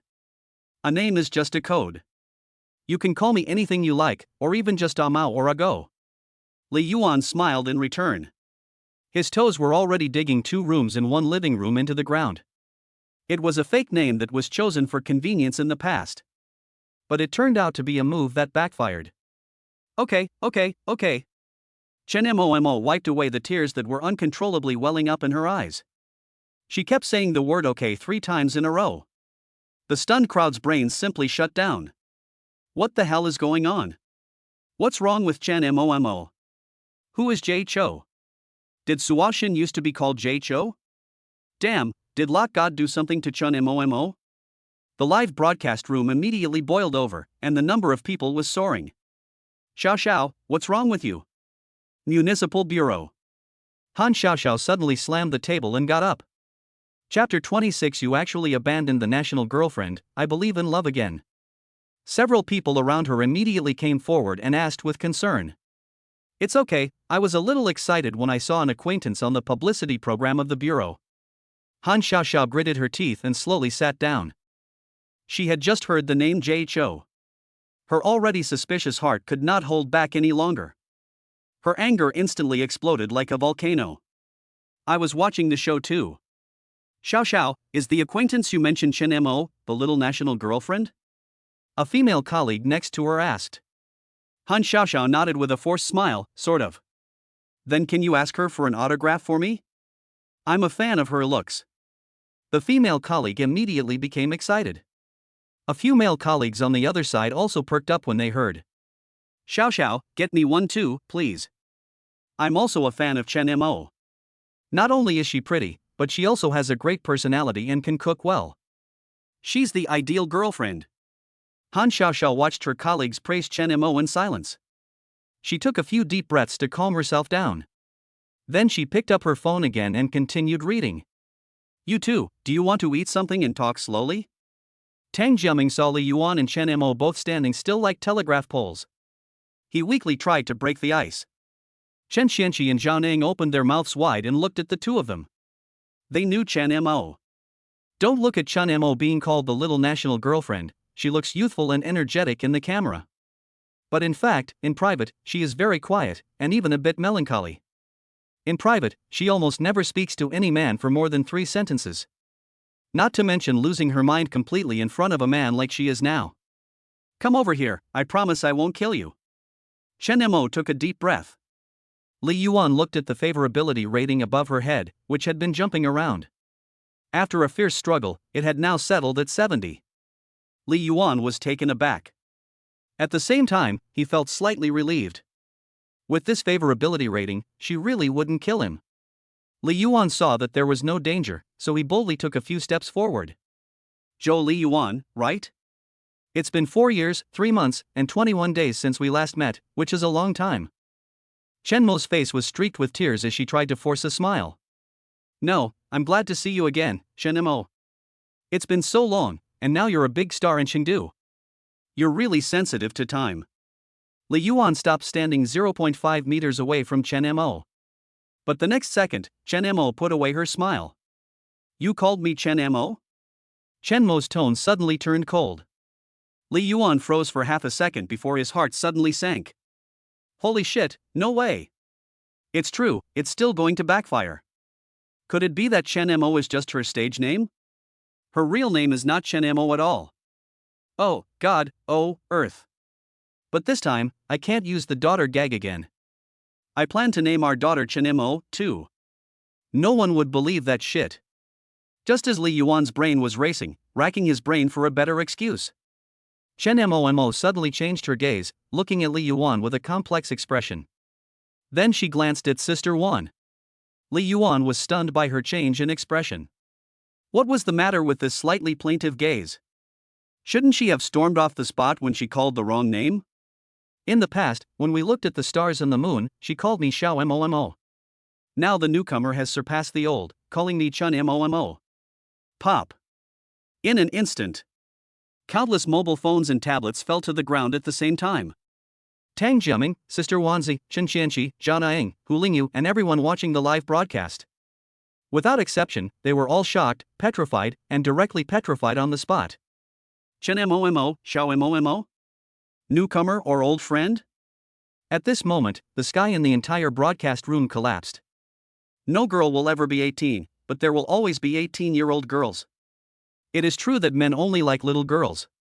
Chen Mo looked at Sister Wan and said to herself. This startled Sister Wan, who was still in shock. Although she did not understand the relationship between Li Yuan and Chen Mo. Sister Wan hurriedly waved her hands to explain to Chen Mo. No, it's not like that. Yuan and I only met today, and there's nothing between us. Sister Chen, you mustn't misunderstand. I can't look at you anymore. Lot God and Chen Mo really have a past that's hard to talk about. The story of Lot God and his little country girlfriend Chen Mo that she just couldn't bring herself to tell. It's over, my youth is over. I can't watch this live broadcast for another second. The live broadcast room was just full of disbelief. Tang Jiaming, a fan of Chen Mo, looked at Li Yuan with envy. He had thought that Yuan was already very impressive in business. He had never imagined that Yuan would be even more impressive in relationships. Yuan is still Yuan. But Chen Mo's words had actually made her point very clear.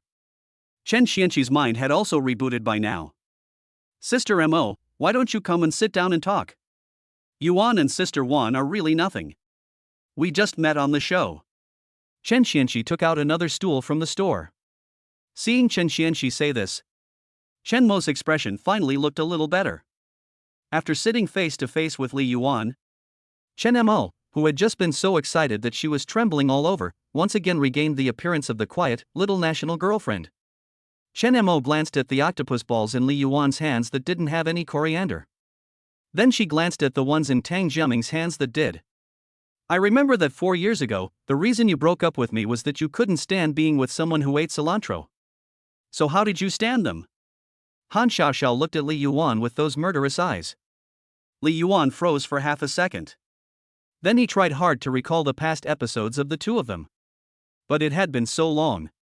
He could only remember that there seemed to have been dozens of breakups for the reason of cilantro. And she had experienced the same things with different women too many times. When I think of a lot of things, a lot of the characters overlap directly. It's hard to remember exactly who is who. Oh, God, I know I have sinned greatly, but this kind of battlefield is really inhumane torture. Seeing that Li Yuan had been silent, Chen Xianqi and the others were even more afraid to ask what had happened between the two in the past. Tang Jiaming looked at Xiang Kai and then at Li Yuan. He silently gave him a thumbs up. Only Zhao Naing noticed that Chen Mo was missing a lot of accessories. She immediately asked her about the show, breaking the awkward atmosphere. It was stolen by that magician, but I only saw his back. Chen Mo glared at Li Yuan with some annoyance. Li Yuan immediately gave her a white look. It wasn't me who stole it, why are you glaring at me? You left me behind for 4 whole years, can't I even glare at you? Chen Mo's stare made Li Yuan feel uncomfortable. Chen Xianqi and everyone in the broadcast room were shocked once again. What kind of harsh words are these? Abandoning your little national girlfriend? Is Lock God crazy? The harsh words were the key, but Chen Mo herself said them. That Mo is currently broadcasting live, so be a little more careful with your words. Zhao Naing was shocked by Chen Mo's undisguised words. Immediately, she put her arm around Chen Mo's shoulders and whispered in her ear. As a fellow celebrity, she knew very well that an idol's every word and action would affect their image in the hearts of their fans. This was especially true when it came to matters of the heart. Although it wasn't to the extent that if an idol announced their relationship, their fans would immediately stop following them. Some might even turn into their biggest haters. But as a celebrity girlfriend, she had no qualms about talking about her past being dumped. It would definitely affect her image to some extent. Chen Mo shook her head firmly. It's fine, Naiying. At the time, I had been looking for him for more than half a year without any result. Later, I chose to join an entertainment company just so that he could see me on TV often and not forget me. Now, it seems that my identity as an artist no longer matters. These words instantly moved the older guys in the broadcast room to tears. Oh, Mama, I believe in love again. I'm so touched. Is there really such a good girl in this world? Why have I never met her? My seal seems to be loosening. Fellow cultivators, help me reinforce the seal. Seal my heart with cement, so that I can remain calm even if the sky collapses. Seal my cold heart so that it cannot be influenced by any method. Hurry, as you would an imperial decree, seal me. I'll give you a bag of cement. Her boyfriend's house is being renovated, so it'll come in handy. CPDD. Chapter 27. Since he took me to the dump, he is my good brother. And Chen Mo's words directly stunned Zhao Naing and the others again. Sleeper, Brother Yuan, how did you do it? Tang Jiaming's look at Li Yuan could no longer be described as envy.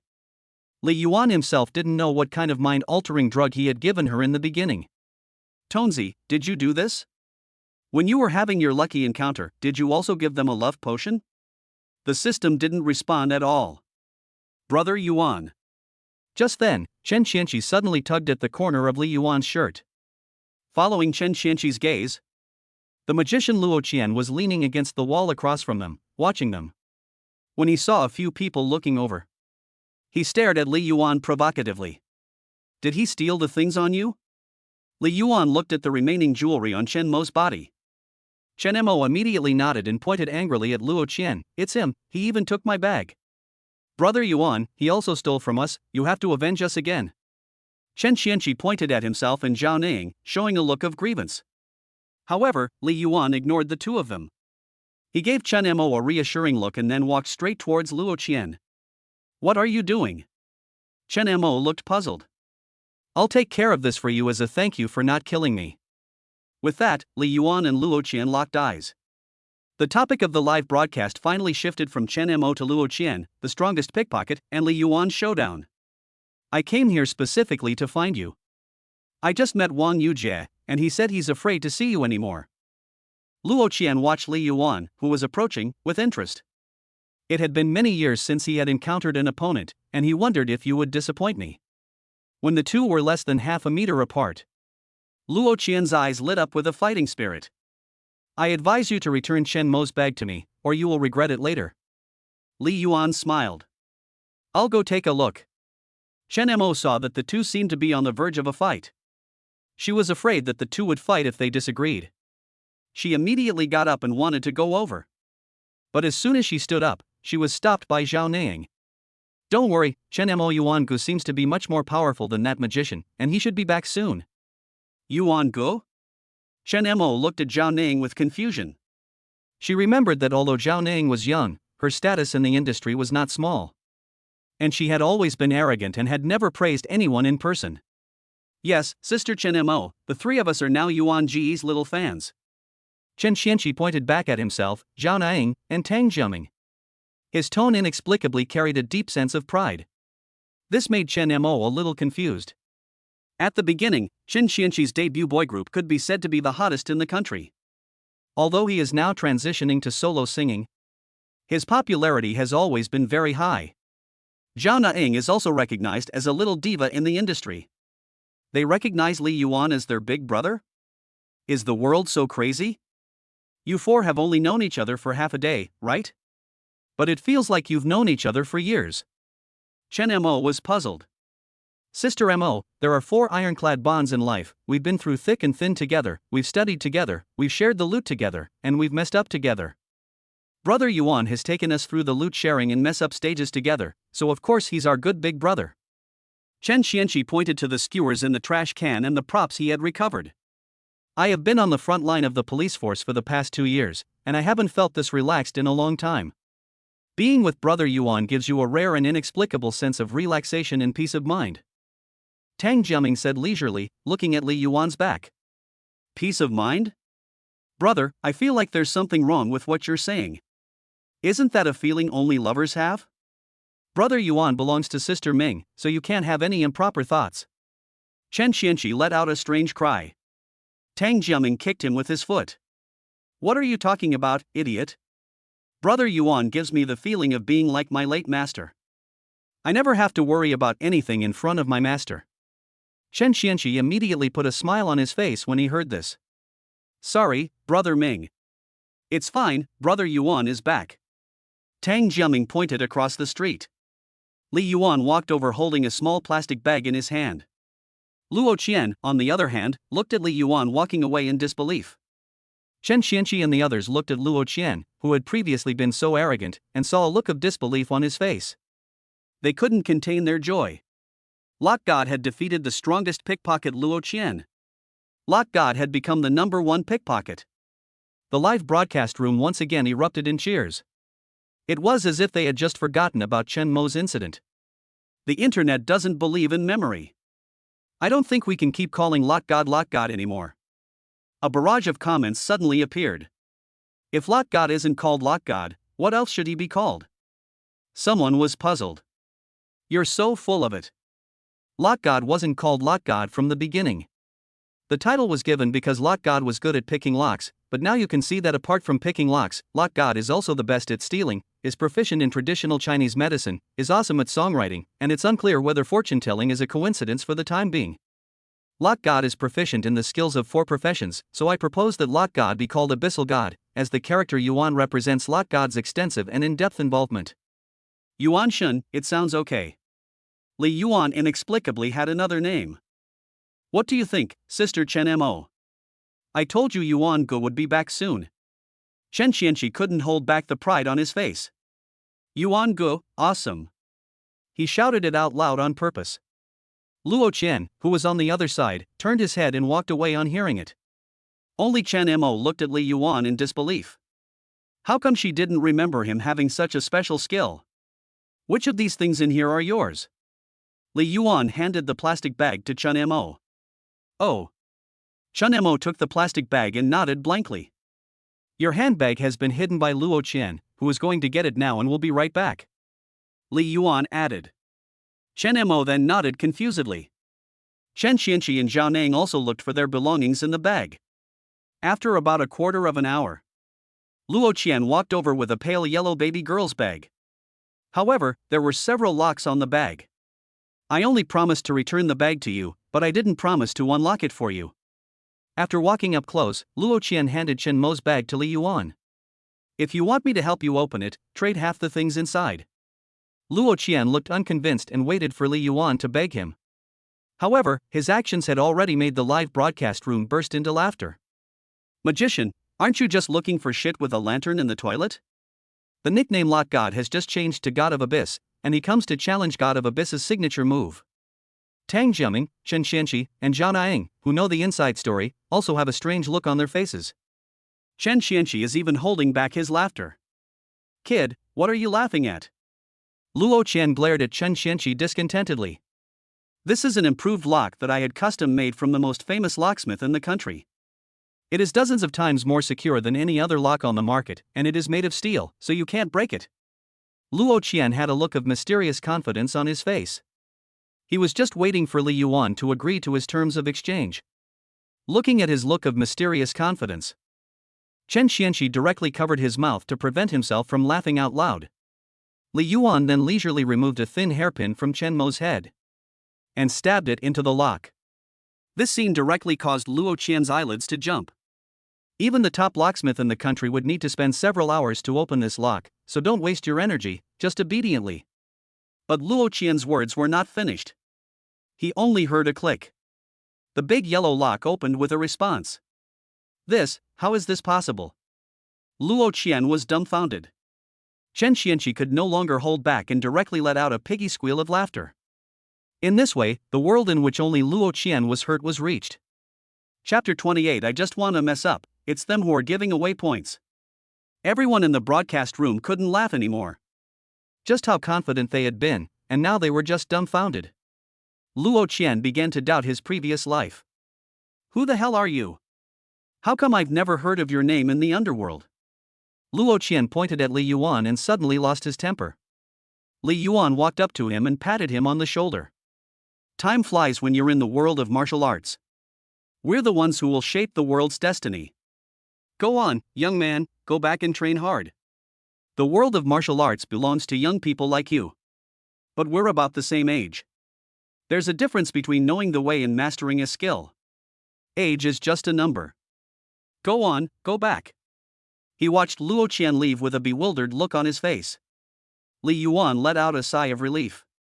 This guy has been hit too hard. It would be dangerous if he went crazy.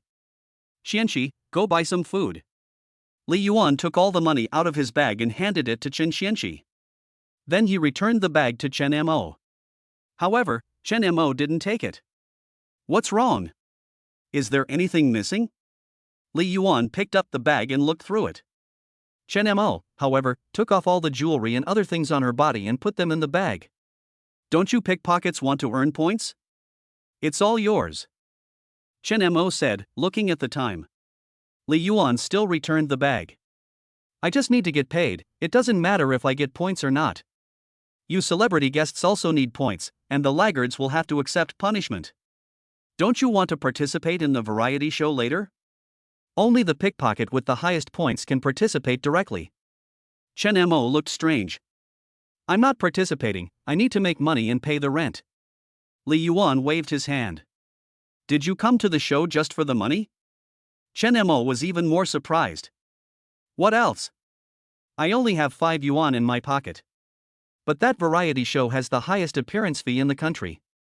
Chen Mo said in silence for a moment. Li Yuan immediately perked up when he heard this. How much is the appearance fee? It depends on the difficulty. Recording one episode can range from 1 million to 5 million. That, Jianxi, I don't think you need that many points, do you? 2 hours later. The show officially ended. The guests arrived at the square outside the train station as agreed. Except for the 4 losers and Chen Mo. Almost everyone looked tired. Many of the guests had to practically crawl to the set, clutching their stomachs and groaning. Li Yuan couldn't help but sigh again. It's really not easy being an entertainer in this world. The variety show had finally not turned out to be a very friendly and loving program. Why are you all so energetic? The tired-looking guests were a little incredulous when they saw the 4 bad guys and Chen Mo looking full of energy. Chen Xianxi gave a smug smile. We're tired and hungry, so the director had better hurry up and finish. I want to go home and eat. There was a chorus of wailing around him. Chief Director Zhang Yi glanced at the bulging bags on Li Yuan's body and his face twitched. Wang Yujie and Luo Qian's hard work for the whole day had been undone by Li Yuan. Zhang Yi also had no time for pleasantries. After counting the props on everyone's body, he directly announced the results. Li Yuan had without a doubt the most points. Li Yuan glanced at the scoreboard. Wang Yujie was at the bottom of the pile with 0 points, ahead of all the other contestants, including the celebrity guests. Luo Qian was doing a little better, having made the top 20. The kid was very clever, and I suspect he's got a few props stashed away. Seeing Li Yuan's far ahead points, most people were a little dumbfounded. I don't think I've ever met him before, and Luo Qian stole all my prop points, but how come he only has so few points? I haven't met him either. Most celebrity guests said they had never met Li Yuan before. How did Li Yuan inexplicably become number 1? Could it be a fix? No way. There have been no more inside stories on variety shows for years. Unless the production team doesn't want to hang around in the industry anymore. Brother Luo, I remember that your points were far more than that. Brother Wang, we even fought each other, so how come your points are 0? Were you two robbed by Li Yuan? Why didn't you tell the director? Shen Yanfeng, the only person who didn't know what was going on, looked from one to the other in shock.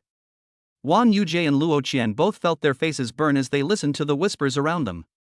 They just wanted to get out of this sad place as soon as possible, where their careers had suffered a major blow. Fortunately, the director announced the end of the show directly after announcing the rankings. The 2 people who were sitting on pins and needles didn't even get in the show group's car. They left directly without looking back. Shen Yanfeng, who was still thinking about exchanging techniques, was completely at a loss. Hey, I can only watch the live broadcast playback to learn from their methods. Li Yuan, where do you live? Li Yuan and Chen Xianxi exchanged contact information. Chen silently pulled Li Yuan directly towards the parking lot. I'll drive myself and go to your place to find the way. I'm living in someone else's house now, I'm afraid that's not a good idea. Li Yuan suddenly thought of Han Xiaoxiao. And when he thought of the scene where the 2 of them met, he immediately shivered. Are you sharing a place with someone else?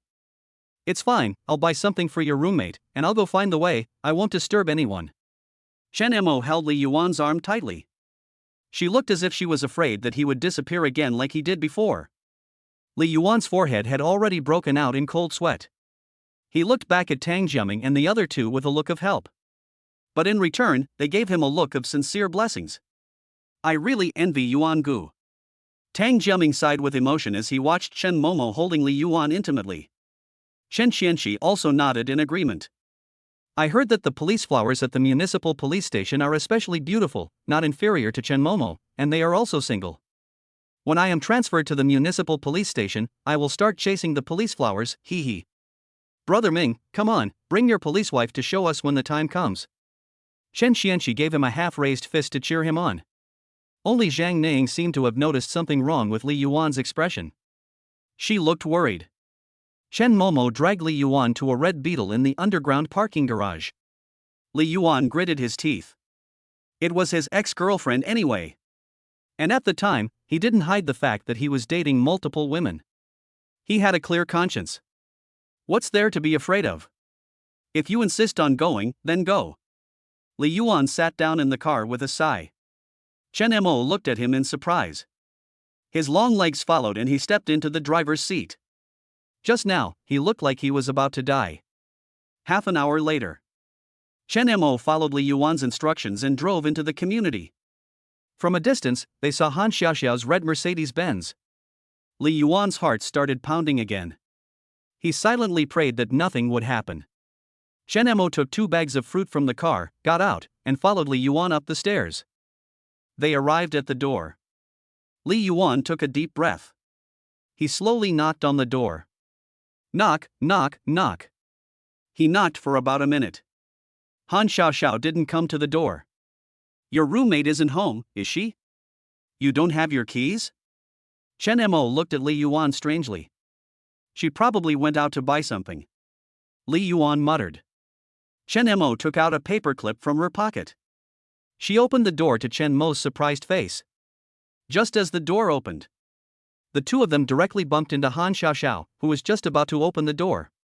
Chapter 29, Their ex-girlfriends want to meet. They are like best friends. Han Xiaoxiao, wearing a loose-fitting pink top and shorts loungewear, saw the door open and was about to turn back. But her eyes suddenly caught sight of Chen Mo, who was standing next to Li Yuan. At that moment, both of them froze in place. It was as if countless flashes of swords and knives were passing through the air. Just one glance, and the two of them immediately locked onto their hostile identities. Han Xiaoxiao and Chen Mo. Li Yuan, caught in the middle, pointed at the two of them, introducing them. Hello, Chen Mo, I've seen you on TV, you're even more beautiful in person. Han Xiaoxiao smiled and extended her white, slender palm towards Chen Mo. Hello, Xiaoxiao, I'm Li Yuan's good friend, I hope I'm not disturbing you by dropping by unannounced. Chen Mo also flashed a charming smile. Her gaze quickly swept the room. Why don't we go inside and talk? Li Yuan looked between the two of them inquiringly, and then looked at Han Xiaoxiao. This is your home too, why are you asking me? Han Xiaoxiao gave Li Yuan a glare. Then she enthusiastically took Chen Mo's hand and led her into the house. However, Han Xiaoxiao's remark, which contained a hidden meaning, instantly made Chen Mo feel an imperceptible tingle all over her body. Li Yuan looked at the two people on the sofa who had been talking like close sisters for less than half a minute. However, he felt that the air was full of a gunpowder smell. Obviously, the two people regarded each other as opponents. Here, drink some water to quench your thirst, I'll go buy groceries and cook. Li Yuan poured 2 cups of herbal tea and handed them to the two people. Stay and have dinner before you go. Han Xiaoxiao took Chen Mo's hand. She wanted to be polite, but she didn't expect Chen Mo to nod directly. Then, I'll trouble you. Chen Mo smiled sweetly. Han Xiaoxiao flicked her dark hair and gave Li Yuan a sweet smile. My phone change is in the second drawer of the bedroom cabinet. Li Yuan nodded and walked into Han Xiaoxiao's bedroom. It was very neat and clean inside. Almost everything was a pale girly pink. As soon as he walked in, a unique, feminine fragrance hit his nostrils.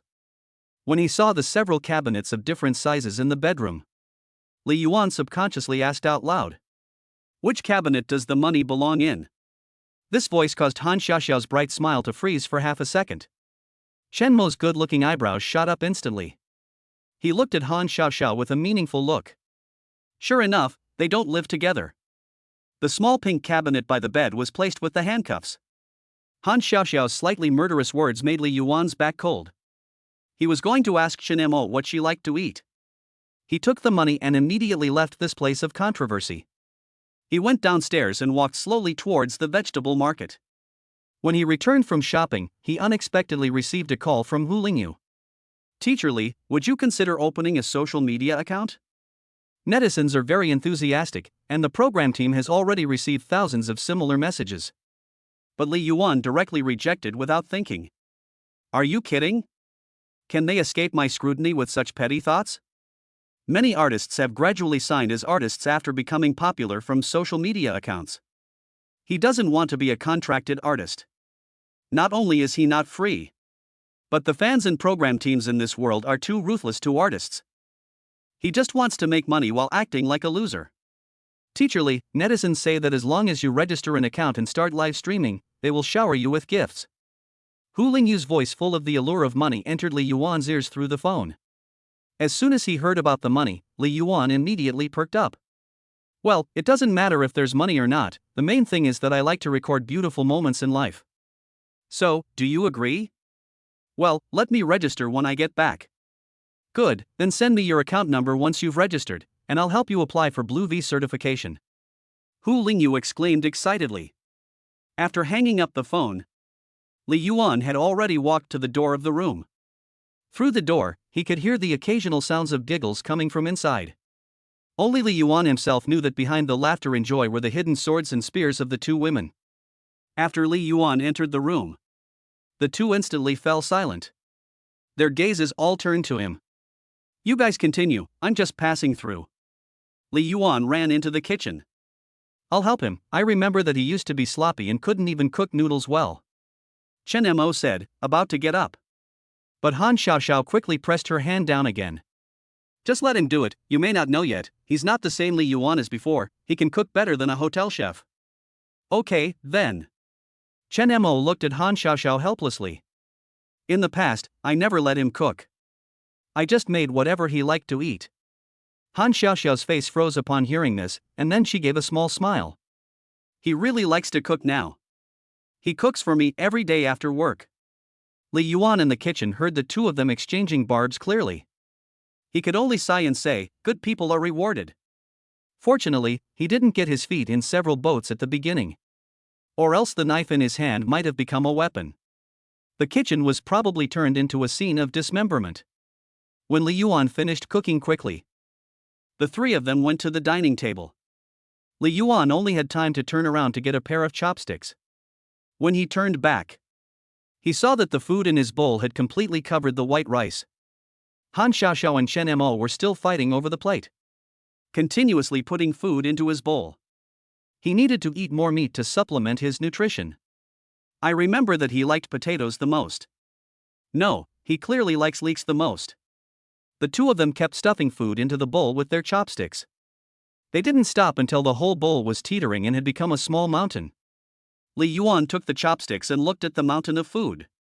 He felt like he had no idea where to start. He had thought that such a magical scene could only be seen on TV. In the end, art really does come from life. At this moment, Li Yuan didn't know whether to cry or laugh. After the meal, after bidding farewell to the two sisters Chen Mo and Han Xiaoxiao, Li Yuan saw Chen Mo off downstairs. On the way, Chen Mo walked very slowly and kept her face expressionless. Li Yuan followed behind. Just as they reached the bottom of the stairs, Chen Mo suddenly turned around and stared at Li Yuan. Just as Li Yuan was feeling uncomfortable being stared at, Chen Mo slowly spoke. You're so short of money, why don't you come and work for our company? It's not good to always be dependent on other people. Our company has a very relaxed management style. There are no set working hours. You just need to attend any company activities that are arranged. But Li Yuan was about to reply when Han Xiaoxiao's voice suddenly came from upstairs. Li Yuan, the medicine is past its best. Li Yuan looked up. He saw Han Xiaoxiao leaning out of the upstairs window, looking down. I'll go first, we'll talk on the phone. Chen Mo also looked up. Their eyes met for a second before quickly looking away. Chen Mo walked away. Li Yuan let out a sigh of relief. Why are you following me? Li Yuan had just finished pouring the medicine in the kitchen when he turned around. He saw Han Xiaoxiao standing behind him, hugging a teddy bear.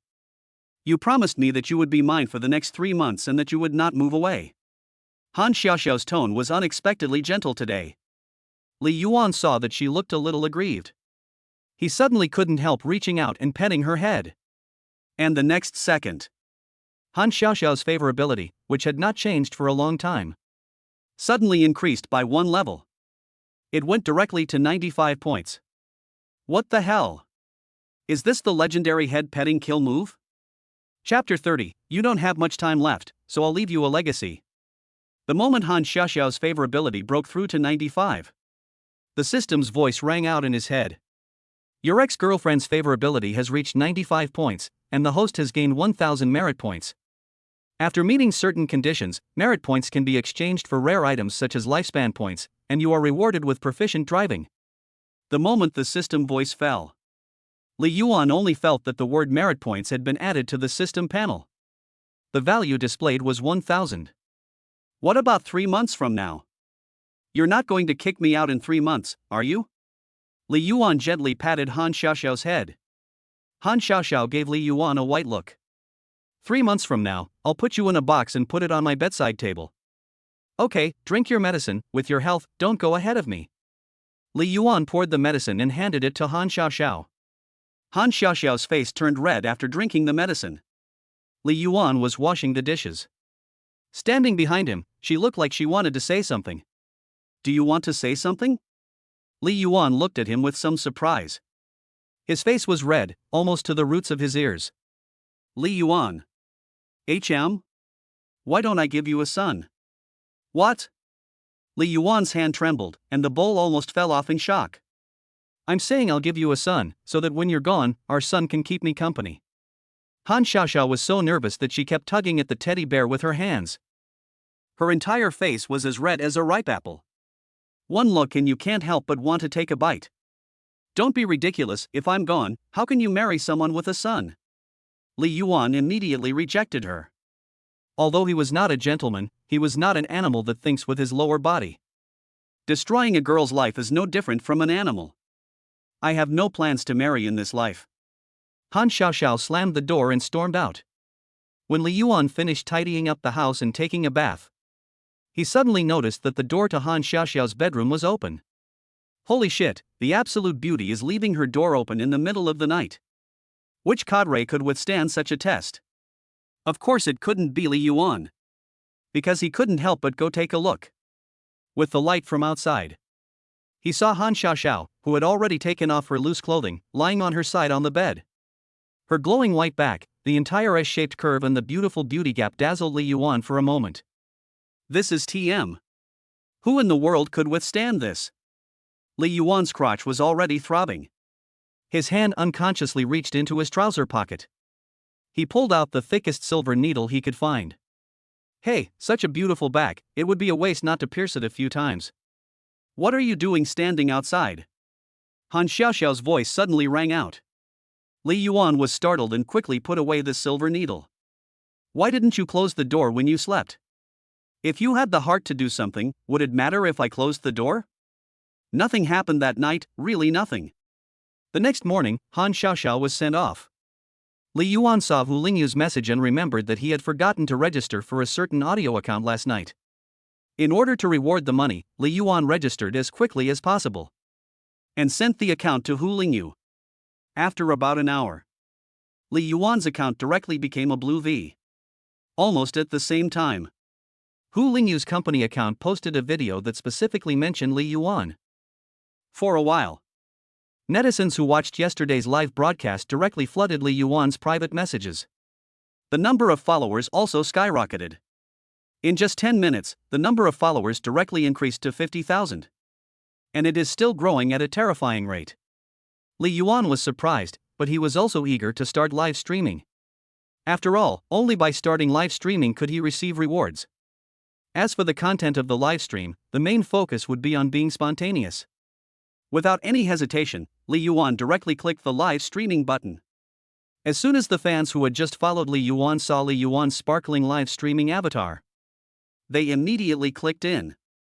Yuanshin, you finally have a social media account and have finally started live streaming. I really missed you after just one night. Yuanshin, you finally arrived. It's a good thing I didn't give up. You guys upstairs, just hold on a little while. Don't be so gay. Just as the chat was flying back and forth in the live broadcast room, a special effect from a carnival suddenly floated onto the screen. For a moment, all the chat bubbles were blocked from view. Holy shit, you guys are true friends. You're really spending money. Li Yuan hurriedly clicked to open the gift screen to take a look. Yes, a carnival is a full 3,000 yuan. Holy shit, you're a big shot, Yuanshin. Just a few seconds after the broadcast started, you directly got a carnival. The name of the big shot is Xia Tian's Lime, and it seems like she's a young lady. Just as the barrage of comments were surprised that Li Yuan's female fans were rich, the screen floated another 3 carnival effects. With these carnival effects, the number of people in the live broadcast room skyrocketed from a few hundred Together with the people who originally followed in, the total number has reached nearly 10,000. There were so many people watching the live broadcast for the first time. This is the treatment of a small internet celebrity.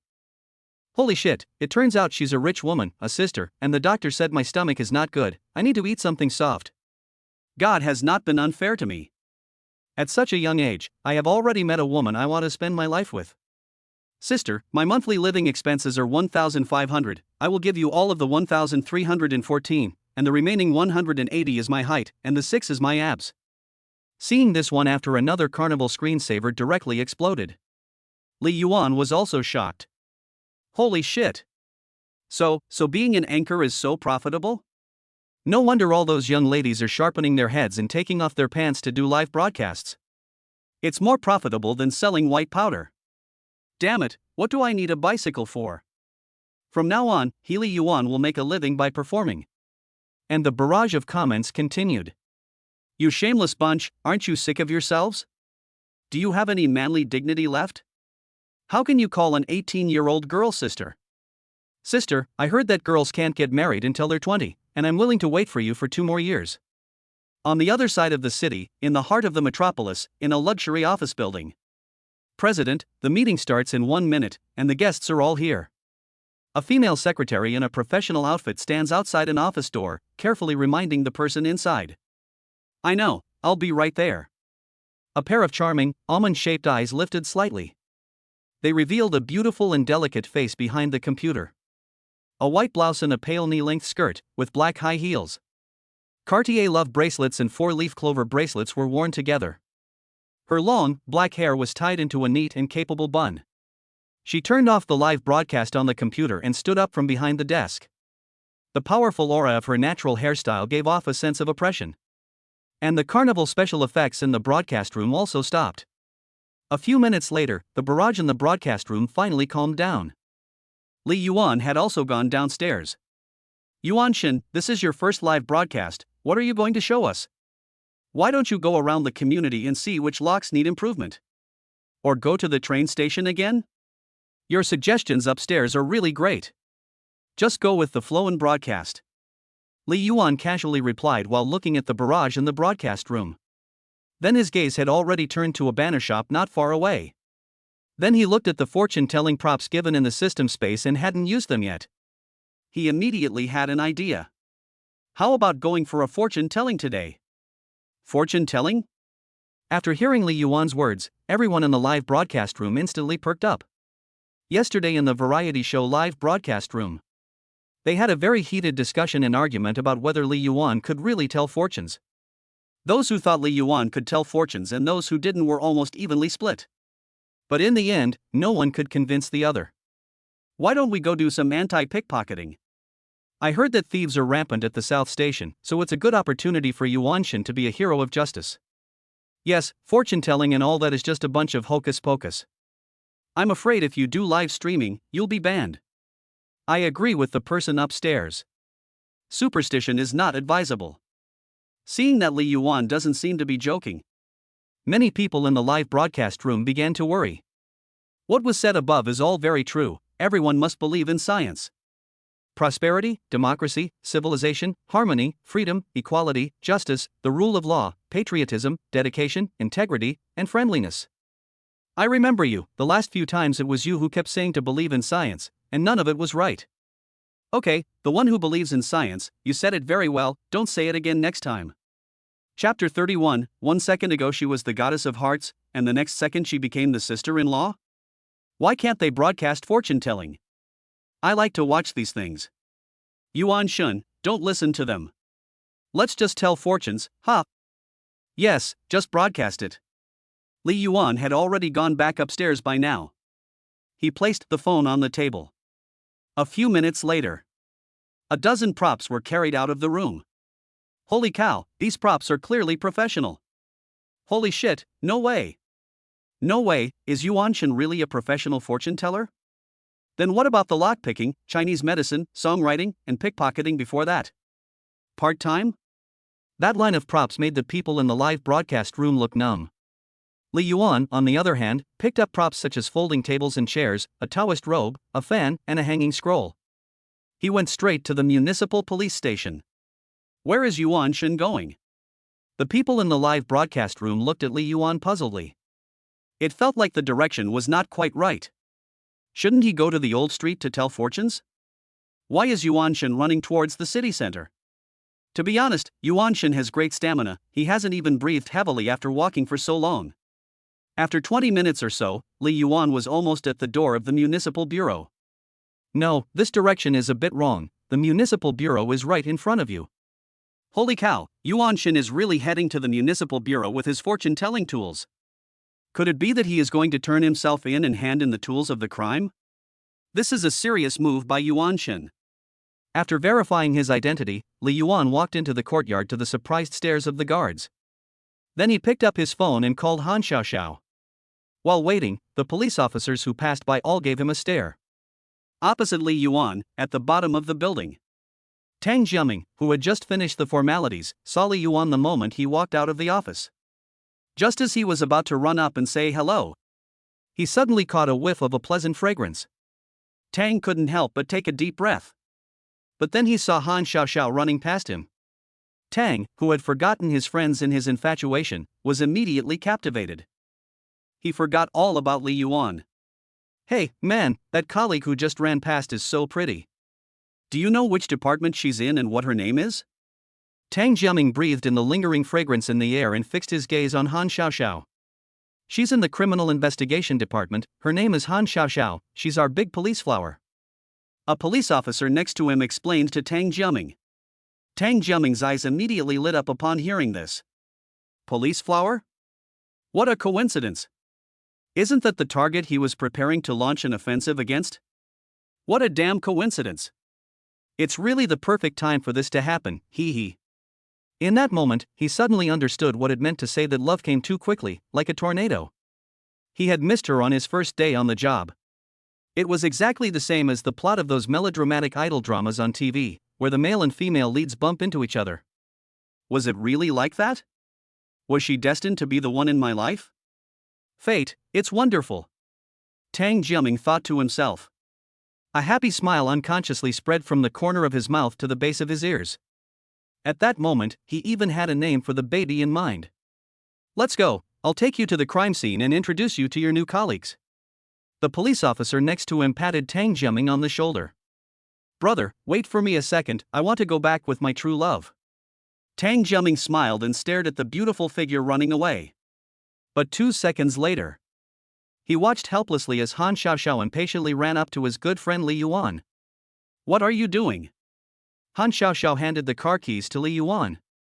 She pointed at something on the ground and looked curious. Li Yuan pointed at the screen of the mobile phone that was broadcasting live towards the door. It's a live broadcast, a talent show prepared for the audience. Okay, then be careful, and if you feel tired, go home immediately, got it? Han Xiaoxiao glanced at the screen of the mobile phone.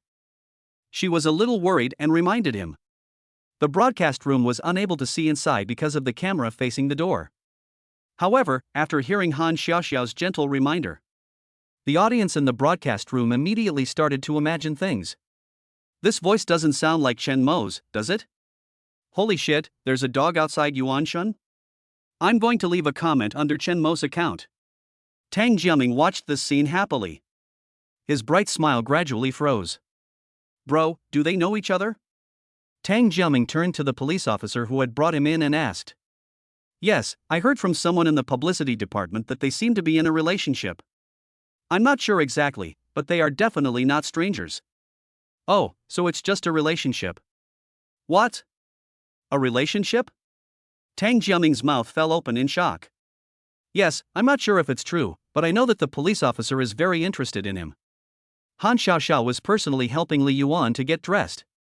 The police officer next to him looked envious. Right, you were saying that you were waiting for your girlfriend, right? Where is she? No, I was just kidding. I'm actually waiting for my sister-in-law. Tang Jiaming looked at his good brother with a complex expression. His expression almost made him want to cry. Who understands? 1 second she was the woman of his dreams. The next second she had become his sister-in-law. Li Yuan? What are you doing? Do you need help? After Han Xiaoxiao left, Li Yuan was about to go to the parking lot. Deputy Section Chief Su from the propaganda department, who was passing by, greeted him with a strange look on his face. Deputy Section Chief Su, it's fine, I'm just borrowing Han Xiaoxiao's car. Li Yuan replied with a smile. Oh, are you sure you're not here to hand in illegal tools? Deputy Section Chief Su looked at a red and yellow banner with the words Ancestral Secret Fortune-Telling Formula written on it at Li Yuan's feet. Li Yuan saw the strange look in his eyes and immediately protected his criminal fortune-telling tools. These are my tools for making a living. You? Fortune-telling? Deputy Section Chief Su stared at Li Yuan in disbelief. Yes, life is hard, earning money to sell your skills. Li Yuan shook his head inside. The people in the live broadcast room all laughed at his serious and pitiful appearance.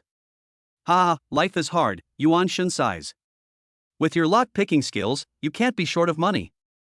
Deputy Section Chief Su, if you say so, then one day if I don't lack money, then I'll lack freedom. Li Yuan made a gesture of stepping on a sewing machine. Deputy Section Chief Su laughed heartily and was about to leave. Suddenly, he turned back and looked at the fortune-telling tool at Li Yuan's feet with a smile on his face. Why don't you tell my fortune and see what my fortune is today? Li Yuan looked at the rosy-cheeked Deputy Section Chief Su and laughed. Deputy Section Chief Su's face was glowing with happiness, a sure sign of good fortune. Deputy Section Chief Su laughed heartily. All right, I'll take your good luck. After saying goodbye to Deputy Section Chief Su, Li Yuan walked straight to the municipal parking lot. After finding Han Xiaoxiao's red Mercedes-Benz, he stuffed everything into the trunk. He might have to change locations several times during the live broadcast that day. It's really inconvenient without a car. The people in the broadcast room were glowing with excitement when they saw the red Mercedes-Benz, which obviously didn't belong to a man. Holy shit, Yuan Shen, you can't be serious? You can't have already hooked up with that rich woman who just posted about the carnival. We were still just chatting online, but Yuan Shen had already taken direct action and had achieved some success.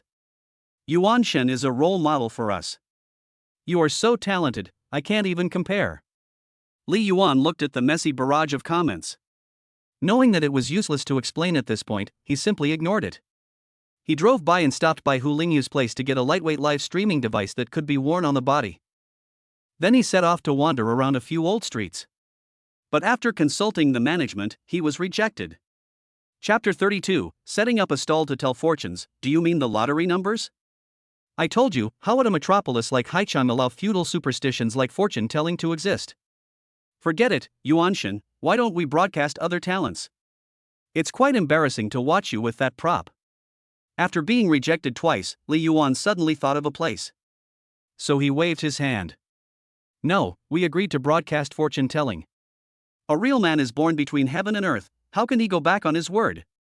The audience in the broadcast room felt a real man's domineering aura emanating from Li Yuan. In the blink of an eye, they saw him sit down in the car. The bright Mercedes-Benz emblem, a symbol of rich women and gold-digger men, dazzled the eyes. Damn, if I hadn't seen the Mercedes-Benz emblem in front of you, I almost believed it. Who says a gold digger has no backbone? Even if Yuan Shen is a gold digger, he is still domineering, and is a role model for all of us gold digger men. How great is my great Yuan Shen? Sigma Man, the fighting man among men. Li Yuan drove straight to the street of street stalls from the last time. Although it was broad daylight, there were not many people. But fortune-telling is not about the number of people, it's about the depth of your fate. Entering from the lane behind, Li Yuan drove straight to the back of the previous stall. There were sparse stalls around. Holy shit, is Yuan Shen going to set up a street stall? It's true, Yuan Shen has already parked the car to get something. Ha! I feel so embarrassed. Li Yuan quickly set up the fortune-telling stall and put up red and yellow hanging flags. He even put on a Taoist robe. The people in the broadcast room couldn't bear to look directly. It's so embarrassing. If I were the introverted me, I would have already been so embarrassed and inferior that I would want to find a hole to crawl into. Although Li Yuan's setup did look the part, it was a bit awkward in this location. You're wrong upstairs. Men don't have both a Mercedes and inferiority complexes. That sounds very reasonable. But there are very few people at this time of day. Looking around, there are very few people on the whole street. And the people who come here are either locals or have been working here for a long time. Tourists in the old street are not as gullible. As a fan, be careful with your words. Yuan Shen's fortune telling is passed down from ancestors, so how can you say it's a scam? Right. After all, fortune tellers just make things up, so if you don't notice it, it's not a lie. Everyone should believe in science. I've been cheated by a fortune teller before, so this time I'm siding with Science Guy. Me too. The fortune teller said my love life would be difficult, with a lot of bad karma and no good karma until later. But it's been 4 years since I graduated from university, and I'm still single. I'd like to ask, where's my bad karma? The live broadcast room is full of people venting about the heartache of being fooled by fortune tellers in those years. But there are also those who disagree. That's because you haven't met a reliable master. I had my fortune told once in the 3rd grade of primary school, and the fortune teller was really good. 20 years have passed, and everything he said has come true so far. Really? Is someone really that accurate? What did you have your fortune told about? Well, the master asked me as soon as he opened his mouth, your father is a man and your mother is a woman, right? I thought at the time, holy shit, I've met a real master, he's really fucking accurate. Later, the master said I would live to the age of 30, that my wife would be a woman, that I would become a father, and that my father would become a grandfather. That is pretty accurate. He even predicted that you would live to the age of 30 with your IQ. Not counting the above, I am really accurate. When I was young, the fortune teller said that I would be involved in excrement when I grew up. So I worked hard and finally achieved academic success. After graduating from a prestigious medical school with a master's degree, I became an anorectal surgeon. This damned sense of destiny was really fucking accurate. Anyway, I believe that Yuan Shen doesn't lie. You have to believe in science. Li Yuan had been waiting for an hour and a half since setting up his stall. Finally, he welcomed his first customer in his life. It just looked a bit like a trouble seeker. Ancestral fortune telling, how can you still encounter a fortune teller in this age? A young man who doesn't study hard, can you calculate the lottery that will be drawn in the afternoon? The bald man in his 30s looked at Li Yuan in the stall from top to bottom. Young man, you are in luck today, so of course I can tell your fortune. Li Yuan put down the fan and gave a faint smile. The man and the people in the live broadcast room were stunned. Yuan Shen, who had entered business mode, really looked like a sage. Not bad. If I were in his shoes 10 years ago, I might have been fooled. Oh, how do you do it? Unexpectedly, Li Yuan really dared to agree. The man immediately became more interested. The people in the live broadcast room also didn't expect Li Yuan to dare to agree. Don't fortune tellers usually predict things like career, love, marriage, and children, things that can only be verified years or even decades later? Yes, Yuan Shen is really brave, he dares to lie like this. This guy looks aggressive, and he's not afraid of getting beaten up. Maybe Yuan Shen didn't plan to come back here after this calculation, so he dared to agree. May I ask your name, sir? Li Yuan said leisurely while fanning himself with a fan. My surname is Zhu. The surname Zhu ranks 17th among the 100 surnames, so the first 2 digits of the lottery number are 17. Li Yuan paused and said. What? The man with the big head leaned in a little closer, thinking he had heard it wrong. Damn, is Yuan Shen so frivolous? The audience in the broadcast room was also stunned. How old are you this year? Li Yuan ignored the shock of the crowd and continued to ask. 33 years old. The bald man answered with patience. He added, if you can't calculate it right today, don't let me see you here again, or I'll close your stall every time I see you. Li Yuan didn't seem to hear the threat at the end and nodded to himself. 33 is the number of the horse, which is 7th in the Chinese zodiac. The 3rd and 4th numbers are 3 and 7. How many people are there in your family? There are 5 of us, including my parents, wife, and children. You look like a pretty boy. I hate pretty boys like you the most. You haven't been preying on young girls, have you? The bald man continued to curse. Then the 5th digit is 5. How many times on average do you have sex with your wife each week? Li Yuan said this question, and the bald man immediately froze for half a second. The people in the live broadcast room also didn't expect him to ask such a question. Yuan Shen, this is because you saw that your brother's attitude was extremely poor and he did it on purpose, ha ha ha. I guess so, but seeing Yuan Shen talking nonsense so seriously, why do I want to laugh so much? Oh no, look at the bald guy, it looks like he's about to do something. Yuan Shen can't get beaten up on the first day of the live broadcast. If you can't calculate it, it's not too late to come and mess with me tonight or tomorrow. Seeing the bald guy staring at him with murderous intent, Li Yuan said slowly. 4 times. The bald guy gritted his teeth and squeezed out 2 words. Li Yuan nodded in satisfaction. Well, then the 6th digit is 4. How many times have you been found cheating after marriage? Li Yuan's last question came out. The bald man's blood pressure and anger levels shot up. Are you fucking with me?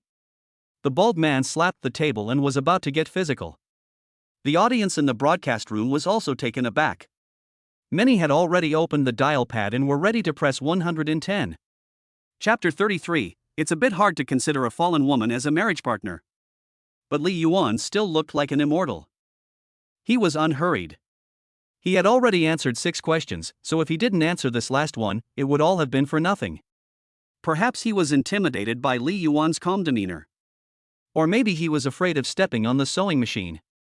In the end, the bald man did not act. He glared fiercely at Li Yuan. He threw down a 0 and then turned around and left. Then the last digit is 0. Today you are going to be lucky, don't forget to go claim your prize. Li Yuan smiled and called out to his back. You are also going to have a bloodbath today, but you are lucky to have met me. Damn, that was really thrilling. If you had just done it, I don't know if Yuan Shen could have handled it. That last question was also too sharp. If it were me, I would definitely be angry too. Yuan Shen, you'd better watch out, or you'll end up in the hospital on the first day of the broadcast, and he'll end up in jail. Apart from the barrage of comments worrying about Li Yuan, many people were also voluntarily showering him with gifts. After all, their Yuan Shen was really risking his life to broadcast for them. As he watched the small gifts keep floating up in the broadcast room, the corner of Li Yuan's mouth never dropped. This damned feeling of getting something for nothing can destroy a young person full of dreams and fighting spirit. This damned stench of money. But it ruins young people with dreams and fighting spirit. What does it have to do with me, Li Yuan? Li Yuan fanned himself with a fan and leaned back in his chair. It was another day of sitting back and reaping the rewards. This feeling was truly wonderful. Another hour passed. Someone suddenly shouted in the live broadcast room, "The rich woman is back." Li Yuan looked and sure enough, the top spot had changed to Summer's Lime. He slowly straightened up. He clicked on the profile of Bangi. The avatar was a cute doll with one hand covering half of her eye. The background was a street scene. She had not published any works. Her likes and comments were only visible to herself. Before logging out, Li Yuan casually clicked to follow her. At this time, his fortune-telling stall had another customer. She was quite good-looking, about 27 or 28 years old. The key was that she had huge breasts. As soon as she came up, she dragged a stool from the side and sat in front of Li Yuan. Holy cow, this girl has a bad omen. Li Yuan looked at the barrage of comments scrolling across the live broadcast room. Then he looked at the waves of the girl in front of him, who was leaning forward. He muttered, "It really is a bad omen." Looking at the waves of her breasts, which were close at hand and about to burst out, the LSP in the live broadcast room started to stir again. Don't look at this girl, she looks big, but she's actually not at all small. Why has the on-screen chat suddenly become so quiet? Where has everyone gone? Room inspection, put your hands up. Type with both hands to prove your innocence. Ha! The girl across from him was instantly scared by Li Yuan's words and looked worried. Master, is there really a bad omen on me? She looked like she wasn't faking it. Li Yuan couldn't help but laugh. What do you want to calculate, young lady? I want to calculate my marriage luck. The girl with the big eyes spoke with great expectation. She held out her hand and placed it on the table. Li Yuan tapped the table. The girl with the big eyes immediately held out her palm. Li Yuan looked at it for a while and shook his head repeatedly. My dear, you don't find marriage luck at work. Your marriage luck line has already been worn down by your bad luck. Then he looked up. His gaze once again collided with the ravine that seemed to have no bottom. But your cleavage is bottomless, which is perfect for your current job. Why don't I show you? Looking at the deep cleavage, the audience in the live broadcast room said that it was really accurate.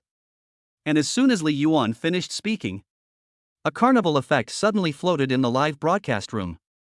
Shit, the rich woman has made another donation. Does the rich woman mind having one more boyfriend in addition to the god of Yuan? Li Yuan also saw the live broadcast. Suddenly, he felt something was wrong, but he couldn't put his finger on it. The fortune teller couldn't figure it out. Why don't you tell me your fortune? Master, I just want to know about my marriage prospects. I don't really want to do this job anymore. Da Xiong's sister shook her head. Her breasts swayed to the rhythm, making the LSPS in the broadcast room feel restless. I'm afraid you're stuck with bad karma. Recently, there was a young man who was impressed by your breast massage skills and wanted to take them home with him. Yes, Master, you're so accurate. Yesterday, a 19-year-old boy came to the company to express his love for me with flowers, while colleagues and massage customers watched. De Xiong Meizi looked at Li Yuan with sparkling eyes. I want to ask if I can be with him, will it be okay in the future? At this time, the live broadcast room exploded again. What? What the hell? Holy shit, this girl is a masseuse? Holy shit, forgive my ignorance, but Mr. Yuan, can you ask for me a favor and ask the girl which room she is in? Guys, don't get me wrong, I'm really asking for a friend. Brother, I understand you, because I also have a friend who wants to know. No, don't you even ask if it's a martial arts massage or a literary massage? As soon as they heard about the bear girl's occupation, the LSPS in the broadcast room became even more unrestrained. But the guy who confessed his love was really ruthless. He got his driver's license and wanted to drive the training car home directly? How can this be allowed? That guy is also too selfish. If he drives the training car home, how can other people practice driving? There is true love in the world, and mechanics are also worthy of love. Girl, since it is a karmic relationship, naturally it will not lead anywhere. Li Yuan shook his head at Big Bear Girl. Is that so? What should I do then? Do I have to end up alone? The expression in De Xiong's eyes darkened. Li Yuan saw this and lightly shook his fan. Your marriage partner is far away, but close at hand. Huh? De Xiong was confused. The audience in the live broadcast room was also confused. Holy shit, could it be that Yuan Shen is talking about himself? Good guy, worthy of being called Yuan Shen. Master, you're not talking about. The Big Bear Girl looked around, and finally her gaze settled on Li Yuan. Don't get me wrong. Have you had any visitors from home recently? Li Yuan looked a little embarrassed.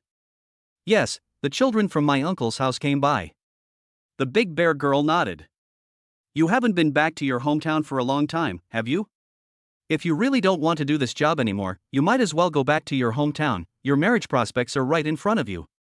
After Li Yuan finished speaking, the Big Bear Girl lowered her head and fell into deep thought. Wait a minute, this plot, why do I feel so familiar? Are you trying to say that a woman who has fallen on hard times goes back to her hometown to find an honest man to take over? Shit, after being twisted by the god of Li Yuan, it seems like that's what's going on. Master, I get it. In fact, all the young ladies around me are just like you said, except that I was going to try one last time. The Big Bear Girl looked up, her eyes much clearer. It's good to know. They're looking at your breasts. Skills and service. Thank you, Master. I'll quit in 2 months and go back to my hometown. The Big Bear Girl slowly stood up. The sphere that was inadvertently revealed made the LSP in the broadcast room dizzy again. Master, how much is it for one time? The Big Bear Girl picked up her phone and prepared to scan the code. AI, meeting is fate. Let's not talk about money, let's talk about fate. Li Yuan waved his hand. Oh, so how much, Master? 30. Okay, Master, I've scanned it for you. Chapter 34. Master, do you believe in love? The crowd in the broadcast room was also speechless. But didn't you notice? Didn't Yuan Shen calculate the price for Bear Technician very accurately? Don't mention it, I just ignored it, but now that you mention it, it's true. What's going on? Could it be that Yuan Shen really can calculate? But why didn't the god of the abyss ask more questions? He calculated for the Big Bear Technician too quickly. It's a pity that I didn't get to see enough of the ball. Do you want to see my brother's ball? TSK, little black guy, you finally showed your true colors. Guys, we have to believe in science. Reluctantly, after seeing the Big Bear Girl off, it was already noon. The number of pedestrians and stalls on the street was slowly increasing. Just as Li Yuan was about to go buy lunch, a somewhat familiar voice came from the side. It was the young man who sold sexy underwear. The fruit seller was driving his convertible tricycle and pulled off a cool somersault. He parked right next to Li Yuan. "Hey, man." Li Yuan smiled and said hello. "Holy shit, it really is you. I thought you were going to go peddle a sewing machine. You're out of there so soon." The fruit seller looked at Li Yuan in amazement. "What? Did God of Yuan sell lingerie? And sew on a sewing machine? God of Yuan, how many secrets do you have that no one knows about?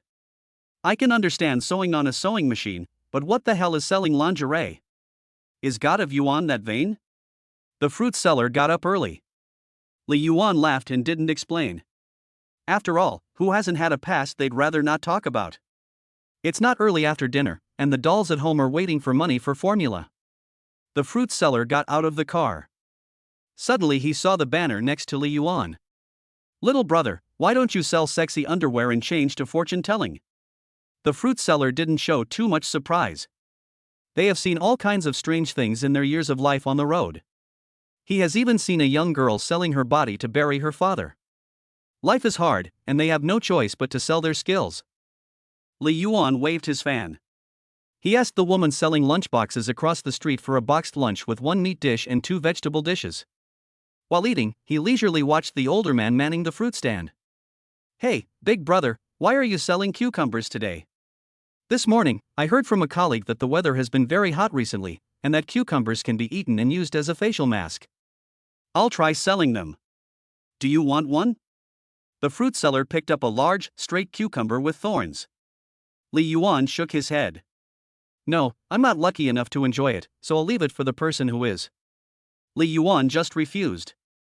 A young woman in her late 20s or early 30s who looked like she was passing by stared at the cucumber in the older man's hand. Suddenly, her face turned red. "Older brother, how much is this cucumber?" Li Yuan hastily finished eating. Most of the audience watching the live broadcast had gone to eat. So he leaned back in his chair and took a nap. It wasn't until the bustling sounds woke him up.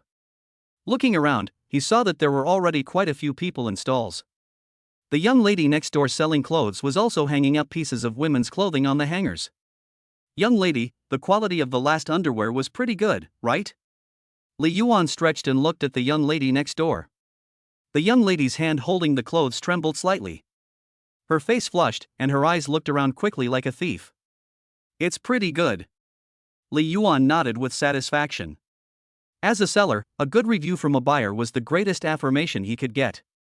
Damn, Yuanshan is still fierce, molesting the young lady as soon as he wakes up. The rich woman is still in the live broadcast room. "Yuanshan, you have to be careful with what you say and do." But Li Yuan didn't pay any attention to the comments at all. He was still facing the young lady next door. "If it doesn't fit or you're not satisfied with the fit, you can return it to me at any time within 7 days. The main point is that the customer is God." "No, that's okay, I'm fine in it." The young lady looked at Li Yuan in fear and silently moved her position to the side a bit. "That's good." Li Yuan smiled back. But he saw a man in his early 20s standing in front of the stall at some point. "Young man, do you do fortune telling?" Li Yuan quickly put away his smile and picked up his feather fan. He instantly looked like a man of the Tao.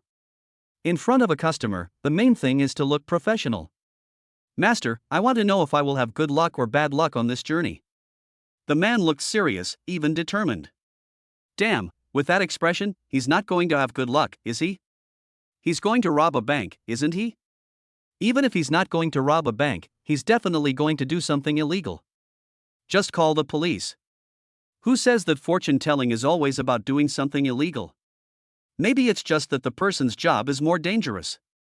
Yes, I used to have a friend who was a construction worker, and every time he went to the construction site, he would always go to a fortune teller to get his fortune told. Li Yuan glanced at his waist without thinking.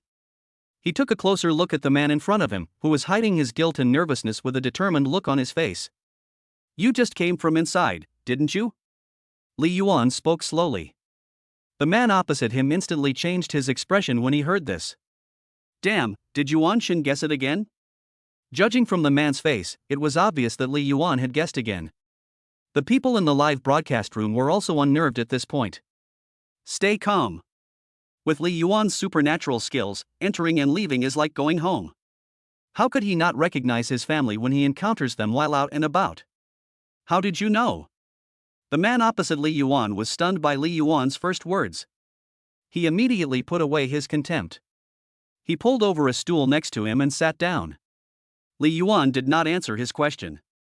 He looked at him with a smile. Do you feel that you have been wronged? The young man looked at Li Yuan again in disbelief.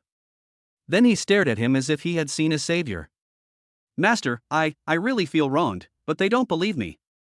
Take your time and tell me, anyway you will go in there again later.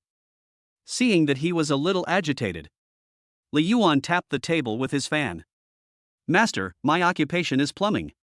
Last week, while unblocking the drains for a household, I was suddenly beaten up by the family and arrested as a thief.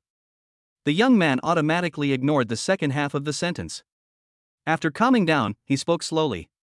After he finished speaking, the live broadcast room laughed again. Is this drain pipe a proper pipe? Li Yuan looked at his evasive eyes and smiled slightly. If you lie to me, our destiny is over. The young man looked up at Li Yuan and fell silent. Half a minute later, the young man suddenly looked up at Li Yuan with burning eyes. Master, do you believe in love? Li Yuan shook his fan and didn't respond. The young man continued talking to himself. 6 months ago, I went to her house for the first time to unclog the drain pipe. I knew from the first moment I saw her that I was in love, but our love has never been blessed by her family, and our relationship has always had to be kept secret. Sometimes I hide in the cupboard, sometimes behind the curtains. The young man paused here. The people in the live broadcast room were once again agitated. This drain pipe is really not proper.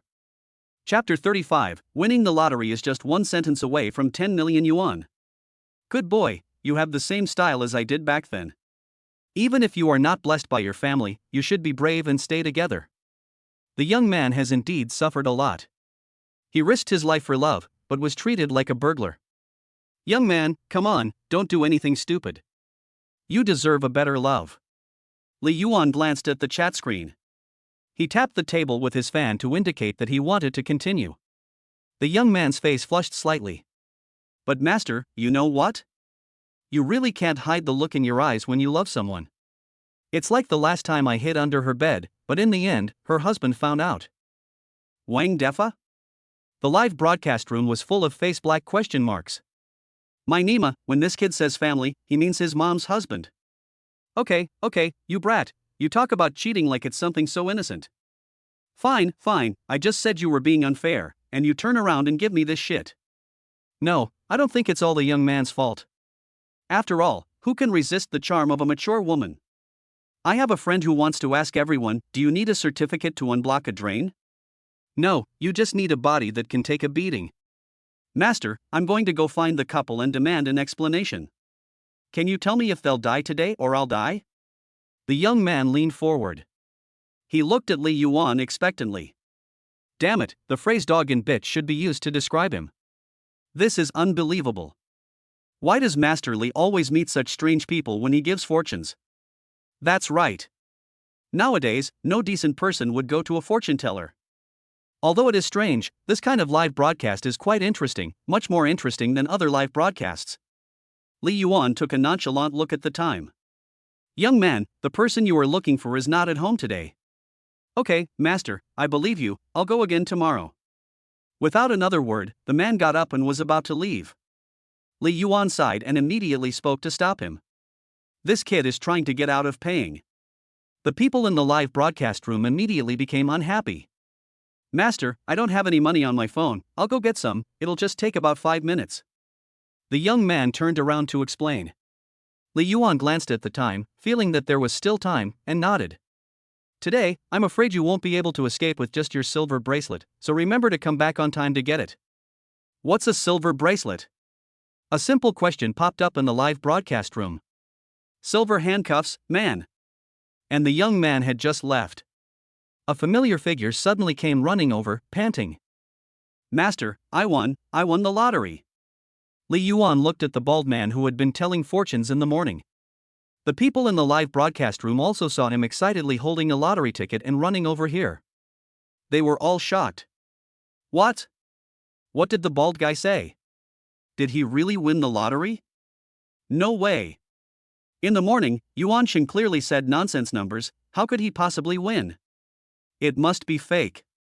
That bald guy probably came here to stir up trouble, and was afraid that Yuanshan would see him and run, so he shouted that on purpose to calm him down.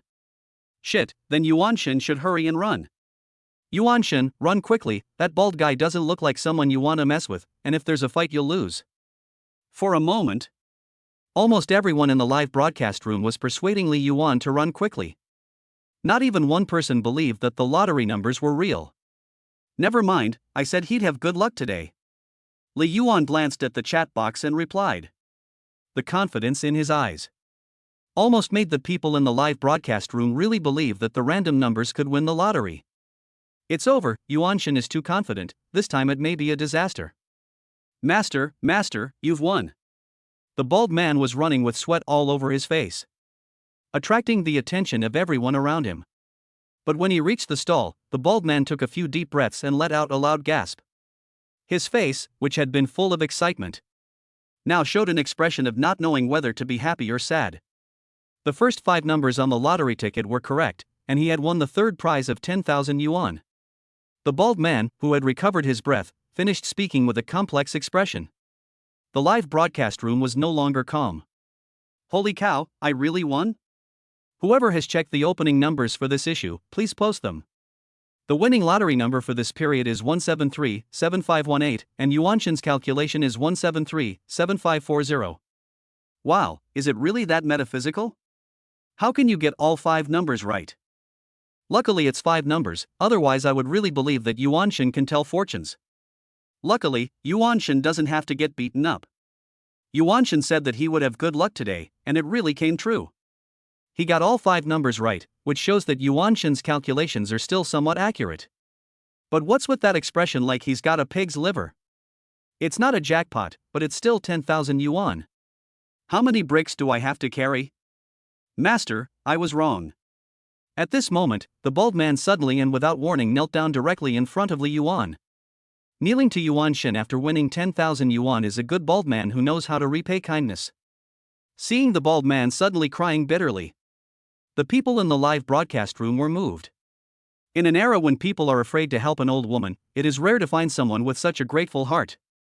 But the bald man's next words instantly stunned everyone in the broadcast room. Master, I really was wrong. In fact, my wife and I only have sex once a week on average. I caught her red-handed cheating on me 8 times. The bald man knelt on the ground, hugging his head and crying. Wait a minute, let me go over the questions that Yuanshan asked. Sex is the 6th question, so the correct 6th digit should be 1, and cuckold is the last question, so the correct digit should be 8. The correct number according to the questions asked by Yuanshan should be 173-7518, right? So what is the winning lottery number this time? The winning lottery number this time is 173-7518. Silence, deathly silence. Only a few new viewers who have just entered the live broadcast room are curious. Why are there so few comments when there are tens of thousands of people in the live broadcast room? Are there so few comments because the host has bought bots? One person who had just entered the broadcast room couldn't help but ask. Fuck you, motherfucker, Yuanshan guessed the jackpot, holy shit.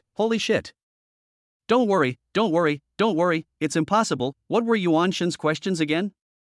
Let me calculate it again. Don't bother calculating it, Yuanshan really did guess the jackpot right. What do you think everyone was doing during that moment of silence? I've watched the recording a few times, and I've already calculated it 7 or 8 times. I've said it, damn it. So, I have witnessed the birth of a jackpot and also missed it. What should I say at this time?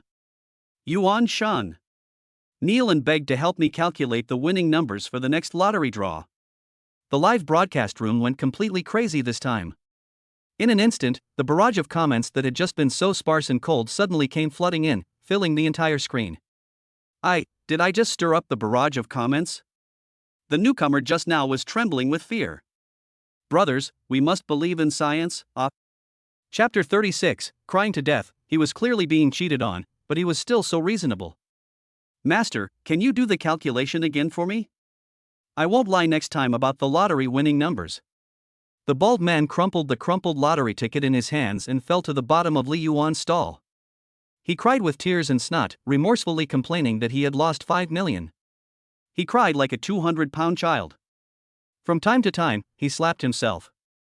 Damn, are all fortune tellers this dedicated these days? Are all the actors hired to perform this role this professional? Now even fortune tellers are so dedicated, what reason do we have not to work hard? The bald man's exaggerated mannerisms had the surrounding crowd passing by marveling. That was the jackpot prize of tens of millions of dollars. If I were in that situation, I would be even more exaggerated than him. Not only that, if I were in that situation, I probably wouldn't be able to bear the blow and would pass away on the spot. The crowd in the live broadcast room began to accept the situation from shock. And then took pity on the bald man from their own perspective. Master, is that okay? The bald man looked at Li Yuan and was about to stand up. But he heard an angry shout behind him. Dog man! Everyone looked behind the bald man. Ha! Isn't that the young man who just finished calculating his fortune and went back to get his money? At this time, he was wearing a furious expression. He stared at the bald man. The bald man turned around and looked. His eyes suddenly seemed to be about to spit fire. It's you! You dog fucker! Holy shit, these two know each other. Holy shit, what's going on now? My CPU is starting to overheat. Watching Yuan Shen's live broadcast is really taxing on the brain. Holy shit, so the guy cheated on one person, and the other person cheated on someone else. Holy shit, so the guy cheated on this bald guy, and the guy he's going to go find is also a bald guy? Holy shit, it's a complete circle. I can't take any more, I need a moment to collect myself. Watching the live broadcast of the God of the Abyss is so exciting, more exciting than anything I've experienced in the past 20 years. In just half a day. The excitement of the broadcast made it seem like years had passed to the audience. And then, the agitated young man suddenly drew a bright kitchen knife from his waist. The people around him let out a startled cry. Yuan Shen ran quickly. The audience in the live broadcast room was also taken aback. Li Yuan shook his head helplessly and looked at the bald man. If you don't want to see blood, come behind me. The bald man was also shocked and hurriedly ran behind Li Yuan when he heard this. The young man walked up to the stall but put away the cleaver. He took out a 100 yuan bill from his pocket. I won't use the cleaver in front of the master. If you're capable, don't be a coward. Come out and fight me one-on-one. The young man said, handing the bill to Li Yuan. I'm sorry, master, this is the money for the fortune telling earlier. I haven't gone to you yet, and you still have the nerve to come to me and try to chop me up? The bald man glanced at the hand holding the knife behind his back. Although he was furious, he didn't dare to make a move. Shit, you fucked someone else's wife and you want to chop someone up? Is there such a thing as justice in the world? The old guys in the broadcast room couldn't stay calm anymore. It was your wife who seduced me. I didn't know she had a husband at first. She cheated on me and called the police to arrest me. I lost my job and my relatives and friends looked down on me. What's wrong with me? The young man wanted to charge forward with his knife. But when he saw Li Yuan, he immediately held back. I believe in fate. I won't do anything in front of the master. If you're so capable, you can hide forever. The young man pointed his finger at the bald man. His tone was full of grief and grievance. It seemed that he had a point. He had only made the mistake that every man in the world would make. Regardless of the facts, shouldn't the woman be at fault? He was just an innocent young man who had been cheated on by a young wife. But I also want to be cheated on by a young wife. Suddenly, the public opinion in the live broadcast room began to reverse again. Li Yuan still looked like an immortal with a Taoist air about him. Sandwiched between the two, he listened to the gossip. He also read the comments. That woman is so hateful, not only did she cheat on her husband, but she also ruined a young man who believed in love.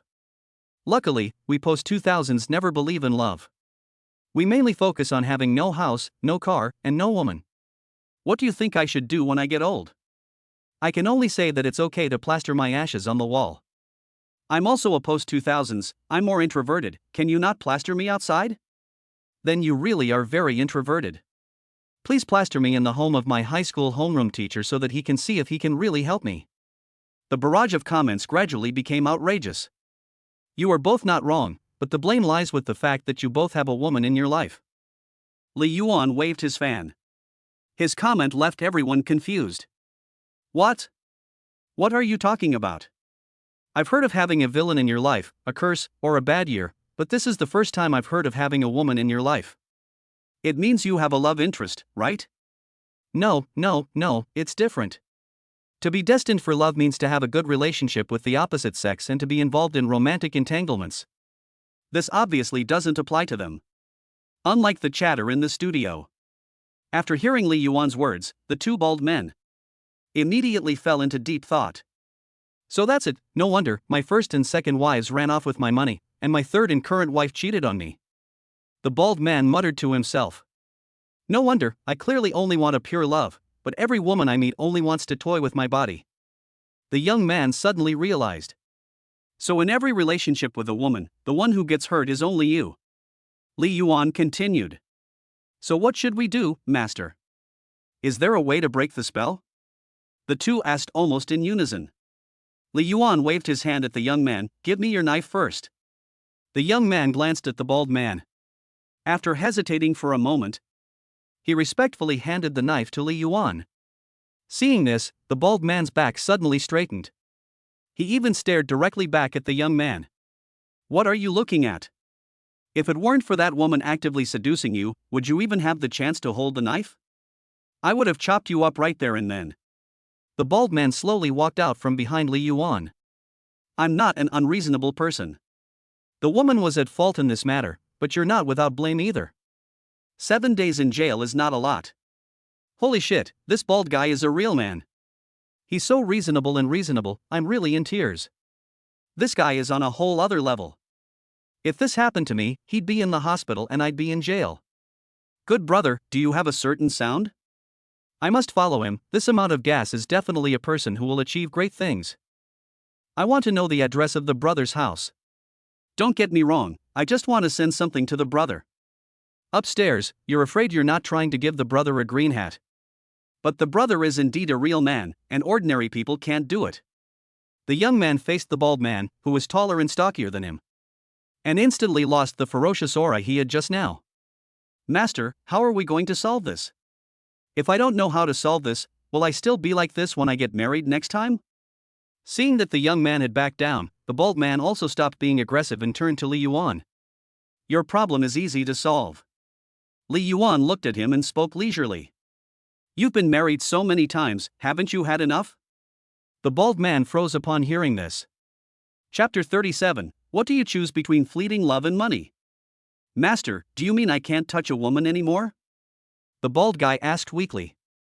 Damn, what a guy. Li Yuan is so ruthless, he forbids the big brother from having sex for the rest of his life.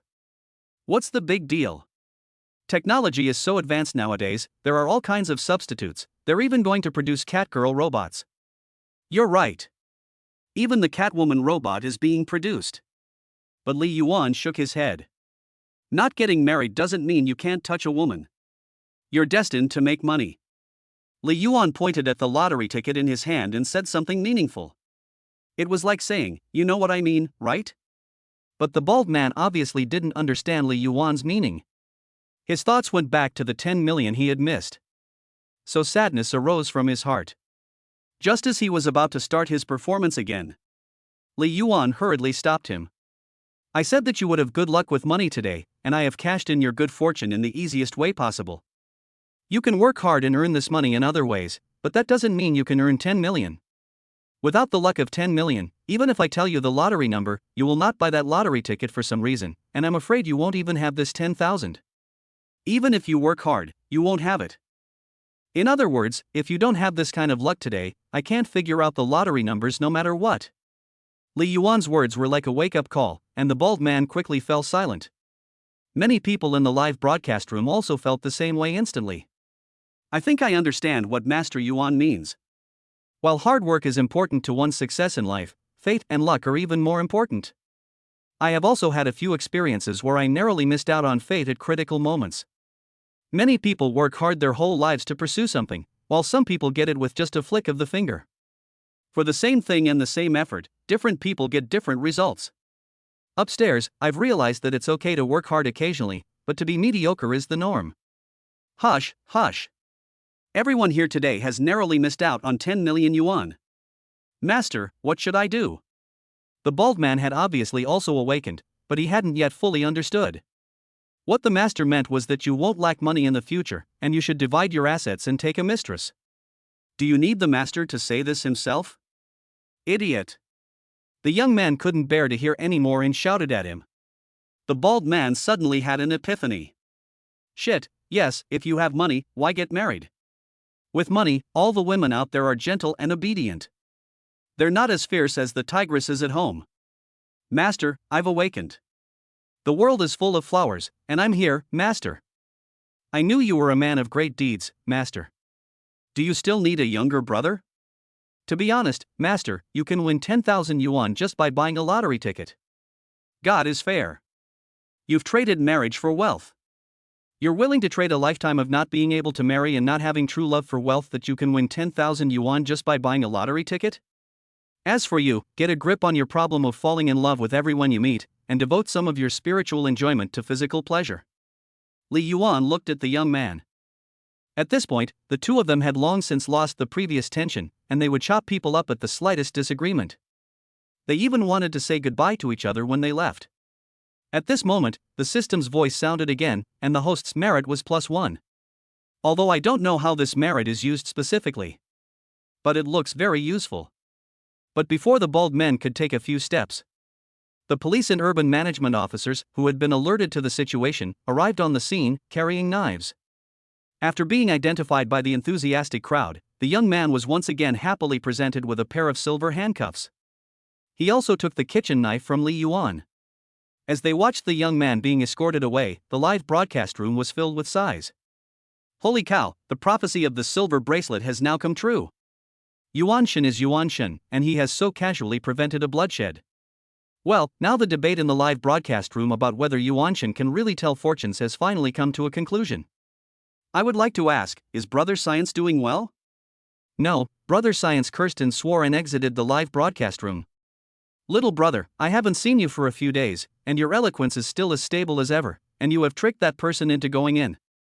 The fruit seller next to him gave Li Yuan a thumbs up. Then he pointed to the two urban management officers who had returned after sending off the police. But have you completed all the paperwork for setting up your stall? I heard it takes a week to get a permit these days, right? Li Yuan then remembered that he hadn't applied for a permit. What a brain! The people in the live broadcast room saw Li Yuan suddenly wake up and immediately guessed that he was operating without a license.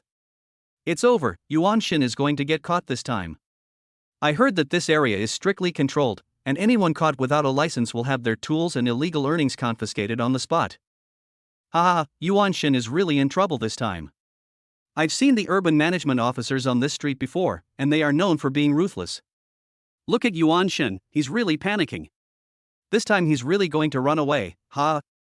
When Li Yuan began to frantically pack up his things, the live broadcast room suddenly became filled with joy. Yuan Shen finally had a moment of defeat. But when the two urban management team members walked up to the stall, they casually glanced at Li Yuan and immediately their pupils shrank. Ouch, you watch here, I suddenly have a stomachache, I'm going to the bathroom.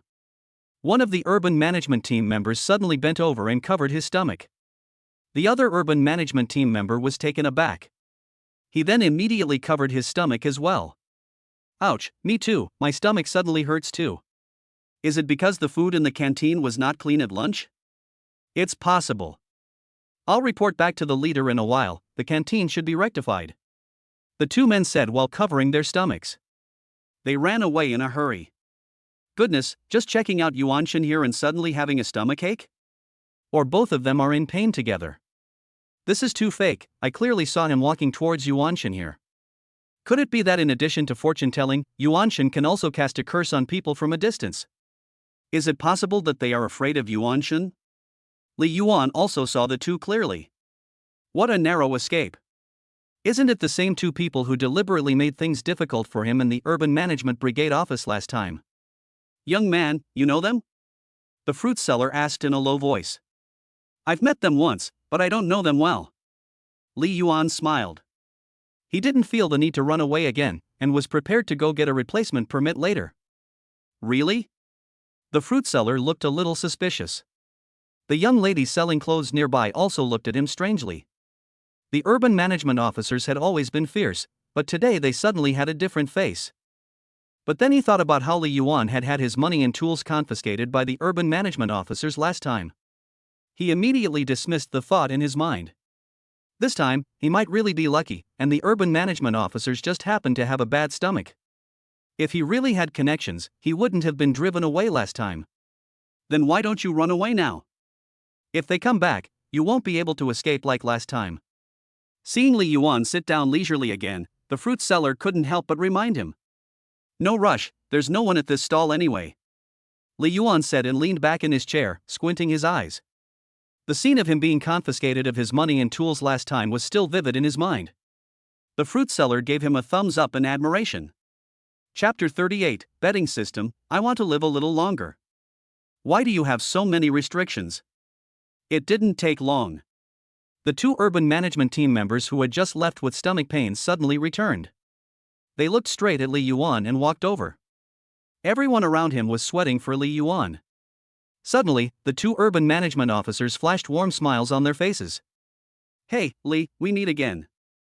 I'm sorry for the inconvenience I caused you last time. The two urban management officers enthusiastically shook Li Yuan's hand. They left the surrounding people stunned. This is the stall permit. In fact, I took care of it for you last time, but you never came to collect it. It just so happened that we ran into each other today, so we brought it with us.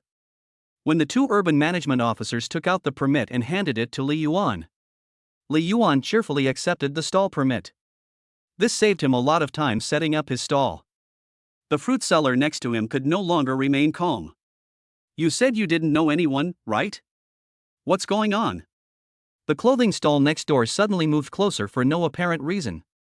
As the day wore on, the area gradually began to fill with people. Li Yuan's particularly conspicuous fortune-telling stall attracted a lot of attention. Although most people just took a few quick glances and left, there were still a few who couldn't resist having their fortune told. By the time Han Xiaoxiao finished work, Li Yuan had earned 300 yuan from fortune-telling. Add in the several thousand rewards from the live broadcast, and his income for the day was already equivalent to someone else's monthly income. Hey, little brother, why are you leaving? This is just the beginning of the slowly increasing flow of people. The fruit vendor looked at Li Yuan, surprised, as he began to pack up. No, I'm used to making a little money, and 300 yuan is enough for today. Li Yuan waved his hand. He said goodbye to the fruit seller and the young lady selling clothes. Holding his tools, he walked towards the parking space. Everyone, this is the end of today's live broadcast. See you again tomorrow at the same time. After entering the municipal police station, Li Yuan directly closed the live broadcast room. A few minutes later, Han Xiaoxiao appeared in sight. At this time, she had already changed out of her police uniform. She was wearing a white fitted t-shirt, which outlined her soft and slender waist, making people's hearts race at the sight. She was wearing a short yellow skirt, and her long, slender, and round thighs were so white and shiny that people couldn't take their eyes off them. After seeing Li Yuan from afar, she unconsciously quickened her pace. Finally, she started to run. Her naturally wavy black hair was dancing in the wind, and she was breathtakingly beautiful. Who the fuck wouldn't be confused by this hot policewoman? After Han Xiaoxiao got into the car, Li Yuan's eyes followed the pair of snow-white, smooth thighs back into the car. Is it polite to keep staring at my thighs? Han Xiaoxiao ran with a slight blush on her face, and the bag she had originally meant to put on her lap unconsciously fell to her side. Li Yuan coughed lightly. But he didn't immediately take his eyes off her. Although it was rude, due to instinct, people's hearts always tend towards the good. The sun was leaving a glow in the sky, and if I didn't take a few more looks at the moment, it would seem that I was insensitive and not open-minded enough. Have you had enough? I'm hungry. Han Xiaoxiao gave Li Yuan a cold look. It was only then that Li Yuan reluctantly took his eyes off her. The two returned downstairs. Chen Mo was already waiting at the bottom with bags and packages in her hands. The moment Han Xiaoxiao and Chen Mo met each other's eyes, Li Yuan felt a tingling in his scalp. What a cheek! Han Xiaoxiao muttered in extreme dissatisfaction. But she did not refuse Chen Mo to enter.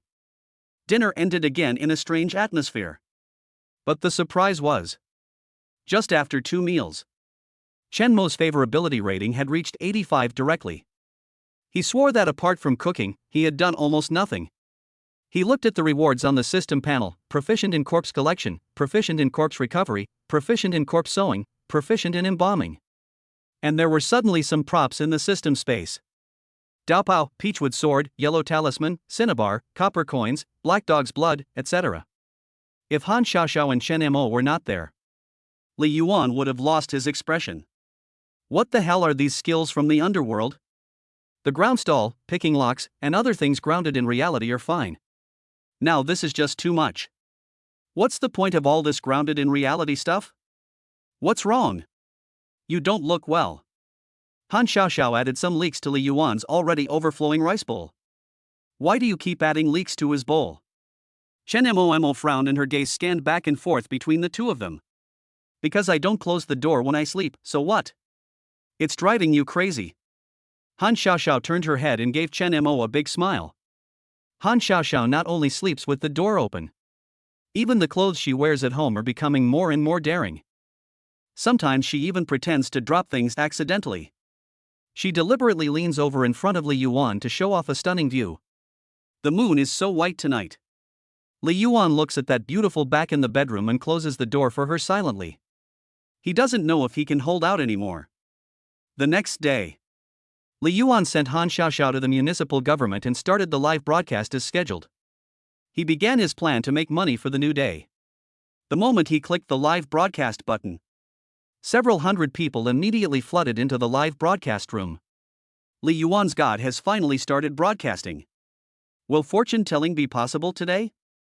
In less than 5 minutes, the number of people in the live broadcast room had reached several thousand. Obviously, Li Yuan's fortune-telling live broadcast yesterday had a very good effect. He had directly gained a large number of loyal live broadcast fans. After driving out of the municipal government, Li Yuan was struggling with where to set up the stall when the system's voice suddenly came on. The redemption of merit points for lifespan has been enabled for the host. The host can redeem 1 merit point for every 1,000 yuan earned using vocational skills, and 1 day of lifespan for every 1 merit point. Redeeming merit points for lifespan? Li Yuan was instantly excited after hearing this. Holy shit, is Handsome finally doing something useful? He now has 1,002 merit points, which is equivalent to 1,002 days of life. 1,000 taels of silver equals 1 merit point equals 1 day of life. Sounds like a pretty good deal, doesn't it? And for someone like me, who has a terminal illness, life itself is his life.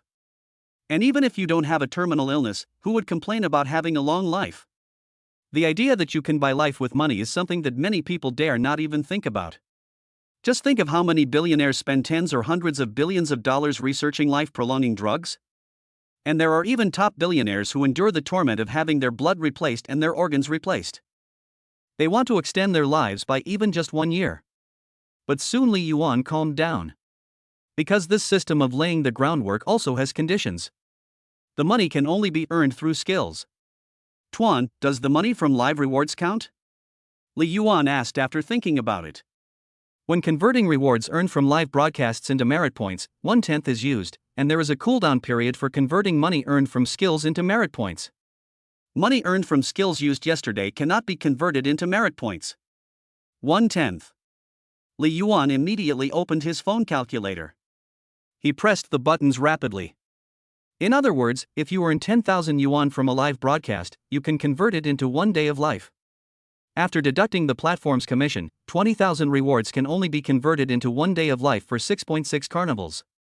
If you convert it, 1 carnival is 3.8 hours of life. And a skill that can be used to quickly earn money cannot be used all the time. Li Yuan's face instantly fell. This is too difficult, isn't it? Pi, you might as well kill me now. Li Yuan leaned back as a whole, and I chose to act like a loser. What's wrong with Yuan Shen? Why hasn't he left after being there for so long? Is Yuan Shen continuing to do fortune telling today? I want to see yesterday's big bear sister. Yuan Shen won't be slacking off and not going out today, will he? No, I want to see Yuan Shen do fortune telling. Just because you're too beautiful, you've been rewarded with a sports car. Yuan Shen, cheer up, don't lose your fighting spirit just because you're being supported by a rich woman. Yuan Shen, please, let's go do fortune telling, or if not, take us for a stroll. I'm really sorry, I'm not feeling well today, and I may have to stop broadcasting for a day. Li Yuan watched the constantly flashing barrage of comments with a weak heart. He just hadn't finished speaking. A cool carnival effect suddenly appeared on the screen. Summer Line rewarded a carnival.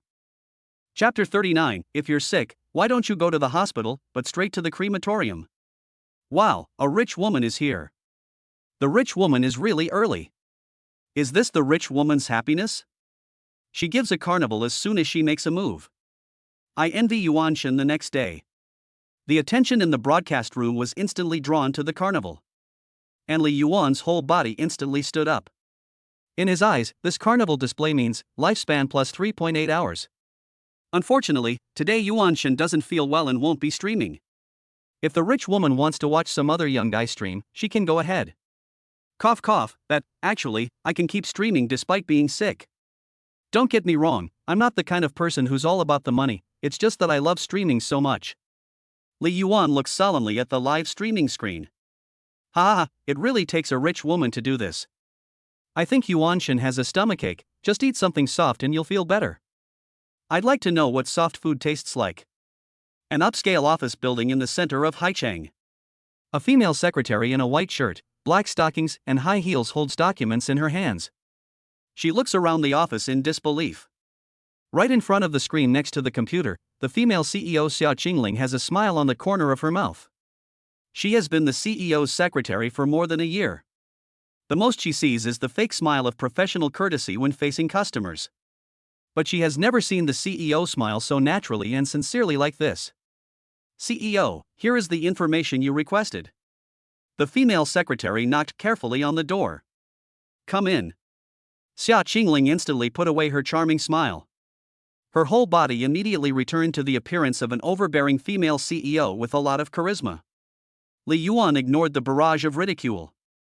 He then directly opened a certain recruitment app. After searching for day laborers at the crematorium, recruitment of crematorium part-time workers, 600 yuan a day for day shift, 1,000 yuan a day for night shift, cash daily payment, non-serious no reply. In Li Yuan's eyes, the day shift is equivalent to gaining 14.4 hours of life. The night shift is equivalent to gaining 28.8 hours of life. The pay is indeed much higher than other jobs. Although it is a bit grounded, it is hard to resist the generous offer. Who can refuse such a well-paid daily job? Anyway, Li Yuan couldn't refuse. Li Yuan immediately chose the one that looked more reliable. After sending a message to contact him, he let go of the brake and stepped on the accelerator. He went directly towards the crematorium. An hour later. Looking outside the car, it became more and more remote. It was even a desolate scene. The original high-rise buildings had directly turned into wild hills. Looking around, apart from a few scattered bungalows, the only buildings visible were the signal towers. The live broadcast room began to wonder where Li Yuan was going. As the car suddenly turned into a very remote side road. The people in the live broadcast room were surprised. Where is Yuan Shen going? Why are you driving to such a remote place?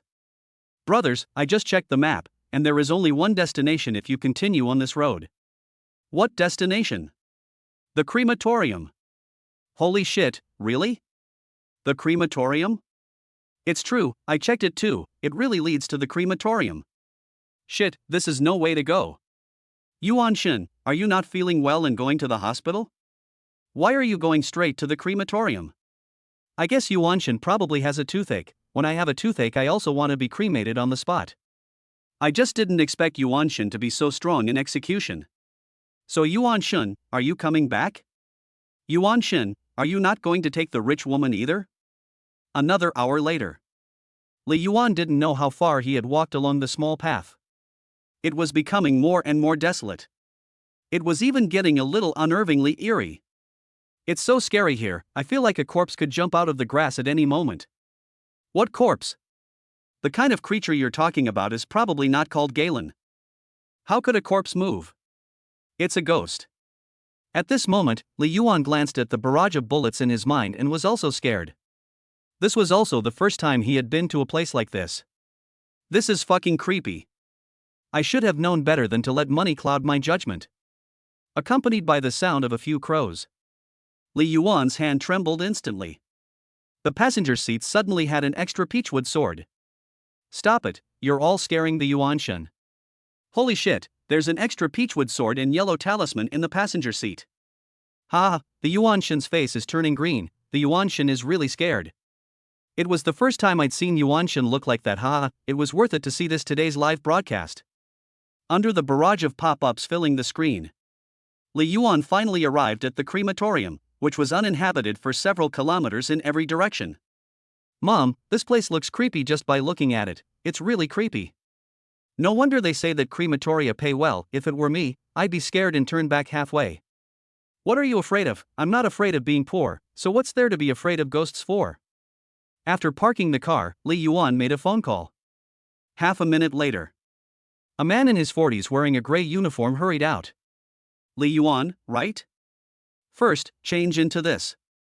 You'll get 2,000 yuan by tomorrow afternoon. Is that okay? The man said, while anxiously throwing a set of uniforms at Li Yuan. Li Yuan took the work clothes a little dazedly. Then the man led him to the changing room, which only employees could enter. Seeing Li Yuan take the work clothes, the talent in the live broadcast room suddenly realized. Holy cow, he actually came to work at the crematorium. Holy cow, 2,000 for a day's work, that's almost a month's salary in one day. Yuanshan, help me ask, is the crematorium still short of staff? I'm good at resisting corpse thieves, I can chase them back if they run away. I can do it too. If the crematorium is short of results, I can even lie in it to make up the numbers. If you want to come, I'll ask for you when I leave. Li Yuan responded to the barrage of comments while walking into the dressing building. As soon as he entered the door, he saw a very conspicuous large blue sign hanging in the lobby. At the top were the 7 words rules for crematorium employees. Rule 1, please believe in science. Rule 2, there are no ghosts in this world. Regardless of what you see at work, do not believe or spread rumors. Violators will be dismissed on the spot. Rule 3, when alone in a room with a corpse, no matter what you see or hear, you must not answer or speak to yourself. Violators will be held responsible for their own actions and the crematorium will not be held responsible. Rule 4, remember that Haichang has no mountains, and there are no mountains around the crematorium. If you see a mountain, pretend you don't see it. Rule 5, it is forbidden to privately count unclaimed corpses. Violators will be held responsible for their own actions. If you find that the number does not match, please keep it a secret, otherwise you will be held responsible for the consequences. Article 6, when working the night shift, please check from time to time to make sure that the colleague you are working with is still human. VOG, my scalp is fried. Is this really just a fucking employee code of conduct?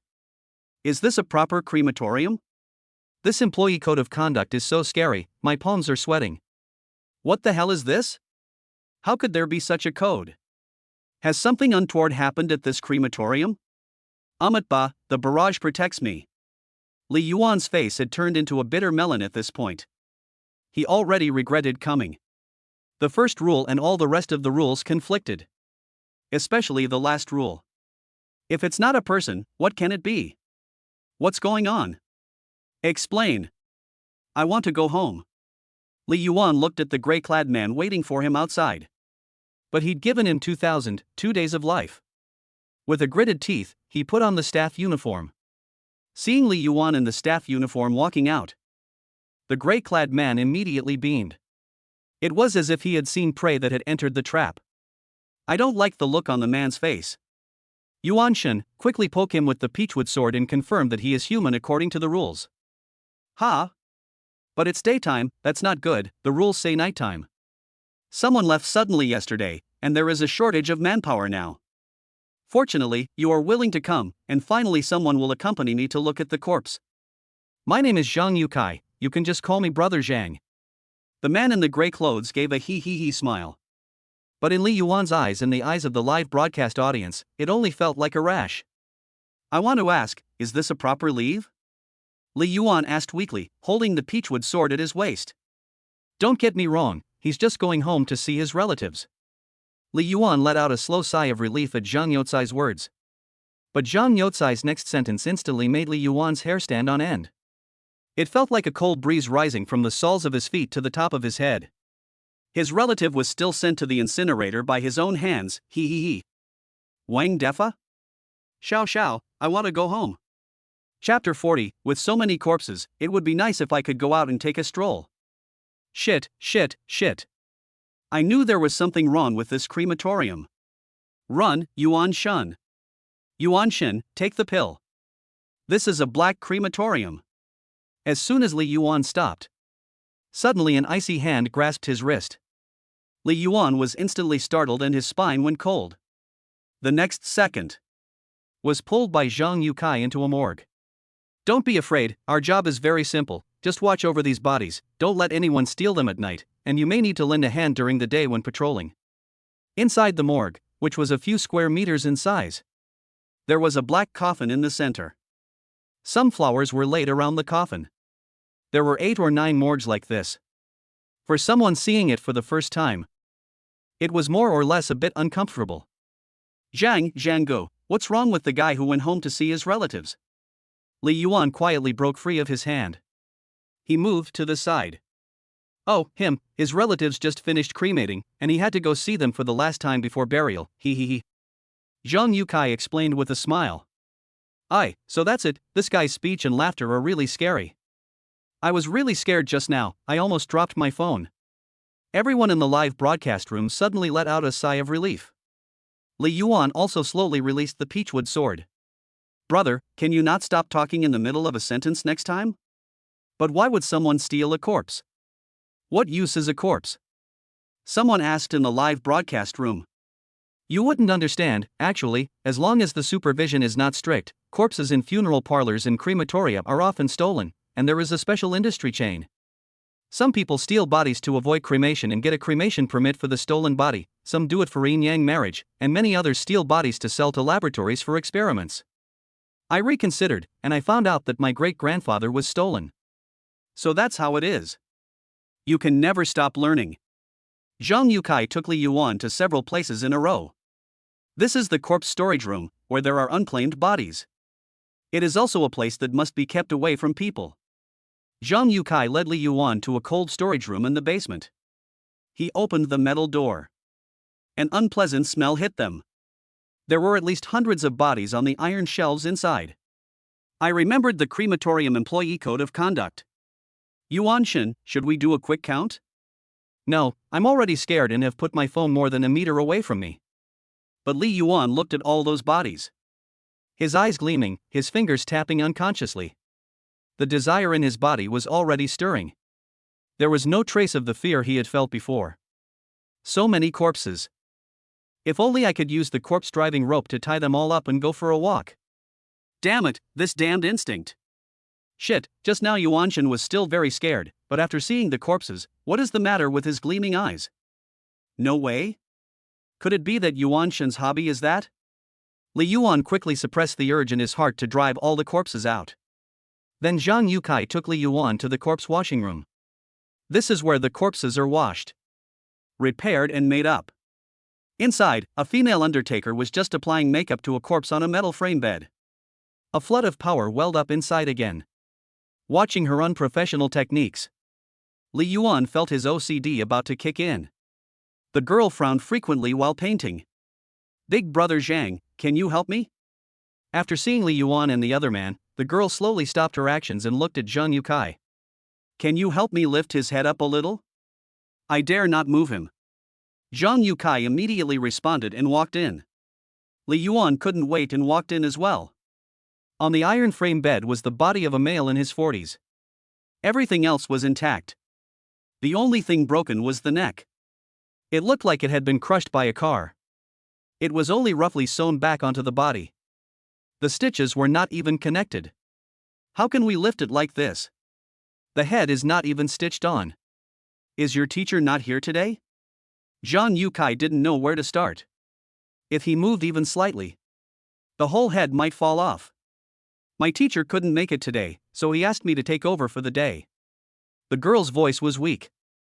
Just by looking at the appearance, you really can't imagine it. Such a gentle girl is actually in a profession that deals with corpses all day. If not for this grounded profession, it would give a lot. Let me do it. Li Yuan took 2 steps forward without saying a word. He directly helped the head of the corpse to straighten up. The moment the timid people in the live broadcast room spewed out, "Holy shit, Yuanshan is preparing us for this." Suddenly looking at a corpse up close like this can really give you a heart attack. Luckily, my phone was already more than 2 meters away. But the corpse is in such a broken state. How can he, an excellent corpse seamer, bear it? Do you have any needles and thread? Li Yuan looked at the girl next to him. Yes. The girl replied after a moment of hesitation. I'll sew his head back on, it's just too awkward to look at like this. Ha!